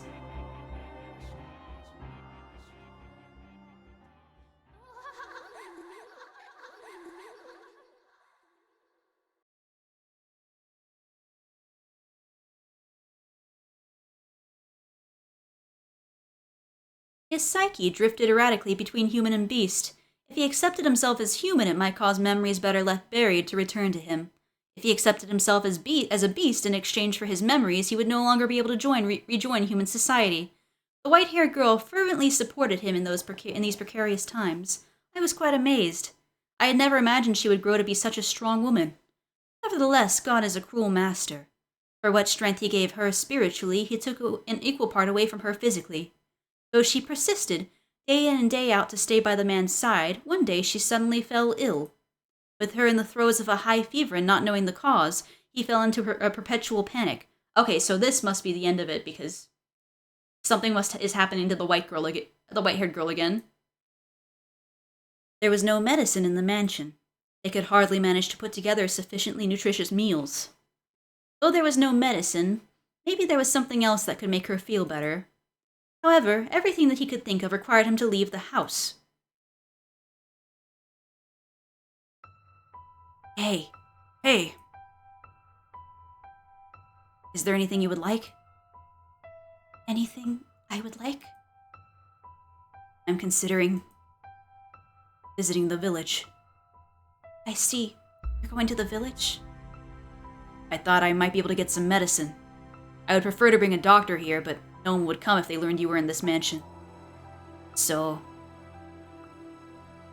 he was planning to put on a disguise to enter the village as a person. The white-haired girl smiled when she heard his idea. She had, after all, always wanted him to think of himself as human. However, because she was so pure-hearted, she did not comprehend the full extent of the slaughter he had confessed to committing. The revenge he had taken on those who had chased him around. How sinister his cackling and furious his reaping. She did not grasp just how serious it was. She had faith that Beastia had kindness in his heart. If you cannot get any medication, then buy me some oranges, please. Oranges? This is a land blessed by the sun. You should be able to find some wonderful fresh oranges. Will that make you feel better? Yes, it should. Okay. Beastia's mind was made up. He would don the skin of a human for her, to protect the peace he had. He would return to the place that had left him with many painful memories. It was to him the source of his fear. Yes, vitamin C for the ill. I had a vitamin C packet the other week when I was sick. I was like, yep, I'm taking the vitamin C packets every day, you know? It does work. I just don't know if she's going, it might not work. Whenever he let his guard down, their shouts would play back in his mind. Beastia. Beastia! Beastia! Hideous beast! Though he had physically conquered the people who lived there, Beastia's memories of the village still haunted him. Yeah. But her health meant more to him than any of that. He was willing to cast aside his fear if it meant the white-haired girl would recover. The girl still in her bed, he made his way out of the mansion.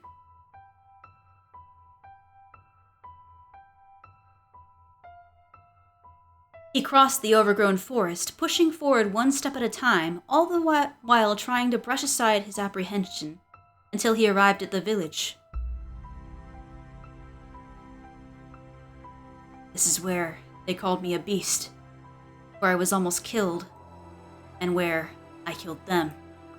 I look different than I did then. I'm dressed differently too, but can I play the part? Can I act a convincing enough human? Hobby is going to discover you immediately. I have no choice. There are no other villages. I can't let her die. Bitch, you didn't change any of your outfit. It's the same one. Excuse me, could you answer a question for me? The village man is looking at me. Only for a moment.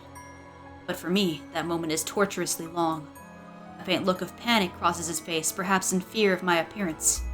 He's staring at me. Will he point his finger and call me a beast? Will the other villagers come to kill me? However, haven't seen you around here before. He didn't recognize me. Yes, I come from a faraway land and I'm unfamiliar with this area, so... You're dressed like a nobleman. On a secret trip or something. Something like that. You look really pale, though. Searching for a doctor? Ah, yes, but not for me. My companion has come down with a fever. Sorry to hear it. Well, I'd love to introduce you, but he's out right now. And he won't be back for a few days. I see. And where might I be able to buy fruit? There's a shop just around that corner. Thank you very much. Don't mention it. You take care, traveler. It's dangerous out there. Starting to attract attention, but not the same kind as before. They don't look at me with revulsion, hatred, or furious indignation. Simply curious. The village feels different than last time. Could it have changed this drastically? Or is it because I really did look like a beast back then, and now I look like a human? I don't know. Excuse me. Me? Yes? I would like to buy some fruit, some oranges. Oranges? Alrighty, just a sec. The fruit vendor doesn't recognize me as the beast either. Any other year, and they'd be a lot plumper than this. This year, we've had the end of the war and this whole mess with the beast, and it's just been crazy. If you'd like, how about you come back in a few years and try our oranges again? They'll be several times better, I assure you. I'll keep that in mind. You bet, that'll be... I'm sorry, I don't have any local currency. Would this suffice? What? How is... No good, I take it? No, on the contrary. It's hardly fair for you trading a jewel for a few oranges. That's all I have to offer. I hope you can exchange it for money. Sure. You nobles are something else. Noble. Aren't you? Though if you wander around dressed too well, you put yourself in danger. You might find yourself stripped bare by a bandit, or perhaps even catch the attention of the beast. Beast. Everyone mentions the beast. They speak of me. Have you heard the tales? I have not. There's a beast's den not too far from this village. It's attacked before, and we've been living in fear, never knowing when it might attack again. That all ends today. Ah. The men have finally found it in their spines. They got it all together and went out to exterminate it. What? And you'll never guess who's responsible. A kid. A little boy is spearheading the attack. Javi! Oh my god, Javi!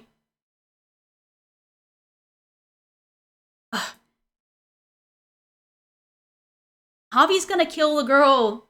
Or I don't know. This is bad. Never would have expected a little kid to whip all our lazy, cowardly men into shape. The boy's the only one who knows where the beast's den. Oh, hold on. What about your oranges? The men have banded together, and they're gonna kill the beast? Why now?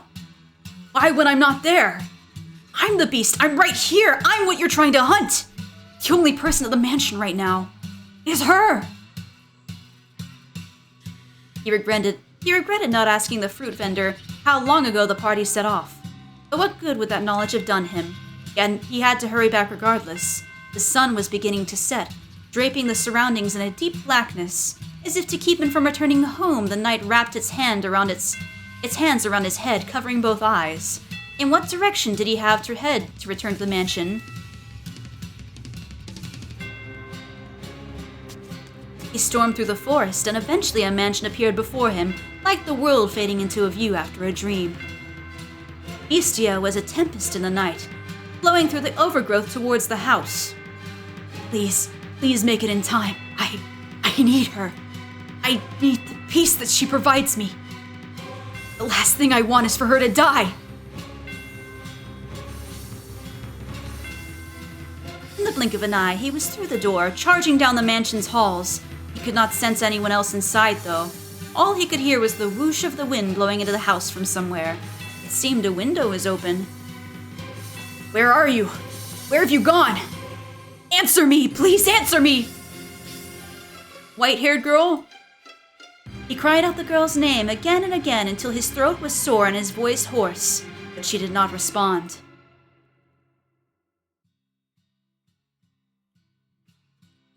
He rushed into her bedchamber.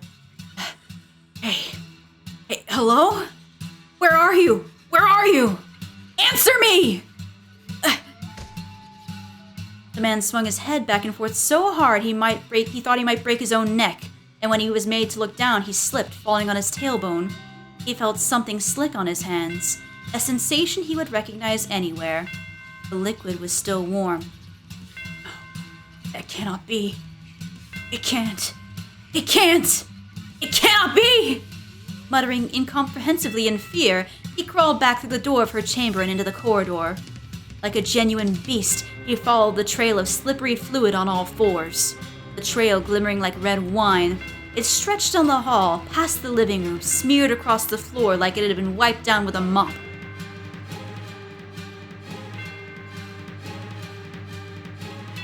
The man crawled and crawled and crawled until at last he reached the stairs leading down to the cellar. Oh, the cellar was where we started this, as a reference for like this chapter. The ruby trail continued. From beyond the door, he could hear men's voices. With a howl, the man stumbled down the stairs, throwing open the wooden door. His first impression was that the stench of blood was suffocating. And indeed, there he discovered the white-haired girl. He found himself unable to even scream. Her once porcelain skin was no longer even sickly pale. It was now the bloodless color of dirt. She was sprawled haphazardly out on the cellar floor, dried bloodstains around her half-open mouth. And those lips were naturally lacking their former rosy sheen. Her body was covered in an array of wounds, but the most prominent was the man's singular sword, standing tall in her chest. This is the Bestia? He doesn't look like the same. It's him. Yep, start in the cellar, end in the cellar. He's the same guy. He's the Bestia. Several villagers surrounded him at the behest of the young boy. He's gotten himself dressed all up all proper and fancy, but good clothes don't make him a good man. Isn't that right, you Bestia? No! You murderer! Why did you kill her? Why did you kill her? Why did you kill her? Why did you kill her? Why did you kill her? Why? But why? You want to know why? Her death was an accident, I'd say. I feel bad about what happened, but any woman who would live with a man like you must be a witch. Does that hurt? Are you hurting right now, you Bestia? Then maybe now you understand. You not only stole my parents and friends from me, you ripped the last shard of hope I had from my hands! Do you get it? Do you finally understand how I feel? Now do you know how it feels to have someone you care about taken from you? Pauline was desperately trying to find you. Why? Why would you kill someone so devoted to you? Do you understand what you've done? I'm asking you a question, you goddamn murderer! I see. Now, I have nothing left. What?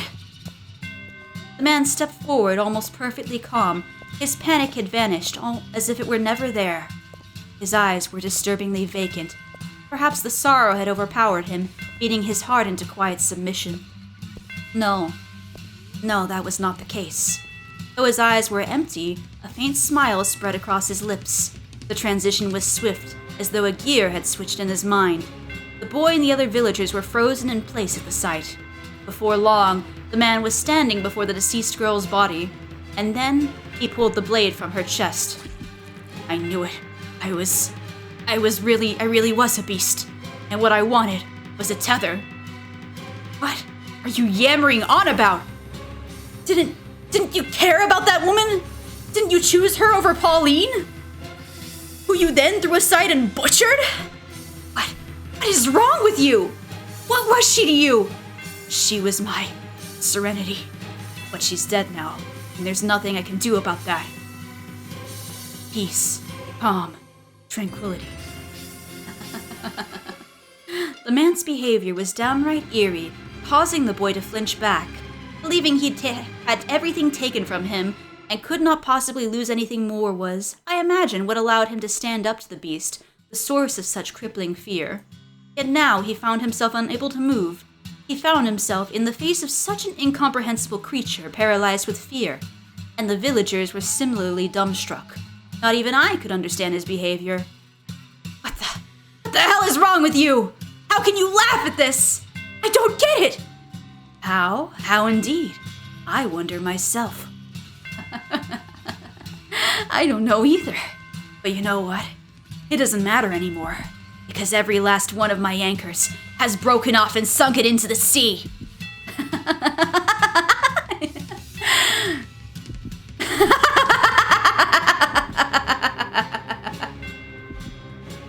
Too much laughter.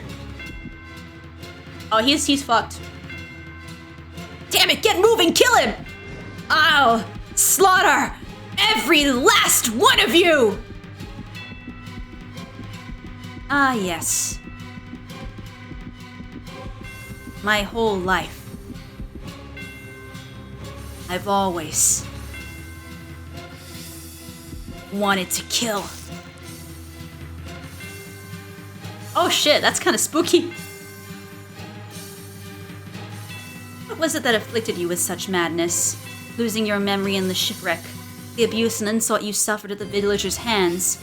Or was it your grief at not being able to return to your homeland? No, none of those were the root. You were always like this. You always bore those twisted desires. You held these deep, constant urges to cause others harm. That is your essence, the real you hidden beneath the mask of sincerity. The true beast was your heart. The beast was a convenient skin for you to wear. You wanted to be a brutal, savage murderer. You never really loved the white girl, or the black-haired woman for that matter. You were merely attached to them. Fixated on the idea of a world of tranquility. You used this peace to anchor yourself, to prevent you from drifting off into the ocean of your desires. You yearn to cause pain, while also hungering for the opposite, a calm life. You idolized this idealized life, spent in quiet harmony with another, because you knew just how difficult it would be for you to attain. Far more difficult for you than satisfying your cravings, but not impossible. I personally had hoped you would find peace with someone rather than descend into savagery. It may have only been superficial, but it would have been very human. But ultimately, peace slipped through your fingers, and no one was left to suppress your desires. You cannot, after all, hold them back yourself. What a tragic man. What a hopeless man you are. Oh, we did it.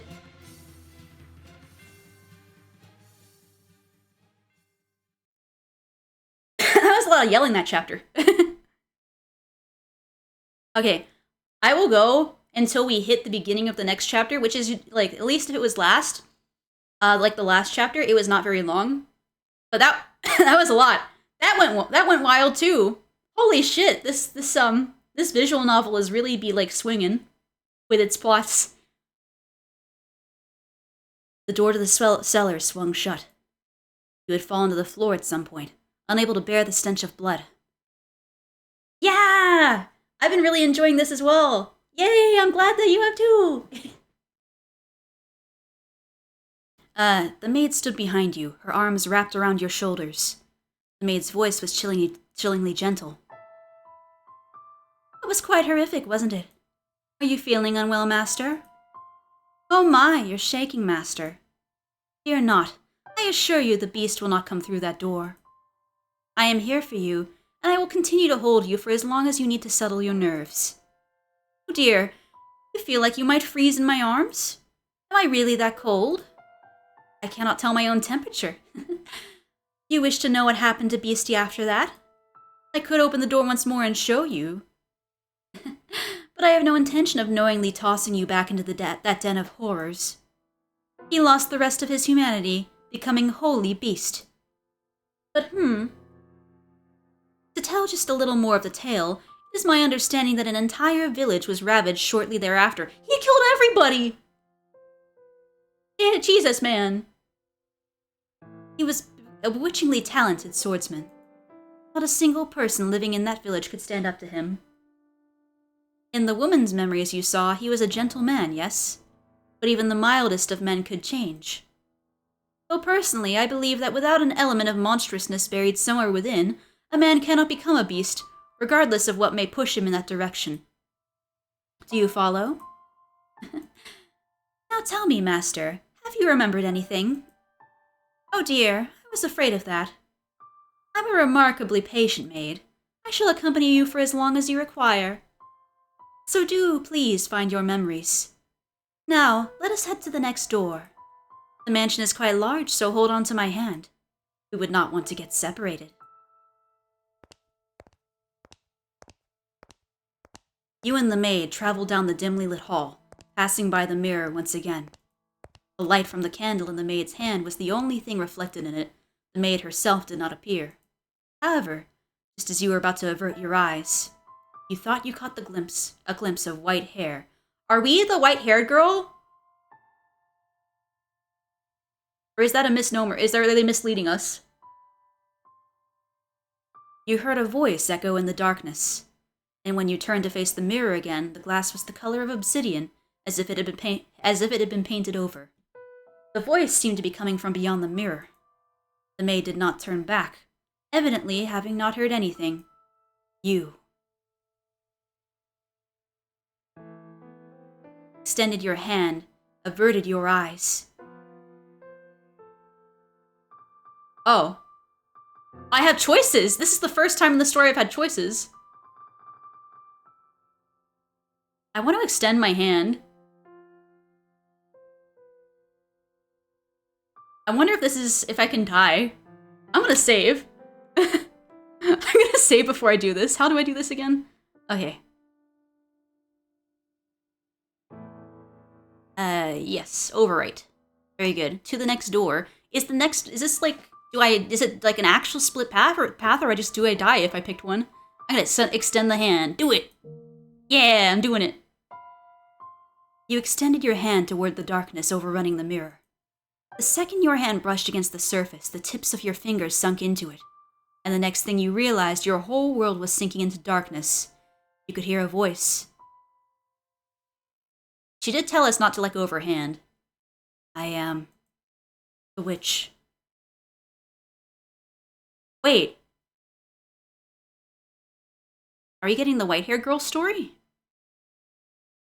For next chapter?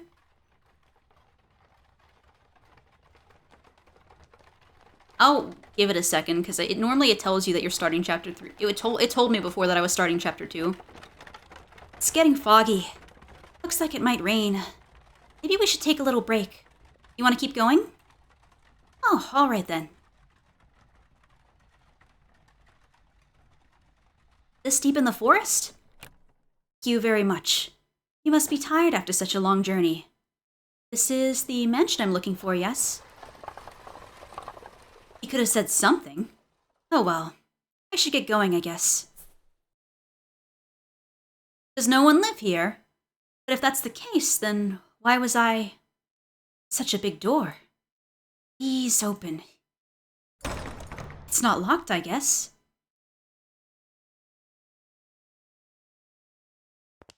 I wonder if the window's open. Darn, not a hint of light. Hello? Is anyone there? Please don't tell me it's actually abandoned. I suppose I can't know without looking around a bit more. What do we have here? Drapes? I see a little light beyond. Hey look, it's the stained glass windows. It's so pretty. Looks like an angel? Why would someone cover this up? It's beautiful. With a little more light it'd be. Please do not touch the drapes. Or the windows. Oh. Hi, Mitchell / Michael. Hello? I'm sorry for coming in uninvited. But, I did announce myself. Is this, your mansion? It is. Thank goodness, I was afraid it was deserted. I suppose you would have preferred it if the house were abandoned? Were abandoned? Oh, not at all. I would be scared to death staying in this dark mansion all by myself. I'm sorry. No ill will intended. What I do think it could do is some light. That way you could see where you were walking. And I'm sure this room would look splendid illuminated. Not necessarily. I do make perfectly well as things are. How can you tell when it's so dark? Oh, how can you tell when it's so dark? I have an abundance of candles and oil for lamps. I'm not in want of means of creating light. It is not your place to criticize my lifestyle. If you need light, you are free to leave. If you are in need of money, help yourself to some of the furniture. Wait, this is not the first time we've heard this. There's a village not far from here. Trade it for food, then make your way to a larger town. I'm no longer able to freely return to the city. I cannot go back there. Please don't chase me out. I see. And you ask this of me, aware of how people refer to this mansion. They say that a witch lives here. Not merely a witch. A cursed witch. If you remain here, you too shall likely suffer your own destruction. You're worried for my well-being? Witch or not, my mind is made up. Which will strike you first, I wonder? Regret or the curse? You seem to be doing just fine. It's only a tale. The witch is real, very much so. It is not a legend nor a fairy tale. The witch's name was Morgana. Oh hey, look, the house in Fata Morgana. Oh. Okay, did he reincarnate from the red-haired girl?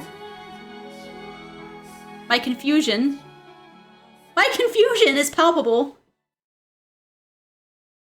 Is he the red-haired girl? What? What was that? Gazelle? Oh my, what is the matter, master? Why are you just standing in place? There is nothing here. There's nothing there. The maid did not seem to have seen anything. You made to ask her about the scene you had just witnessed. Okay, don't ask about it. Master, you look like you've just seen a ghost. What is the matter? How about a little rest before we move on? You do not wish to remain here? Still not fond of mirrors. Yes, yes, now let us be off. I too dearly wish for you to return to your old self as soon as possible, master.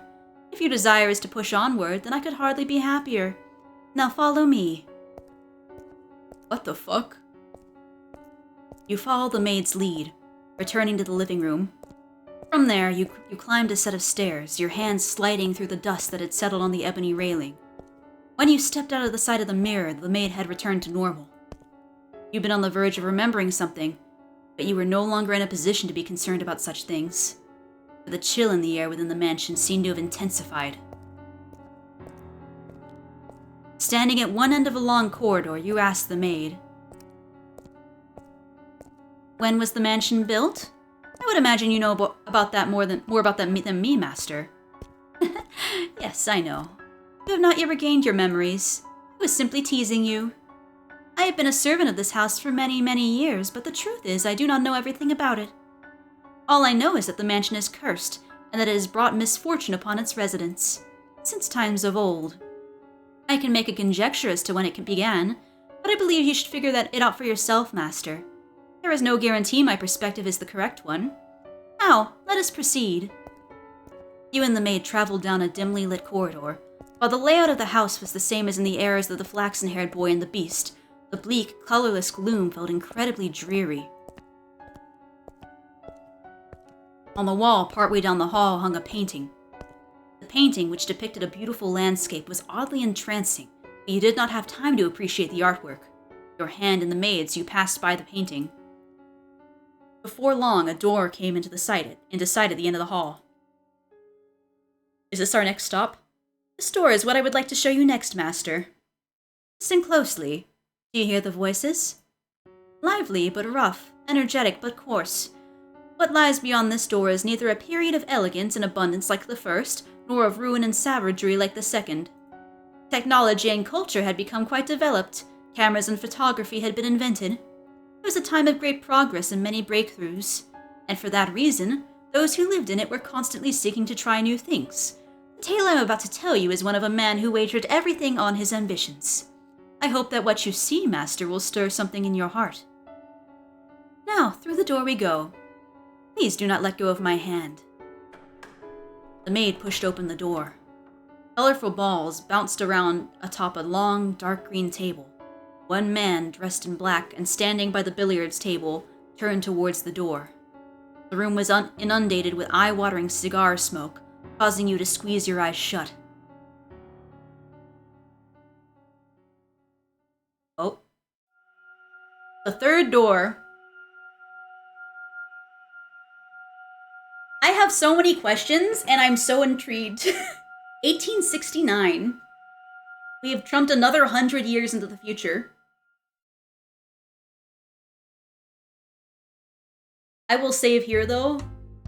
Oh damn, they got the swing music in here.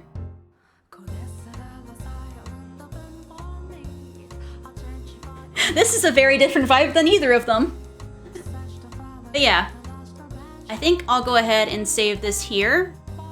If I remember how to do that. Oh my god, I have to hover over this to save.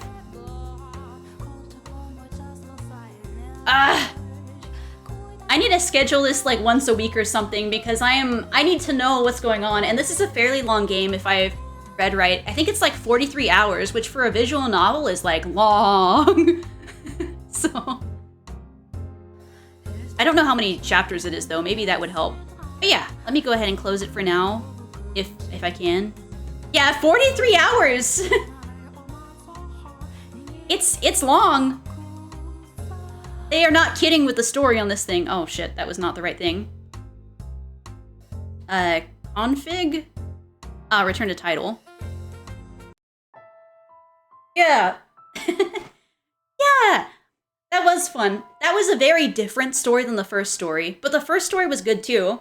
These are both like, I think they're just all telling very different stories, and I kind of like that, and I really want to see how they're connected. And like what the maid and the white girl have, like the white-haired girl have to play, the part that they have to do with this.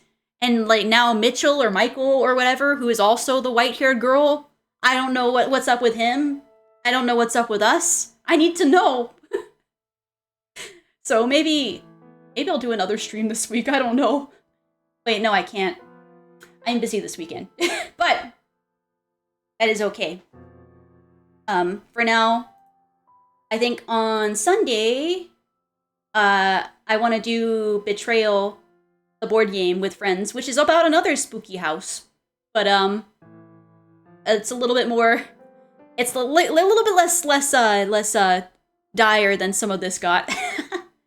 So, that should be fun. I'll ask people if they want to come along in my Discord, and we can just throw up. I think it's it's up to 6 people that can play, and we tested out in Tabletop Simulator. It's a lot of fun. We weren't sure it would work as well as the board game does in person, but it actually works really well. Perhaps even more so because you can draw you can draw around the cards and stuff and kind of indicate information that you would have to memorize otherwise, because you can't like just draw on your table in real life. But yeah, that was a lot of fun, and I'm gonna schedule some more of this next week. I need to know what happens. I might schedule like an extra stream maybe. I'm not sure, but I need to rest my voice, I think. There was a lot of yelling, and my voice I think is raw. I have a whole bunch of water right now, which I'm going to partake in. Thank you, everybody, for coming. I do appreciate it. Thank you, Zane, and thank you, Butters, and thank you, Karma, and thank you, Connor, and Darian. I appreciate you all, and let's see if we can raid somebody. Thank you guys so much. Who can we raid? Let's see.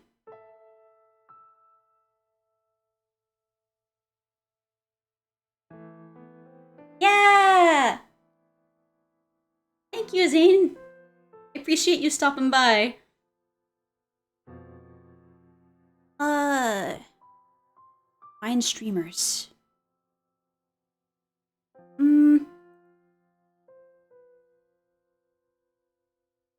I don't. My one thing I do actually struggle with is finding people to raid at the moment. Like I don't know a lot of people that stream late night after I do. So it's like, damn, all my friends are all gone to bed. Yeah, it's like, oh, yeah, I don't know anybody right now. Maybe we could do Rystal Zafira. I think that they've raided me once, so that might be fun. Let me see what they're up to real quick. 1 second. But yeah, the late night raid struggle is hard. I feel like if I raided earlier in the day, then I would be fine. But because I stream late into the night my time, it's like, damn it! Aw, dang it! Ah. All right. What is? Oh, I guess it's a Fate game, right? So let me see. I think I owe them a raid back since they raided me. And they were very nice too, so we'll go ahead and we'll say hi to Rystal. Let's go ahead and let me write out the raid message, and we'll go say hi to him. Thank you, everybody. I appreciate you. This has been a lot of fun. Yes, yes. We shall schedule more. We shall learn more about this house and the 1800s and whatever cigar era this is. Okay. Night-night. Bye-bye.